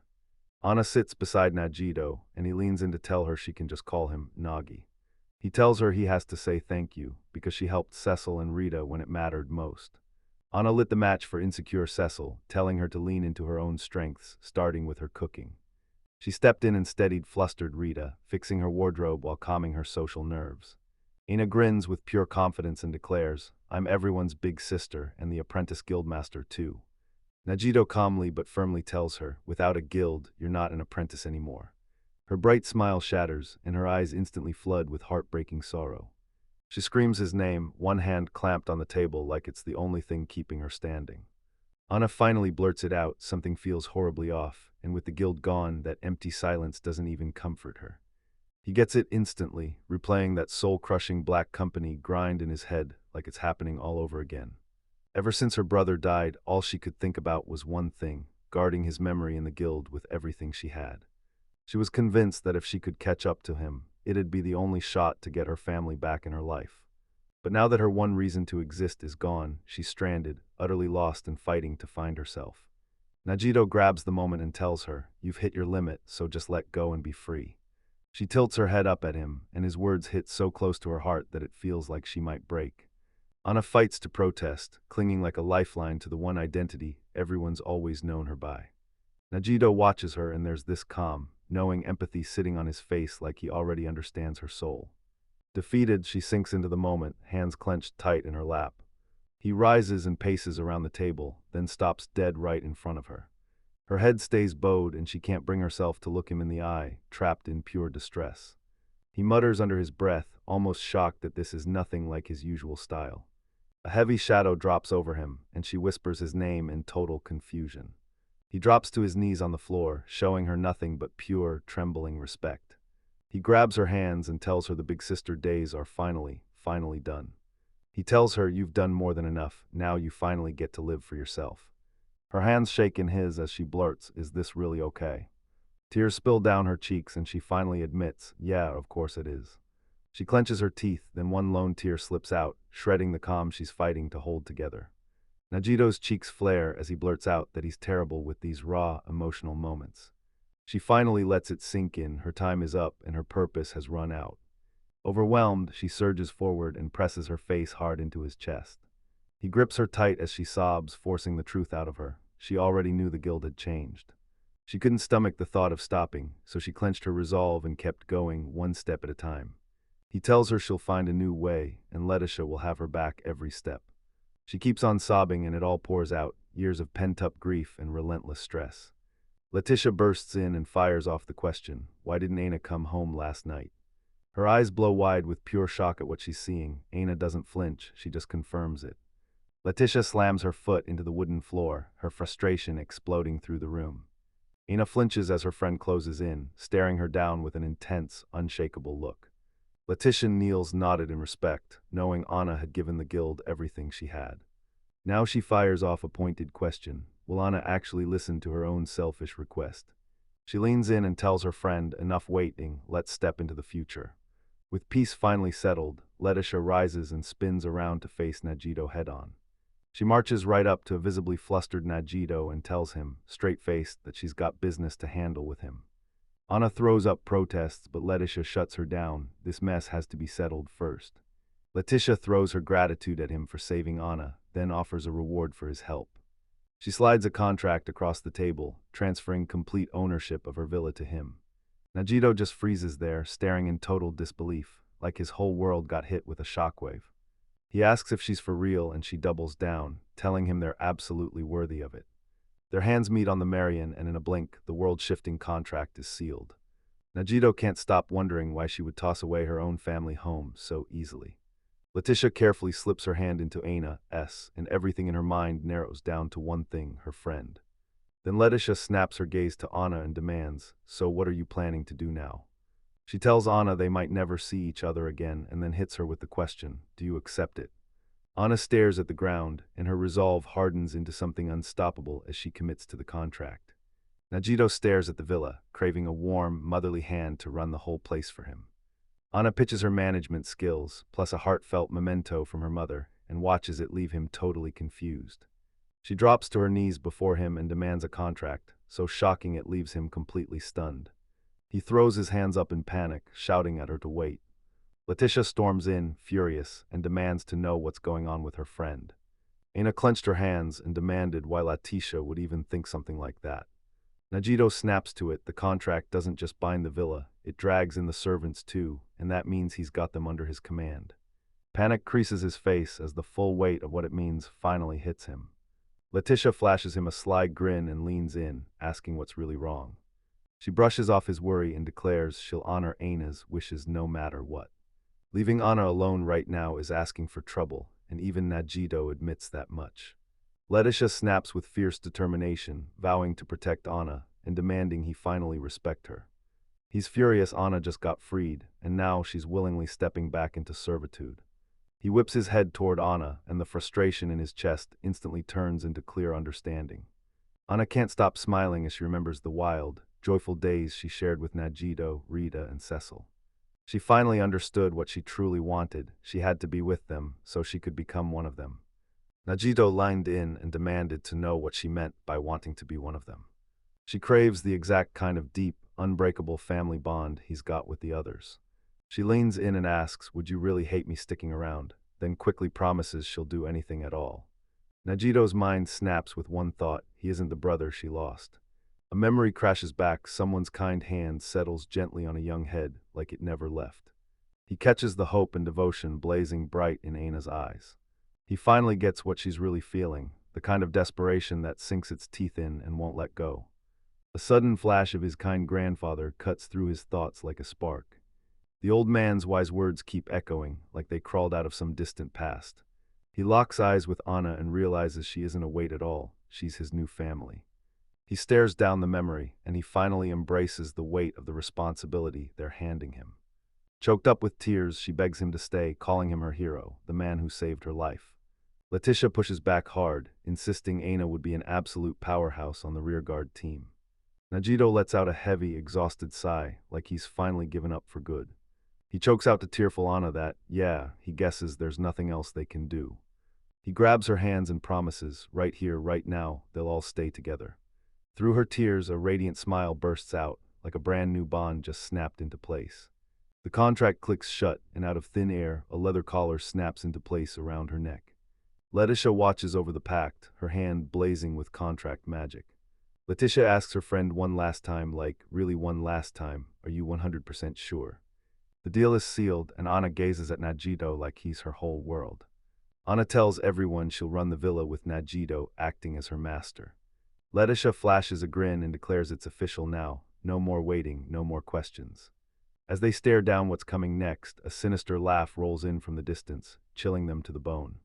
Perched on a throne, a winged being scans the air and catches the souls of the new heroes. The world lurches forward, yanking us from one disaster straight into the next looming threat. A fresh day breaks and Najito yells, "Rita, are you ready?" Rita vaults over him with a dramatic flourish, then blurts out an apology for making him wait. A reader bursts in, breathless, yelling that they're sorry for keeping Najito waiting. A bright grin lights up her face as she finally clicks, everything she'd been suspecting is true. When morning finally crashes in, Rita yawns and stretches awake as Najito starts laying out every detail. Cecil nods with a soft, blushing smile, locking in Najito's words like she's totally bought in. Rita pitches fresh nicknames, and just like that, she leaves a totally baffled Najito standing there, lost. Letitia, perched on her horse, will lead them once she's done loading up the camp supplies. Najito gets totally blindsided the second they bring up camping. She bolts away, grumbling about an Earl's parade, and that's when she confirms Najito's worst suspicions. Anna shoots Cecil a quick look and begs him to help shove their luggage together for the journey. Cecil pelden yael der yevani akrakui svita ke perishche u irielesye, beudete oje yezenael. Chatoatoteve yete azave yesitebe udeusche ye, ivegoalove yuin yegeozeve uchal de invel peroes. Chatoasen em de yeelata yeri. She freezes in place, torn between curiosity and fear, not knowing what that mysterious scroll is truly worth, or why it matters at all. Najito's eyes lock in like a laser, and before anyone can blink, he's already cooking up his next move. Cecil shot herself a reassuring wink, practically telling her, "Don't worry, everything's going to be fine." He studies the scroll in silence, trying to crack how it could possibly help Cecil. Buzzing with excitement, Rita grabs at Najito, dragging him toward the mouthwatering food stalls that smell too good to ignore. She beams as she clings to his arm, and a little heart pops above her like a love-drunk signal. He stays stone still, hand hovering right near hers as she holds him close. His face hardens as he fires off the question, was this whole thing really just a game? Rita pouts hard but grudgingly nods, because even this mess is still part of their job. He shoots her a serious question, why would you ever offer to become a slave? And the air feels heavy the moment he asks.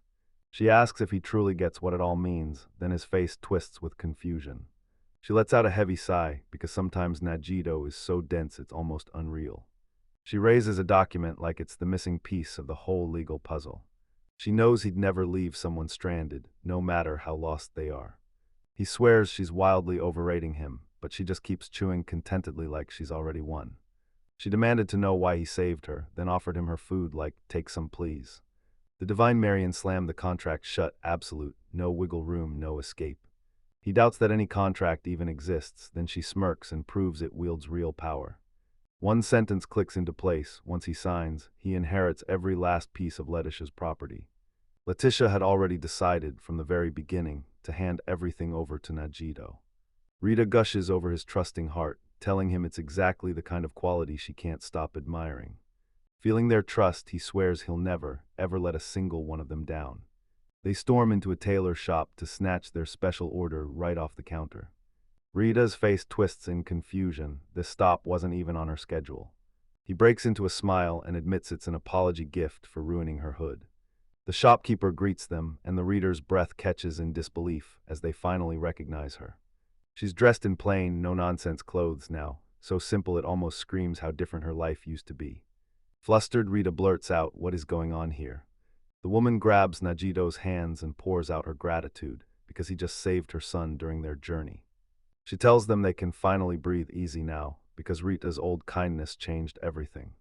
The woman's jaw drops when Rita, this top-level official, steps in and helps them herself. The boy beams and rushes to show Cecilia the toy, like he's holding up pure, simple happiness for her to see. Rita breaks into a smile, glowing with pure joy, and getting overwhelmed that her choices brought her all of this. Nagido stays perfectly still, waiting as the last details for the gift are finished. He spots the chaos flooding the city streets and demands to know what's going on. Rita grins and tells everyone the festive buzz is for a big, upcoming Earl's parade. The Demon Sword quest keeps rolling. Now it's been seized and twisted under the corrupt Earl's dirty control. Rita's face snaps into steel the moment the Iduaruna order gets brought up.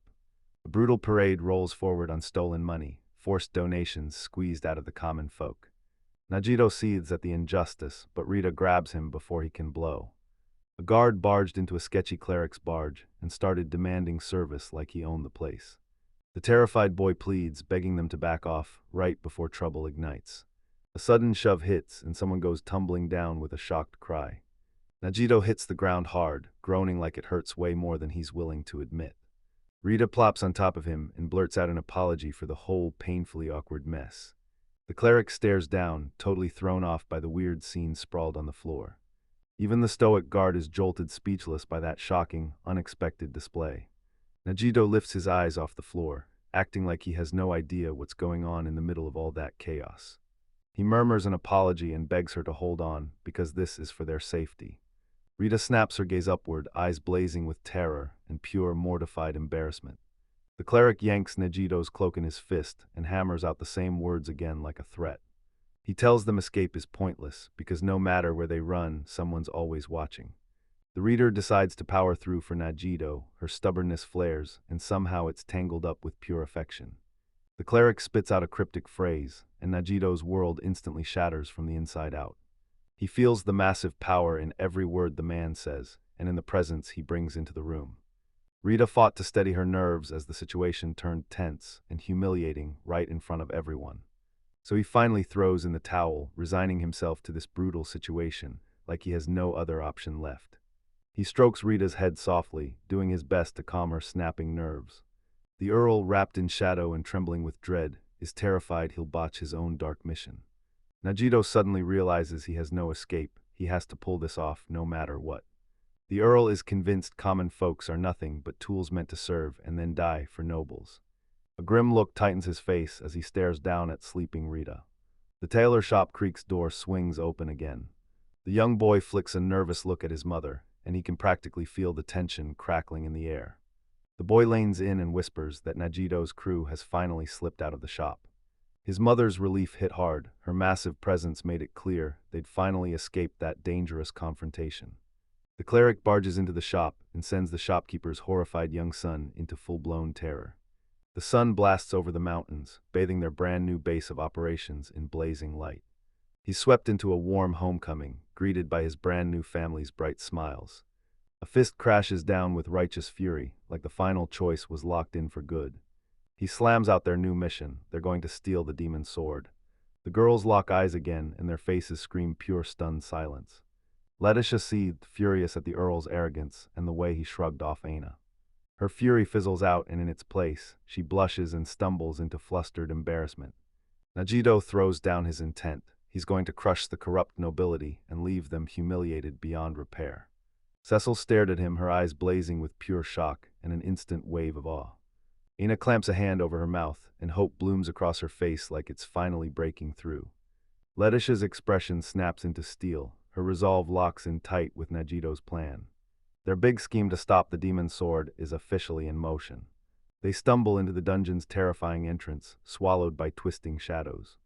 The whole party comes together at once, faces split between raw nerves and iron resolve. They finally dug up the truth. The demon's sword was buried deep inside the dungeon. He's plotting to smash the nobles to the finish line and snatch the prize first. He snaps his adventuring gear into place, and total focus hardens in his eyes as they get ready to set off. A sword snaps into its sheath with a sharp click, like it's daring the dangers ahead to come get it.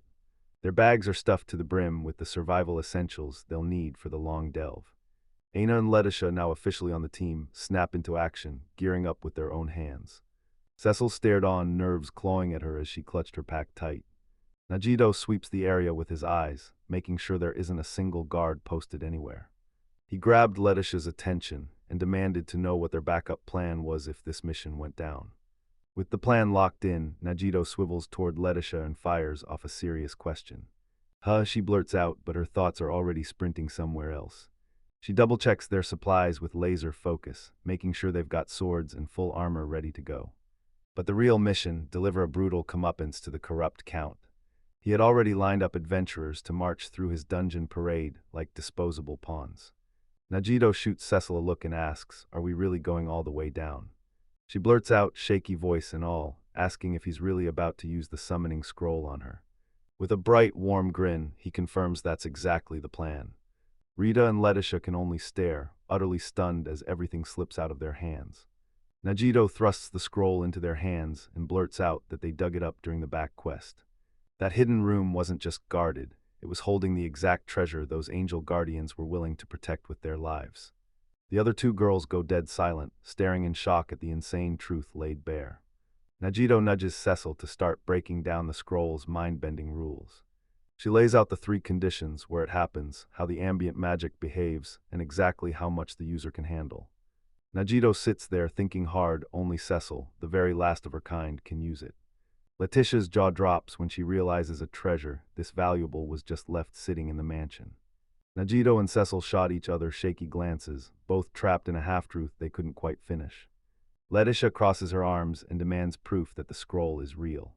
The whole crew just freezes, awkward silence snapping the air shut for a beat. Cecil steadied her breathing and braced herself to sell the perfect, believable explanation. Najito shrugs it off, saying that the scroll's specialized language was just impossible for him to grasp. Cecil blurts out, fast as lightning, that this is exactly her specialty. With total confidence, she slams her palm down and declares she's checked every incantation herself. Najito and Cecil finally drop their guard, and the weight crushing their hearts lifts in one huge rush of relief. Letitia narrows her eyes, but for now she buys the explanation. With the plan back on track, the mood lifts and the whole party starts feeling alive again. Najito quietly admits Cecil could have pulled that sword out any moment he wanted. Letitia drops a warning: if a place is packed with mana, it could be anywhere, even right under your nose.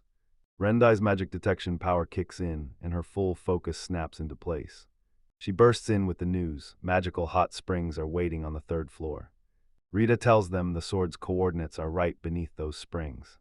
Letitia lines in, eyes locked, taking in every word like it could change everything. Najito stares at the dungeon map, then zeroes in on the very last spring. Rita is blown away. He still remembers the layout down to every tiny detail. He admits he drilled those documents into his memory at the Commoners Guild. Letitia and Rita stare in awe because he's prepared for everything. No detail slips through the cracks. Letitia admits she wants to humiliate the Count, and she's not backing down. But Najito straight up declares his real mission: keep everyone safe no matter what. He awkwardly tries to liken it to being stuck with overflowing garbage you just can't ignore. Letitia buries a laugh because his oddly heartfelt analogy catches her off guard. She finally sees the truth. He'd drop everything to help people. No big heroic mission required. "All right," she says, and you can hear the respect in her voice. "Let's go." She whips around, stunned by the look on his face. Najito finally admits he never even expected her to show up and go with him. Letitia's mind basically blanks when she hears his assumption. Are you seriously trying to leave me out now? She snaps, the hurt blazing all over her face. Among their footsteps he moved in close, wearing a knowing, gentle smile. Cecil stares in shock as Aina suddenly steps in and steals the moment. Anna declares that as a noble, Letitia will step in and help repay Negito's massive debt. Aina then grins and playfully calls Letitia a spoiled brat, straight up blaming Negito for it. Flustered, Letitia snapped at Anna, ripping into her for teasing her. Aina keeps that bright smile and speaks up for a noble she trusts, like she's repping family. Letitia's cheeks blaze red as she tries to shoot the accusation down, but the truth slips through anyway. Negito stares at Letitia, holding his breath for the real reason to finally spill. She pokes her cheek like she's checking her nerves, and then gathers her thoughts before she finally speaks. She tells him clear as day, "You're my comrade and my closest friend." Negito's eyes visibly shimmer as her heartfelt declaration of friendship hits straight in the chest. He grips her hand and, with full-on formality, welcomes her to their quest. Aina grinned, thrilled that Letitia, once so alone, finally found her place in the world. Rita and Cecil can't help but stare in awe as Aina wrestles the chaos under control. Right at the dungeon entrance, Letitia plants her feet and declares, loud and clear, that she's going with them. Negito spreads the plan out. Anna and Letitia step up to lead the vanguard. He declares that this strategy will carry them safely through the first 2 floors. Letitia's eyes widen in shock, but she nods and jumps right into the plan. They plunge into the dungeon's darkness, and the air feels so thick it's like it's holding its breath. A single glob of thick slime slithers off the cavern's ceiling and plummets into the dark. Anna snaps that they need to plow through the weak monsters fast, no lingering, just straight to it. Negito fires her up, telling her to go all in, and swearing they've got her back every step of the way. "Yes, master," Anna fires back with a bright, joyful smile that practically glows. With a fierce shout, she bursts ahead into the dark, determined to reach whatever's waiting there. Negito and Cecil fix their eyes on the scene as their brand new vanguard charges in and rips the assault open. Letitia watches with bated breath, desperate to see how Anna will survive the fight. A giant toad hurls a slime blob that splashes right beside them, harmless as a prank. A monster data file blares the truth: this thing is a giant toad. A whole swarm of grotesque amphibians explodes out of the shadows, leaping like something out of a nightmare. Their signature move, a savage body slam, powered by a massive high jump that flings them right into the fight. Anna snaps her skill on, and her plain broom bursts into a blinding glow. "Aina, what on earth are you doing with that broom?" Letitia screams. Cecil calmly tells her, "Don't worry, everything's okay," like she's sealing the panic shut. Anna whips the broom through a massive arc, blasting the air with a crushing wave of force. Letitia's jaw drops as the monsters rocket through the air after one brutal swing. Aina slams down her command. Everyone moves out for the party's advance. She yells back to a stunned Letitia, who's falling behind like she can't process what just happened. Anna leans in and says she begged for this role just to watch the guild struggle, grind, and grow. Cecil chokes up and declares that she's fighting for the future Negito forged for her too. Both women swear they're fighting tooth and nail for Negito, no hesitation, no excuses. A flustered Negito blurts out that his motives are totally, painfully selfish. Letitia heckles him, laughing that he doesn't have to fake being tough for her. He remembers the moment he bet everything just to bring Aina's memories back. Negito goes speechless, his tough guy act gets totally exposed. Letitia presses on, reminding him how he steadied a shaken Anna. He squirms when she clocks just how much fun he's really having. Letitia can't believe it. Aina's fighting style is nothing like she ever imagined. A glowing skill card blasts onto the screen, showing Monster Sweeper LV1, the power we just unlocked. Negito leans in and admits it. This is the skill he wired straight into Aina's broom. Letitia quips that he's at it again, pulling out the strangest skills like it's always been his thing. He straight up tells everyone it's a brand new version of his building demolition skill. He poured everything into speed training, choosing sharp, lightning-fast skill over brute raw power. It's built to wipe out the weaker monster hordes in one clean sweep. Letitia can't look away as Anna dukes it out, and Negito's real power finally clicks into place. Ina stared at Negito in pure disbelief, blurting out, "Wait, did you actually make a skill?" A brand new power snaps into the world like a warning sign. *** monster sweep LV1**. Anna remembers how brutal it is. This skill only works about 30 to 50% of the time. Negito barks the order and his crew jumps in, some all duty, some fired up like they can't wait. In her crisp maid uniform, Anna plants herself with fierce confidence, gripping her broom like it's a weapon. A little toy-like relic pops onto your forehead, and boom, your skills activate. The very first thing to show up is a tiny, squirrel-like creature, its rocky hide bristling like it's made of stone. Then bam, two leafy, moth-like familiars flutter into existence right in front of you. Then two snail monsters with hypnotic swirled shells burst up from the stone floor. Rita and Letitia crumpled to the ground, crushed by how totally useless those ridiculous familiars turned out to be. Aina flashed a small, knowing smile, her confidence never wavered.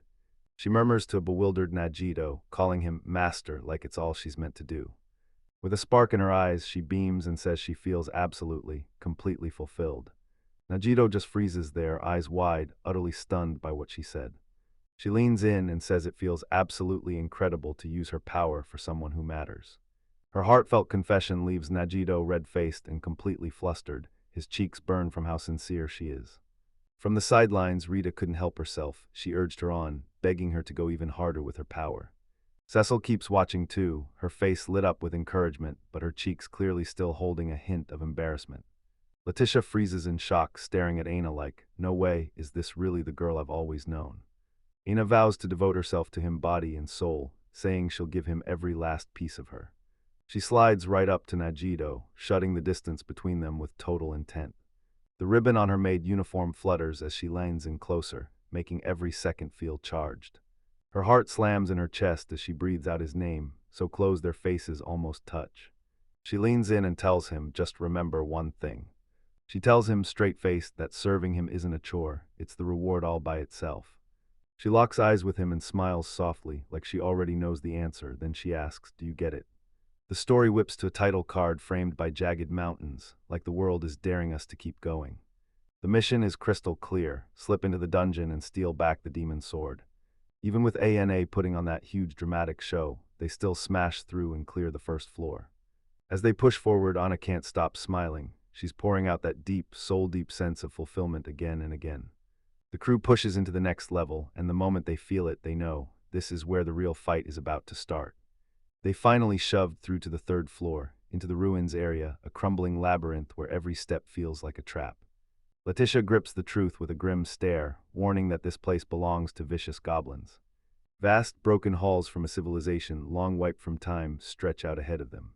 Ina points out that sure, the goblins aren't strong, but their numbers are overwhelming enough to spell doom. In the deepest shadows, glinting goblin eyes flare to life, whispering like a warning that their arrival is seconds away. Anna strides up with fearless confidence and slams her monster sweep skill on again. A goblin sneers, then swings a vicious swat and knocks one of those useless cleaning familiars flying aside. Najito blasts for ANA to run back to safety, like right now.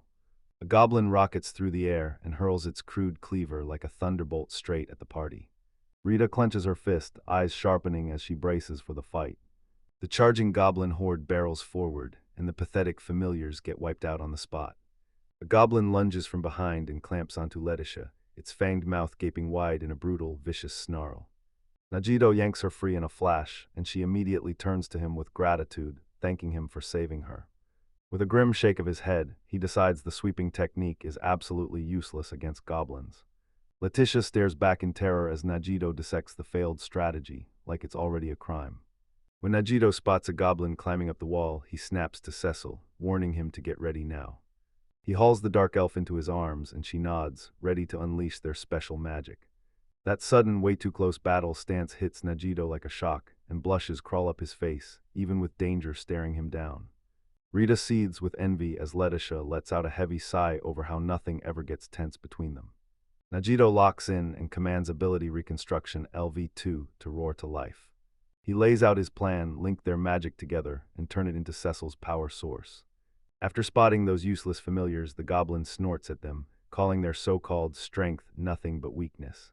Clutching Cecil to his chest, Najito realizes her wild, unstoppable magic is the only way they're surviving and winning.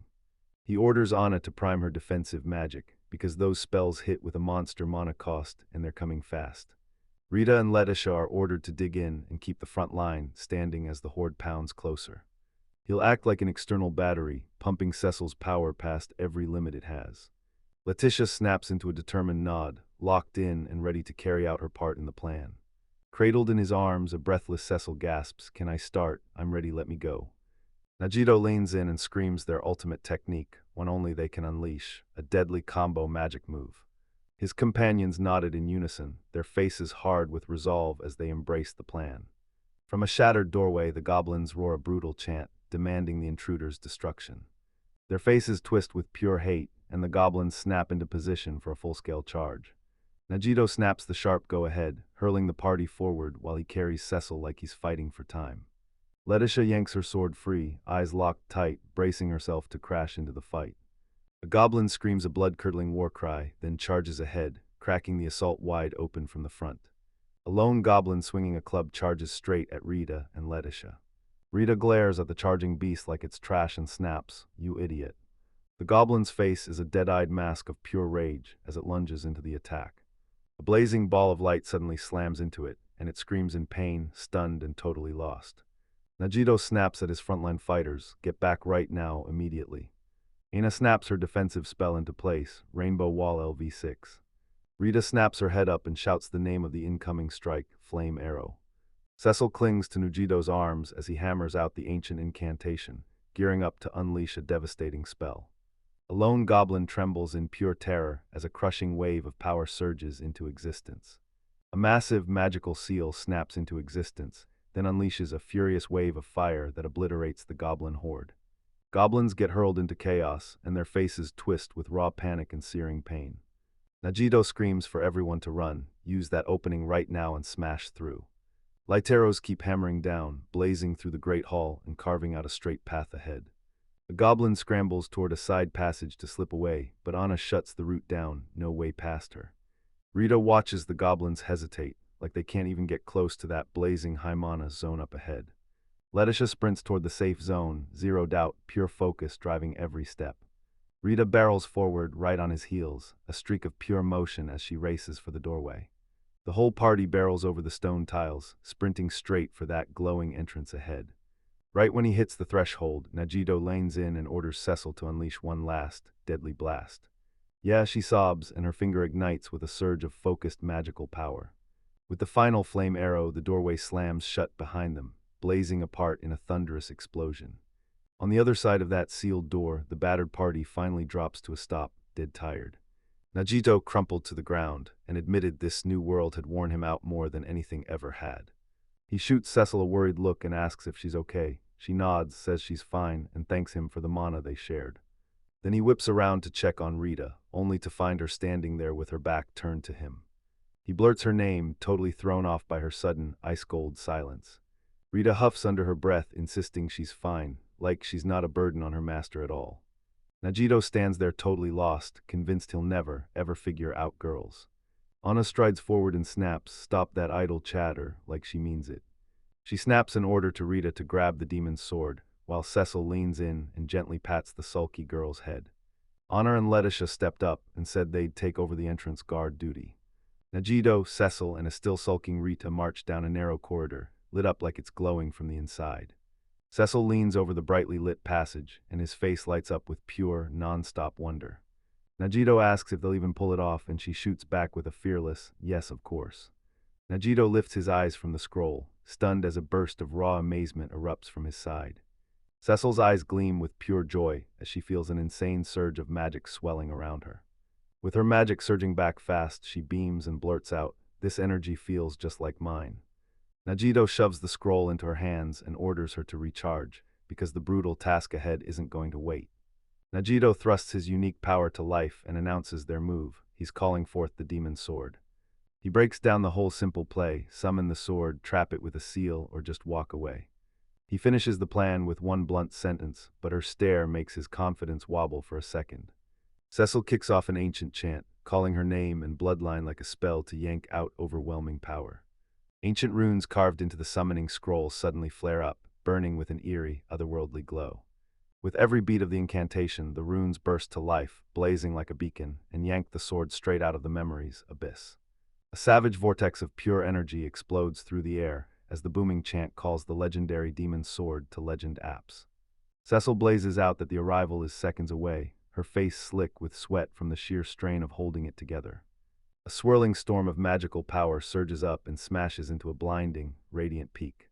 From a flicker of light, a dark, ominous demon sword tears into existence, like it's been summoned from the shadows. Najito and Cecil just freeze, eyes wide as that legendary blade hangs in the air right in front of them. He breathes the name like a prayer, awestruck, then his smile dies as he realizes the fantasy has turned viciously real. Clutching the bag, he fidgets and thinks the weapon looks way too deadly to even touch. Najito blurts out for Cecil to fire her gravity arrow, and she snaps into action without missing a beat. He swings the capture bag wide open, ready to trap that deadly legendary sword before it can slip away. His eyes narrowed to a razor point, and he braced himself to slam the final step of his plan into place. With a shocking snap, the sword rockets straight into his hand, leaving Cecil completely stunned. His fist clamps down on the hilt, and panic bubbles up as he tries to make sense of what just happened to him. He stares in shock, asking how a demon's sword could have just appeared in his own hand out of nowhere. A surge of savage, demonic energy explodes through him, ripping power out of the ancient blade. As Najito's consciousness slips away, he crumples onto a startled Cecil, and Cecil yells his name. He's totally frozen in place, face smashed into her as the sword's power swallows everything. Flustered out of his mind, Cecil stammers that they can't do this here. The sword whispers like it knows. The sword's hilt keeps whispering, like it's begging to be lifted the moment it's out of its current place. A door slams open, shattering the sanctuary's tense silence in one brutal burst. Rita bursts in, yelling she can't believe it, while Najito clamps down and insists this wasn't done on purpose. Rita's stomach drops as panic detonates in her chest, because she realizes just how catastrophically wrong this whole situation is. A blushing Cecil darts in and tells him, "Get ready," and Najito just stands there, totally baffled, stuck wondering what she means. From the doorway, Rita snaps, demanding answers about the chaos, shaking everything up. She bursts in, snaps that everything's gone to hell, and vows she'll yank him off Cecil herself. Rita stumbles and slams straight onto Najito, and a sharp groan of pain erupts from him. A chaotic shriek tears through the room as the pile keeps swelling bigger and bigger. Flustered, Rita crashes on top of him as he stares, totally stunned, trying to figure out what's happening.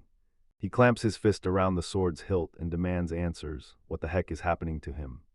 Anna and Letitia sneak into the room, peeking around and blurting, "So, are you done yet?"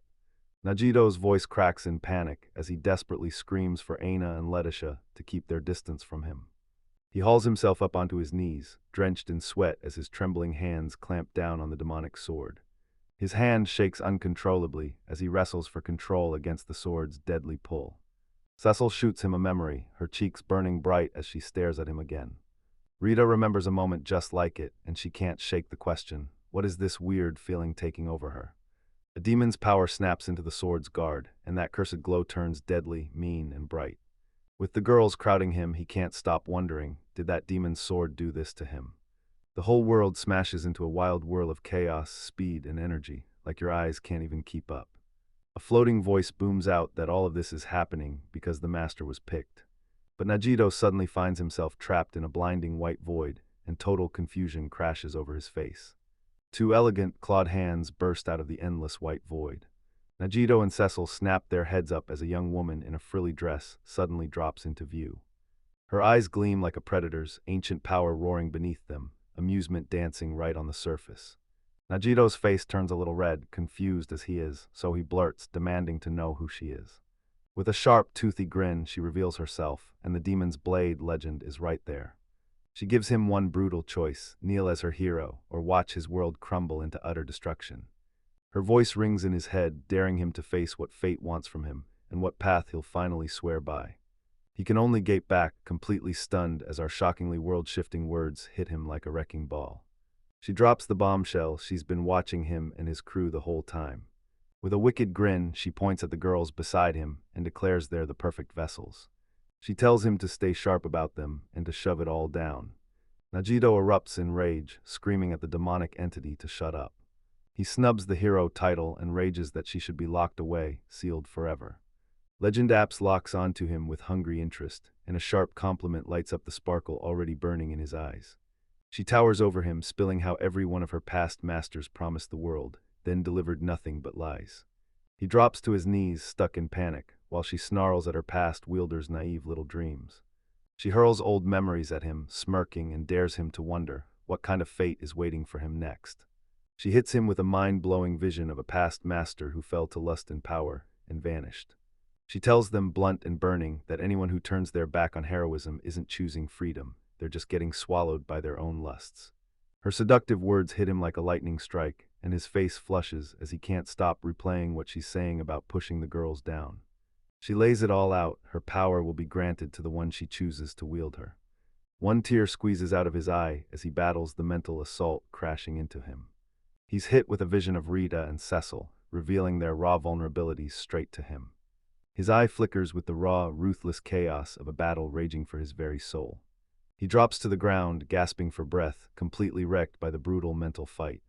He tries to shut her down, telling her to just pick another master, one that's actually more suitable. She brushes off his protests with a cold snap, saying his intentions don't matter a bit to her decision. She snaps his misunderstanding into place, because her choice isn't some random, careless fling, it's deliberate.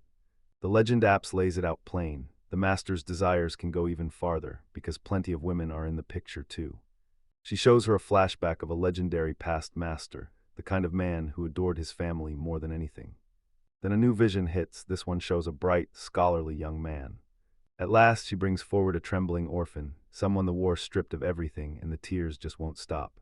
She leans in and tells him the truth. His secret desire hits harder than every hero she's ever seen.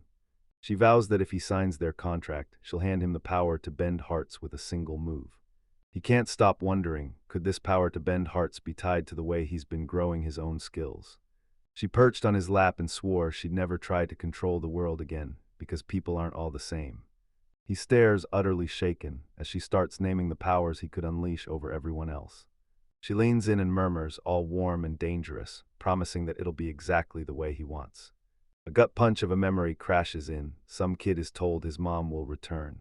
His eyes flare wide, burning with the raw agony of a broken promise he can't forget. He gasps for air, drenched in sweat, and the sword's brutal mental onslaught nearly shatters him. Letitia clocks his weird behavior at once and demands to know what's haunting him. He hurls the sword into the earth, gritting his teeth as pure will surges through him. He blasts out a roar of defiance, then vows loud and clear that he's choosing freedom no matter what. She shoots him a razor-cold warning, become a hero or be erased. She reaches out again, daring him to take her hand and seal the pact for real. An unseen voice softly tells Najito, "You're not that kind of person." Ina grabs the sword and demands, "Do you want to end up like the ones who wielded it before?" She snaps that none of it even matters, because she's the big sister who will always have his back. She lunges in and slides the demon's sword back into his trembling grasp. Her hand clamps over his, pouring her strength into him and pulling him back to reality. Ina's voice sounds like a solemn vow, one she swears to uphold by protecting Najito and the person he saved. She clamps onto him tight and promises, "I'll be your shield," because in this chaos she's his big sister. Cecil scrambles up from the floor, grit in her eyes, ready to shield her master no matter what. Rita's cheeks burn with nerves, but her resolve locks in. She echoes it back and swears she'll be his protector too. Letitia pouts in the background, totally sidelined, while everyone else throws down their intense declarations. A chilling voice cuts in, doubts their power to protect him, and swears there's an unbreakable bond between them. Regina Plus, the demon sword, lounged on her throne like she owned the world, calling herself a fully functional life form with zero shame.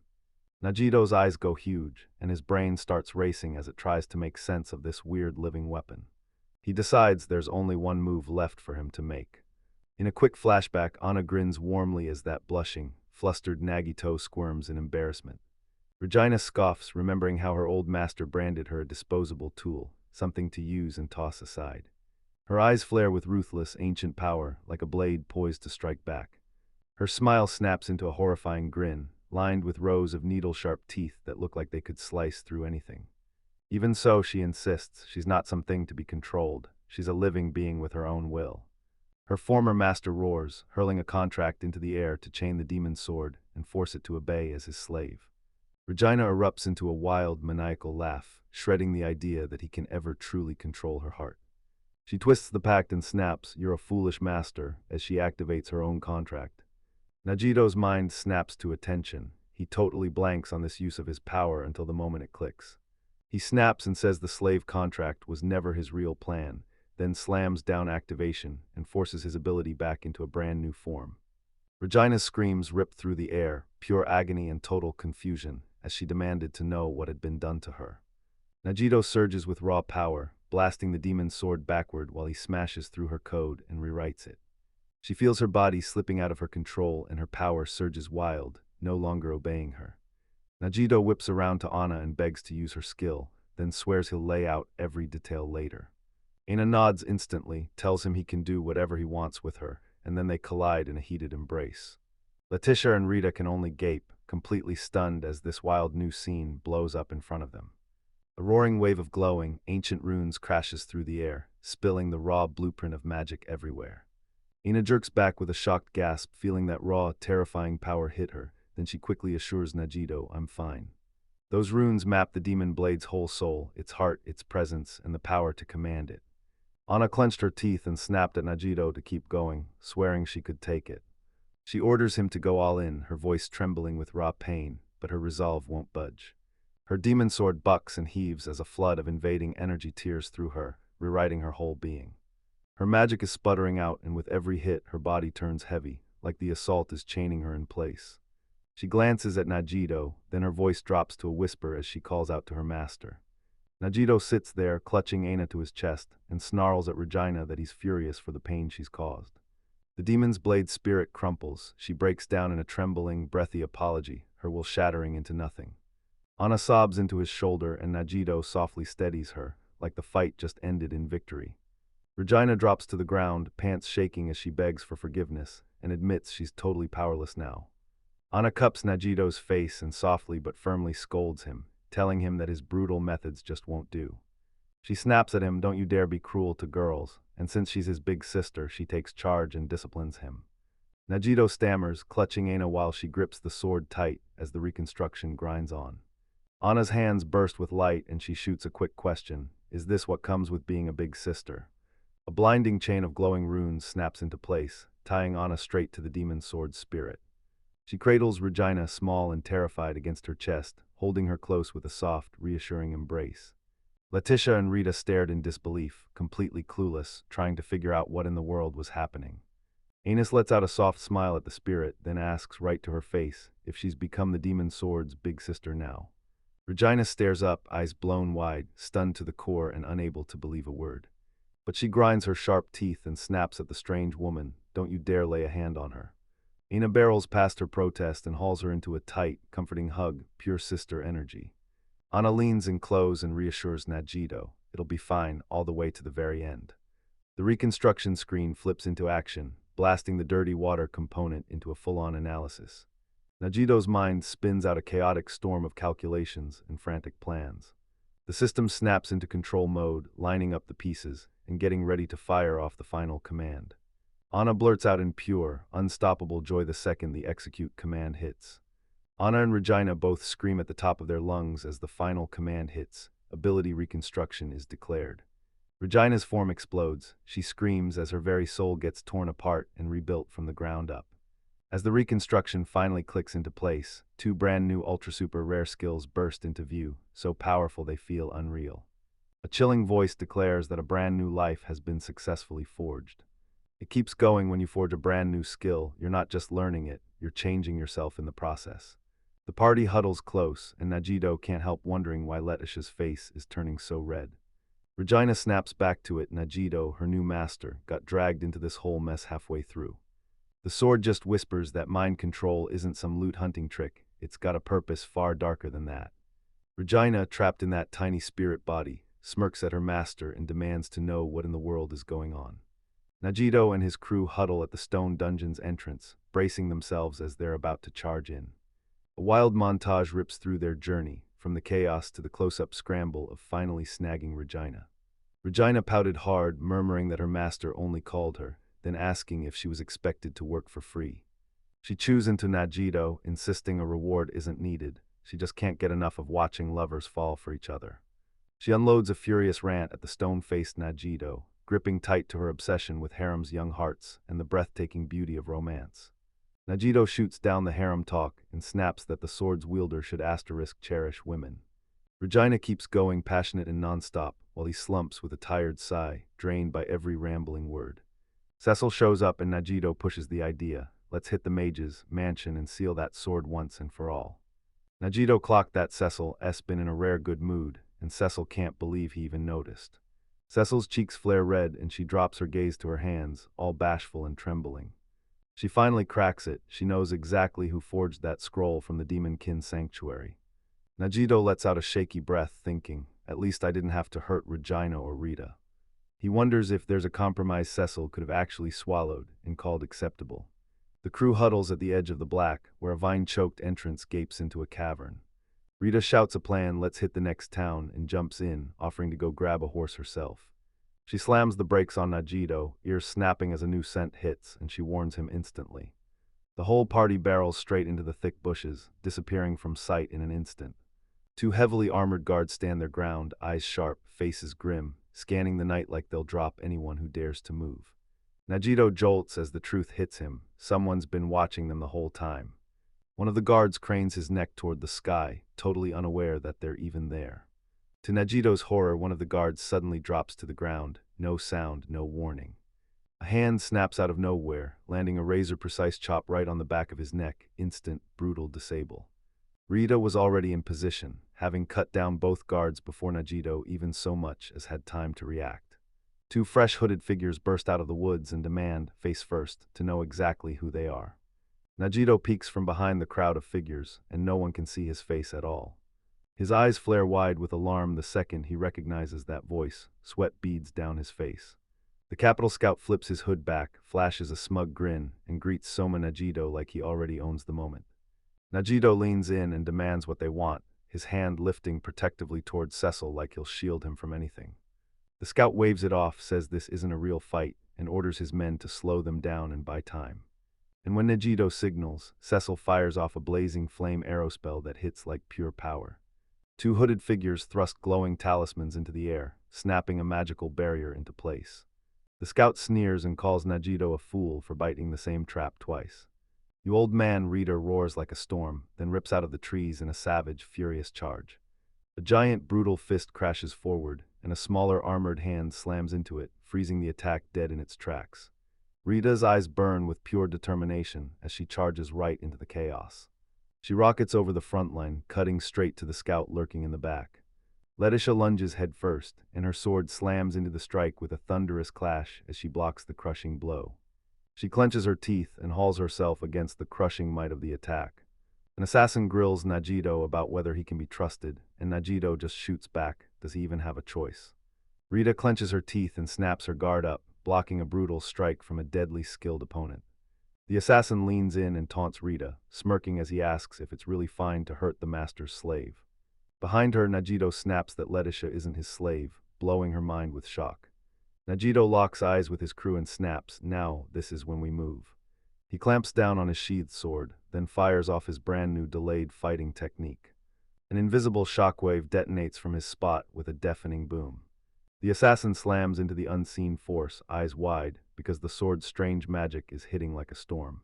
The impact slams the ground, tearing it apart and blasting a savage cloud of dust and debris into the air. The lead assassin clocks it immediately. If this fight drags on, they're the ones who'll get crushed. Najito smirks and confidently lies, claiming their party's real power is 24 members, not just 5. At his command, ghostly slime creatures started to coil into existence right around his feet. The slimes come charging in a wild wave, and the hooded assassins get blindsided, totally caught off guard. Gelatinous monsters surged over the attackers, clinging to their legs and bodies like living chains. One of the assassins freezes, staring at his own hand like it's betrayed him, because it's drenched in goo. The lead assassin whips around to Najito, barking, "Tell me, are you controlling us?" Najito stays cool as ice and calmly unveils his newest creation, an organism domination skill that's finally ready to spread. Cecil smugly smirks and declares slimes are the ultimate masters of camouflage. The assassins have been totally trapped, groaning in disgust as they're stuck in that slime pile. One lone footstep lands in the woods, and an unseen newcomer is closing in fast. Najito corners the last surviving assassin and offers a deal, "Walk away right now, and you'll live." Nia's, the Onikin mercenary, bursts out of the foliage, because she's been watching the whole thing unfold. Letitia's jaw drops. She finally realizes Neo's has been tailing them ever since they left the city behind. The captured assassins break down and admit they were hired to wipe out the guild's master apprentice. Najito starts to panic when Neo slides way too close, warning him that this whole mess is still dangerous. Neos raises a card and leans in, demanding to know if Najito remembers what it means. He relives the brutal aftermath of Koga's defeat, like the memory is locked to that card. In a flashback, Tanaka gets the shocking news. His contracts didn't mean death at all, they were just ripped away and dissolved. NEOS stands there, declaring that the real negotiation is about to kick off right now. She bargains a brutal trade, stay quiet about Koga, and she walks them and her men out free. She demands Najito swear a rock-solid binding oath to her, under the watchful god of contracts. Rita's left utterly baffled by how everything spirals, while Letitia watches with frantic, worried eyes. In a wild, shocking twist, Naya suddenly leans in and drags a long stripe across Najito's cheek. Cecil snapped her hand over her mouth, and her face blazed crimson with raw, no-holds-barred shock. Rita is utterly stunned, her sharp teeth flashing as rage and disbelief crash over her all at once. Aina giggles to herself, convinced Najito is a total ladies' magnet. Najito's face turns crimson as Nia says, "We'll pick this up later," and he's left completely stunned, speechless. Najito pushes for control again, insisting they all pause and size up their skills. Then he strides forward and declares, loud and proud, that he'll be first to spill his status. Najito stands tall and confident as his status screen flickers to life, spelling out his abilities like a warning. Rita pops up on the screen, stunned as she realizes his rare power just leveled up to level 3. He tells them this is how he swaps mana with others while he rebuilds his abilities. A speech bubble pops up and screams that it's officially Cecil's time to step in and prove what she can do. Cecil grins for the camera, striking a full-body pose while her shiny new status screen lights up. A punchy new panel lights up Cecil mid-battle, showcasing her fresh gravity arrow skill in full action. A speech bubble pops up out of nowhere. Rita's turn is here. Rita stands tall with a confident smirk, and a bright green status indicator pops up beside her like she owns the place. Rita sings like a dream, and with one graceful note, she unleashes her brutal buff that powers up the whole party. A speech bubble pops up and yells that Anna is up next to spill her status. Anna beams with a warm smile in her maid outfit, gripping a broom as her status finally flashes into view. She puts her memory sweep skill to the test on 2 helpless assassins, bound tight and totally at her mercy. A speech bubble pops up and tells them to make sure they check on Legna Plus, too. The ornate demon sword is on full display, and its insane self-regeneration power is blazing like the main event. Najito realizes the sword's magic doesn't even show up on the guild's tracking spell. When he checks his own magical signature and sees it's changed, he realizes he might as well be invisible, like magic can't even find him anymore. He bows to the sword and gives it a proper, heartfelt thank you for saving him in the last battle. He points at the cloth-wrapped sword, and it suddenly twitches with a sharp little sound. With a sudden poof of smoke, the sword morphs right in front of Najito, and it jolts him back in pure shock. A little Chibai Cecil pops in, tiny as a joke, and asks straight up if her master will finally take her along. Blushing hard, Najito nods and declares he needs a solid sword, then adds that she's his slave. The tiny sword's spirit beams, thanking him for giving her the new name. Aina and Letitia watch. Letitia grins at Riley and shoots a truth bomb. Najito never really tells her how he feels. Anna bursts into laughter, teasing Letitia like she's never been the reserved type. Rita proudly swears her loyalty to their master is unmatched, no one comes close. Cecil scooted in clothes and asked Najito if he wanted another bowl of soup. That little sword spirit's leap into this world was totally worth it, just to finally meet them. Najito flashes a grin and fires off a question to his brand new sword spirit, straight up demanding answers about where they're headed next, Ilgafa. A flashback rips open and shows the assassins sneering at the idea of hiring some scrawny kid. One of the assassins curled his lip and sneered that punks like him were everywhere, like cheap coins. In her true form, the sword spirit nods and says, "Yeah, guys like that, they're everywhere." Najito sits there with his team, convinced that maybe, just maybe, he'll finally become a hero after all. A crumbling storybook page spills an ancient legend about a boy, a sea dragon, and a pact that sealed their fates. On the road, Najito and Rita are suddenly thrown back into the middle of yet another brutal battle. Rita drops to her knees beside the defeated foe, voice trembling as she apologizes for having to beg her master for help. A swordsmanship LV2 skill crystal bursts out of the monster the moment it goes down. Rita tells Najito to purify the crystal with clean water, make it asterisk his with power. Najito beams and agrees, while secretly tending to his sword spirit, who grumbles that he's nothing but an afterthought. Two demon swords lock in side by side. Legna stares at the fresh new shape, musing like it's the start of something deadly. Rita's totally flustered, blurting a warning that the sword could start demanding affection from him next. A little Chibai Najito girl just stares in total confusion at the weird warning she got. The sword spirit slices the truth to her. She's just another master's slave too, and it wants nothing more than to serve him. Najito feels the weight crush him, and for a second he's ready to lock the sword up until Rita's panic erupts right beside him. That same night, under a sky full of blazing stars, Najito and Letitia kick around their future like it's about to change everything. All the other girls are sprawled in sleep, wiped out from that brutal, grueling journey. Letitia, worn out but stubborn, nudged Najito and demanded he pick up their crucial conversation. By the crackling campfire, Najito leans in and declares that this new place is going to be their home. Letitia starts spilling the truth. Algafa's port city is something truly special. She flips open a map and lays out the truth. This city runs like an autonomous feudal domain. She drops the bombshell that the city is guarded by a sea dragon, and Najito can't stop himself from getting hooked. She points at a roaring skyline and swears the city thrives because the dragons are packed in there. With a stick, Letitia gouges a rough, writhing outline of a sea dragon into the dirt. Najito just can't resist poking fun at her, right in front of everyone, for her awful drawing skills.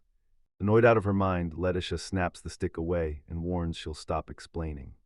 She keeps going, explaining that shrine maidens cast sacred rituals, begging the dragon to guard every ship that sails. Najito leans in with razor-sharp focus, dissecting every detail of the story like it might crack the truth wide open. He steps forward with a respectful nod and blurts, "I've got a question, can I speak?" He fired off the burning question, why would a dragon ever strike a pact with humans? Ines suddenly yells in terror, clutching Cecil as the poor guy burns up with a raging fever. Letitia and Anna sped ahead with sickly Cecil, shouting for the others to catch up. Rita stands shoulder to shoulder with Najito, jaw set as she grimly accepts her job, protecting her master no matter what. Rita whips around to Najito, shouting his name, and he just calmly asks what she wants. She blurts out her questions, wondering what kind of phantoms and illusions are hiding in this world. Najito snaps his finger toward the cemetery, swatting down the whole idea that undead could crawl up from hallowed ground. Rita tells everyone the goddess's statue isn't just for the living, it's built to shield even the undead. Then she beams and points out that the protective statue is shattered, sending Najito's unease crashing in. Najito's face turns grim as he growls, "This is a disaster." He tries to steady his nerves, telling himself it's all good, unless a necromancer is lurking. A skeletal figure in a dark hood slips into the shadows and unleashes a terrifying, guttural roar. An intimidating necromancer in ornate black armor suddenly steps out of nowhere and stands right in front of them. Najito and Rita lock onto the monstrous undead, their eyes going wide with pure, breath-stealing terror. The necromancer lifts its armored gauntlet, ready to unleash a wave of dark power. At its command, a flood of wailing, cartoonish ghosts tears up out of the ground. Rita shot a warning at Najito, touch that ghost, and it'll suck the very life out of his spirit. The necromancer smirks at its own rarity, admitting it can barely remember ever hearing of another creature like itself. It orders the awakened ghosts and skeletons to carry out its mission until their brief lives finally burn out. A captive man trapped in the ghost's grip screams for the fiends to let Lady Iris go. Najito stares, baffled, and keeps muttering Lady Iris, like the name won't leave his head. Ghostly apparitions start swarming around the captured noblewoman, Iris. Spectral minions yank the terrified pair off their feet and plunge them into the graveyard's swallowing darkness. The necromancer clutches the unconscious Iris tight in its armored arms. Najito and Rita can only stare in shock as a ruthless, perfectly timed kidnapping snaps the moment away from them. The creature declares that every witness has to be wiped out, and it almost mourns their terrible luck as it says it. Najito hesitates, weighing every move. Should he really just turn a blind eye to the abduction?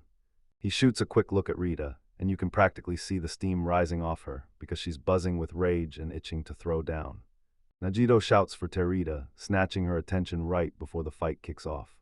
Rita snaps into a fighting stance and blurts out, practically vibrating with excitement, begging her master to let her jump in and help. She presses in, voice shaking, as she begs her master to let her rescue the girl they've captured. Najito stared at his determined partner, and his own resolve started to ignite.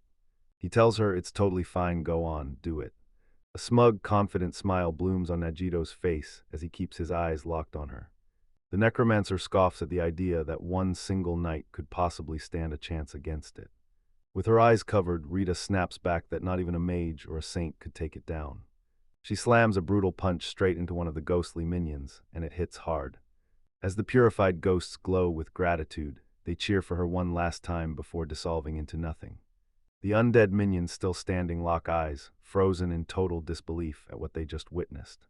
The necromancer's one glowing eye bulges wide, pure shock ripping through him. The graveyard fills with a sharp, menacing crack as knuckles pop, one after another. Rita taunts the necromancer, daring it to say again what it claimed about demihumans. With a blur of holy punches, she effortlessly wipes the last ghosts clean.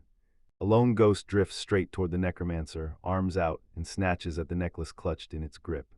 With a casual flick, the necromancer's massive blade cracks through the air and swats the ghost aside like it's nothing. Najito's eyes flare open as he spots a crucial detail buried in that quick exchange. He remembers his sword, Legius, an enchanted blade with a personality of its own. He bursts into a fiery speech, swearing that cute girls are priceless treasures and they have to be protected. Rita rockets forward like a streak of lightning, carving through the dark silence of the cemetery. The necromancer slams his will down on them, demanding they follow the Creator King's mission to the letter and meet the deadline. Rita shoots the passerby a sharp question about their master's business, then whips a flying kick right at them. That sharp, cracking impact blasts through the graveyard's dead silence, like a thunderclap no one can unhear. The necromancer yanks Iris into his grip and snarls, "What is Rita?" as she breathes just a moment. Her crushing kick slams clean into the necromancer's helmet, right on the side. Najito figures it out fast. If Rita's kick actually worked, then those ghosts can't be demons. His eyes narrow, pure determination blazing. There's one big thing he's desperate to try. The necromancer roars at them, shouting that they better not get in the way of its crucial work. Najito locks onto the incoming strike with razor focus, sweat pouring down his brow as the moment tightens. A swirling sphere of translucent energy erupts around Najito's waiting blade. He lunges in and snaps his own blade up to cleanly block the necromancer's brutal, massive swing. The necromancer jerks back, choking on disbelief, and blurts out, "What just happened?" Rita can't believe it, no impact at all, and Najito grins as he confirms his plan is finally working. The necromancer snarls to itself about the mission, the ticking deadline, and the brutal abduction it just can't forget. A watery aura swirls around Najito as he effortlessly snaps aside another devastating strike. He slams his foot into the ground, bracing hard as he prepares his counterattack. A blinding flash detonates right where the blades crash into each other. As you watch it hits her, Najito unleashes a wild, unexpected technique so powerful that her eyes go wide. The necromancer shrieks in pure agony, stunned that his own body is finally taking damage, like, how is this even happening? A screen flashes his fresh new skill. He parries every strike like water slipping around a stone. He breaks it down like this, sure, he's stacking skills, but parrying by itself still won't take the enemy down. He realizes he can flip this defensive move into an all-out attack. He locks eyes with the necromancer and snaps his delayed fighting technique into action. A brutal invisible force comes out of nowhere and smashes straight into the necromancer with a nasty crack. He coolly tells them, "I didn't lose, I just turned that deflected force straight into a full-on attack." The necromancer gets slammed by the late, devastating hit of its own massive attack. Nias realizes this new power lets him block first, and then fire off an instant counterattack right after. A watery aura spirals around his blade again as he fires the skill to life. He ducks as the necromancer's overhead swing down, then watery energy blasts out and shatters the strike. A surge of liquid energy whips around him, and he snaps his guard into place, perfectly dodging the attack. He shuts down both his water sword style and that delayed fighting technique like he's cutting the lights mid-battle. A blinding explosion of pure white light detonates right where he stands. As the light dies down, Najito comes into view, towering over the fallen necromancer. As the necromancer crumples, the unconscious Iris slips free and starts dropping from its arms. Najito rockets forward and snatches the noblewoman out of midair right before she slams into the ground. Najito leans in and reminds the creature of its promise. Every witness gets wiped out. He calmly says the creature has zero room to complain because he's the one swinging the sword. Rita bolts over to them, her face tight with worry as Iris lies unconscious. Rita tightens her grip around the unconscious Iris and looks up at Najito, like she's begging him to finally explain everything. The groggy Iris finally jolts awake, blinking hard as she asks, "Are you the one who saved me?" She drifts back into a foggy memory, one that whispers of a legendary sea dragon. A wild whirl of water erupts like a living snapshot, locking in the legendary beast's memory. The view snaps to a towering stone gate, and just like that, they're back in the city.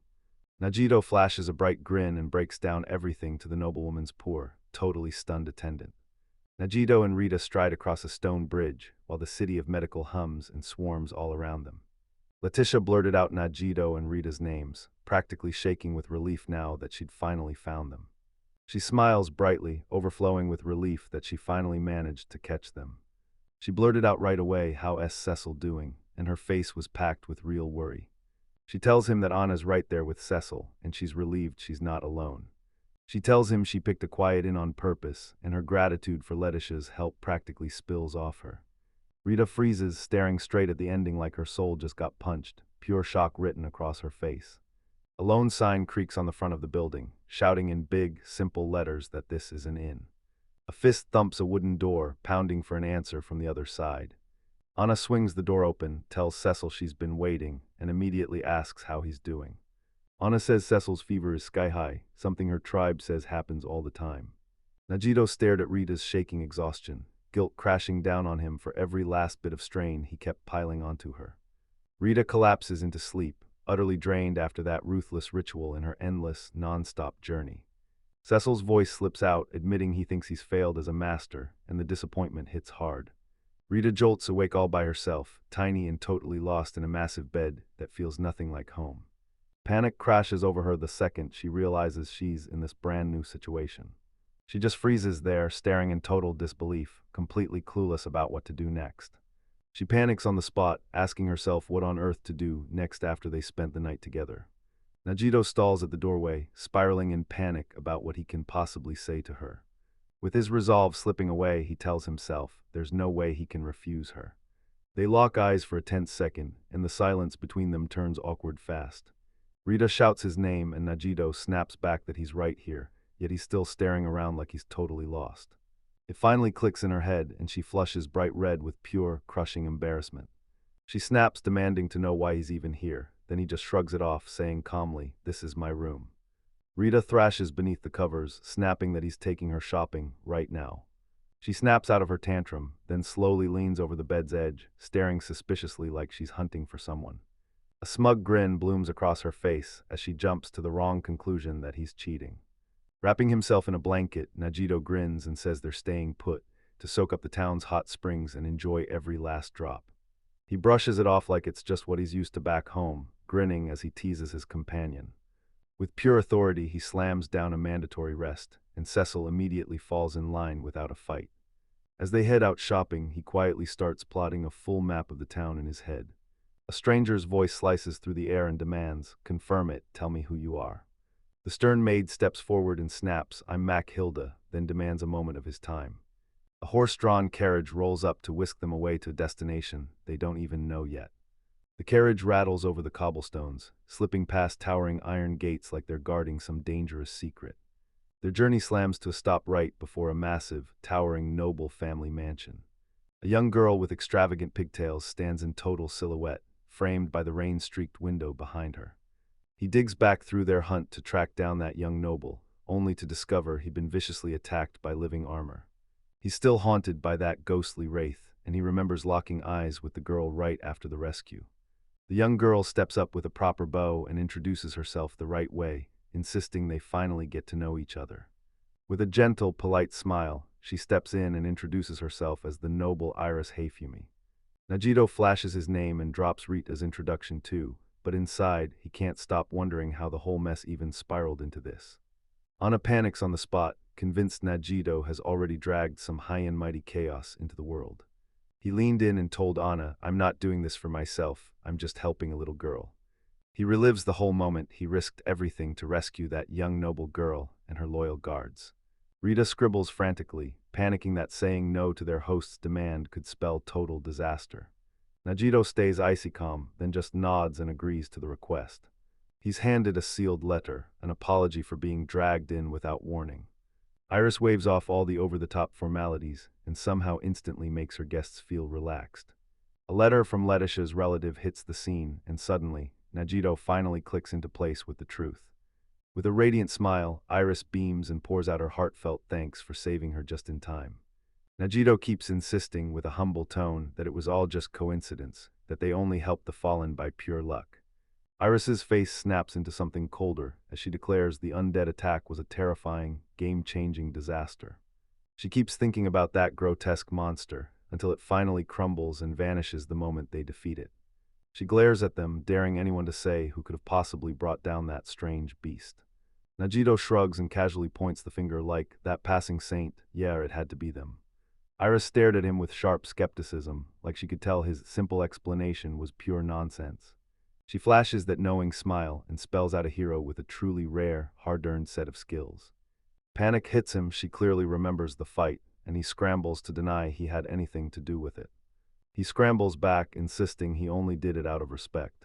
Maid Mathilda watches the heated exchange unfold, her expression locked tight and unreadable. Iris suddenly sees it coming and warns him straight up, making enemies as a trap waiting to snap shut. He's completely stunned by the young girl's sharp, spot-on insight. Her move has him frozen in pure shock, totally blindsided. That tense conversation keeps rolling in the parlor, and the air is so heavy with secrets it feels like you can't even breathe. Rita's jaw drops. She just realized that the noble girl spoke to her with real respect.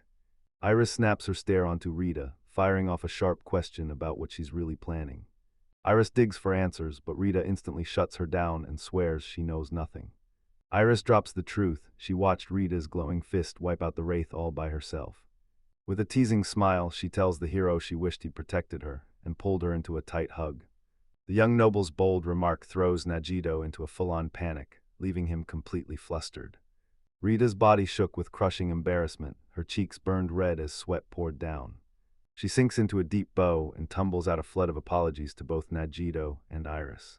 Najito rushes in to salvage everything, lavishing Rita with praise for her amazing performance. Once her playful moment fades, Iris's face smooths out, calm, neutral, and deadly composed.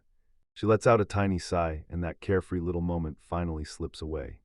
Najito shoots a nervous glance aside, totally thrown, because she has no clue what's about to happen next. With composure back on her face, she declares she'll reward them for stepping in to help. He can't help thinking that this young noble is stubborn through and through. He freezes for a moment, weighing every hidden meaning behind her demands before he dares to say yes. She fires off 2 demands, the first one begging for a taste of his household skills. She tells him her family keeps a whole stash of specialized know-how, just in case their servants ever need it. Her second request was simple: borrow any books he had on old Gaffa's history. He spills where he's really from, then admits his simple curiosity about the local streets, and you can't help but lean in. She sizes him up, her eyes locked on him, baffled by how suddenly, and so specifically, he's become interested in Olgafa. He drops the bombshell that someone gifted him a villa in Olgafa, and he's packing up and moving there. He finally catches on Viscontis and Letitia are teaming up, and they're deep in this together. That knowing look says it all. She's fully tuned in to every scheme unfolding around her. Iris drops her words like a final verdict, saying the moment has finally arrived. Iris tells her maid, we're lending Najito's party our spare villa, and the decision hits like a spark. Mathilda fights tooth and nail against the call, but Iris doesn't budge. She's shockingly steady in her command. Rita decides that a quiet villa is exactly what their recovering companion needs. Iris listens to their debate, because her choice is already locked in, no doubt, no changing it.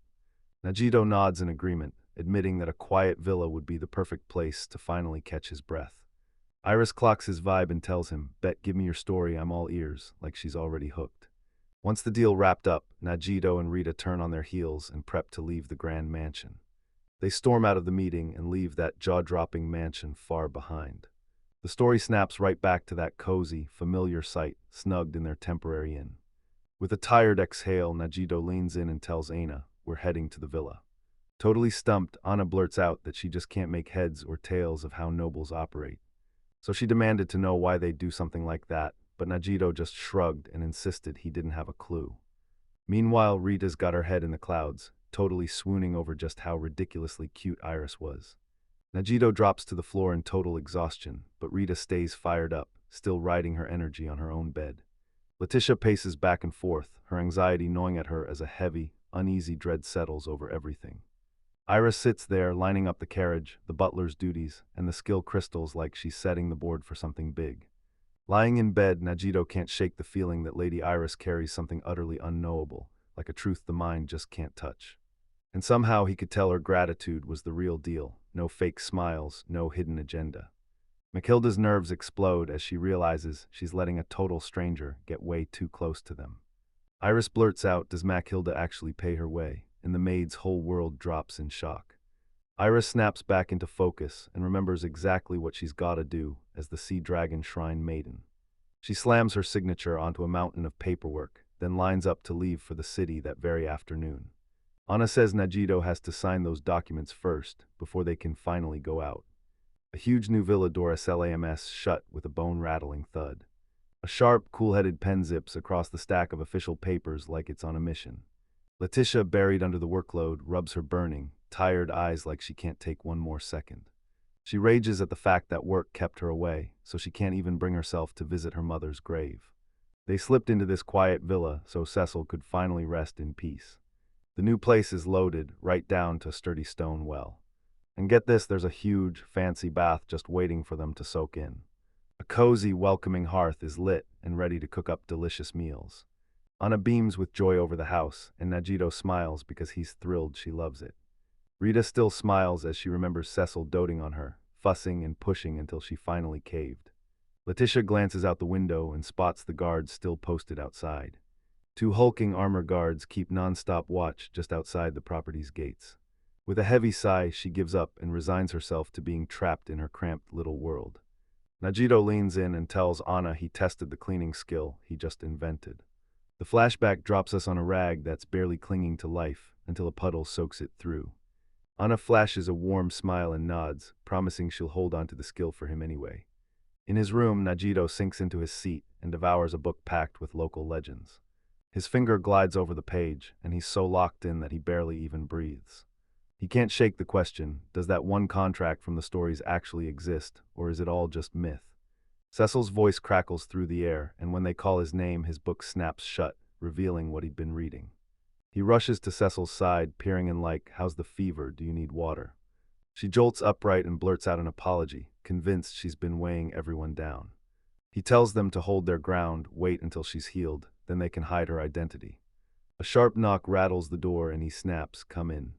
Najito snapped his head up, genuinely startled by the sight of his visitors. Anna strides in with a tray and sweetly asks Cecil if he can eat.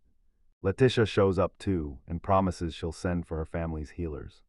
Najito and Cecil both freeze in shock at Letitia's insanely generous offer. Overwhelmed, Cecil finally realizes she can't keep the truth buried from them anymore. Najito flashes her a warm, calming smile and reassures her, it's okay. He told everyone loud and clear, Cecil is the very last of the demon kin. After laying bare that crushing truth, he exhales a tired, defeated sigh. Aina remembers her grandpa's stories about a reclusive demonkin race that vanished into the shadows. Cecil's jaw drops when he realizes the legends weren't just stories, they were real. Najito clocks her reaction and worry tightens across his face. Letitia snaps to attention and realizes that Cecil's own talent is the secret spark behind her massive power. Letitia leans in, tells a panicked Cecil to breathe. Anna's not stopping now, she'll keep taking care of her. Cecil leans in and whispers, "Why aren't you reacting with fear or disgust?" Letitia grabs her attention and reminds her, she's the last survivor of a race everyone despised. Tears pooled in Cecil's eyes as she choked out, "Do you hate me? Are you disgusted with me?" Aina and Letitia locked eyes, and in that quiet stare, they both understood exactly what needed to be done.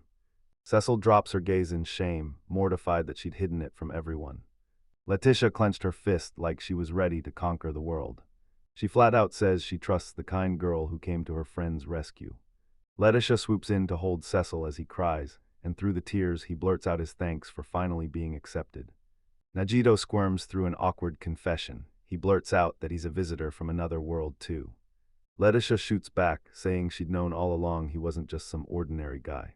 She softly pats Cecil's head and makes it crystal clear, her recovery comes first, no exceptions. Najito awkwardly braces himself outside the room as it fills up fast around him. He starts sweating through his nerves, feeling like the awkward third wheel in the room. Later, he hunches over books and ancient scrolls, eyes locked in total, razor-sharp focus. He glances over at Cecil, and her name burns on his lips. With the book clutched tight in his hands, he boldly announces he can heal her instantly.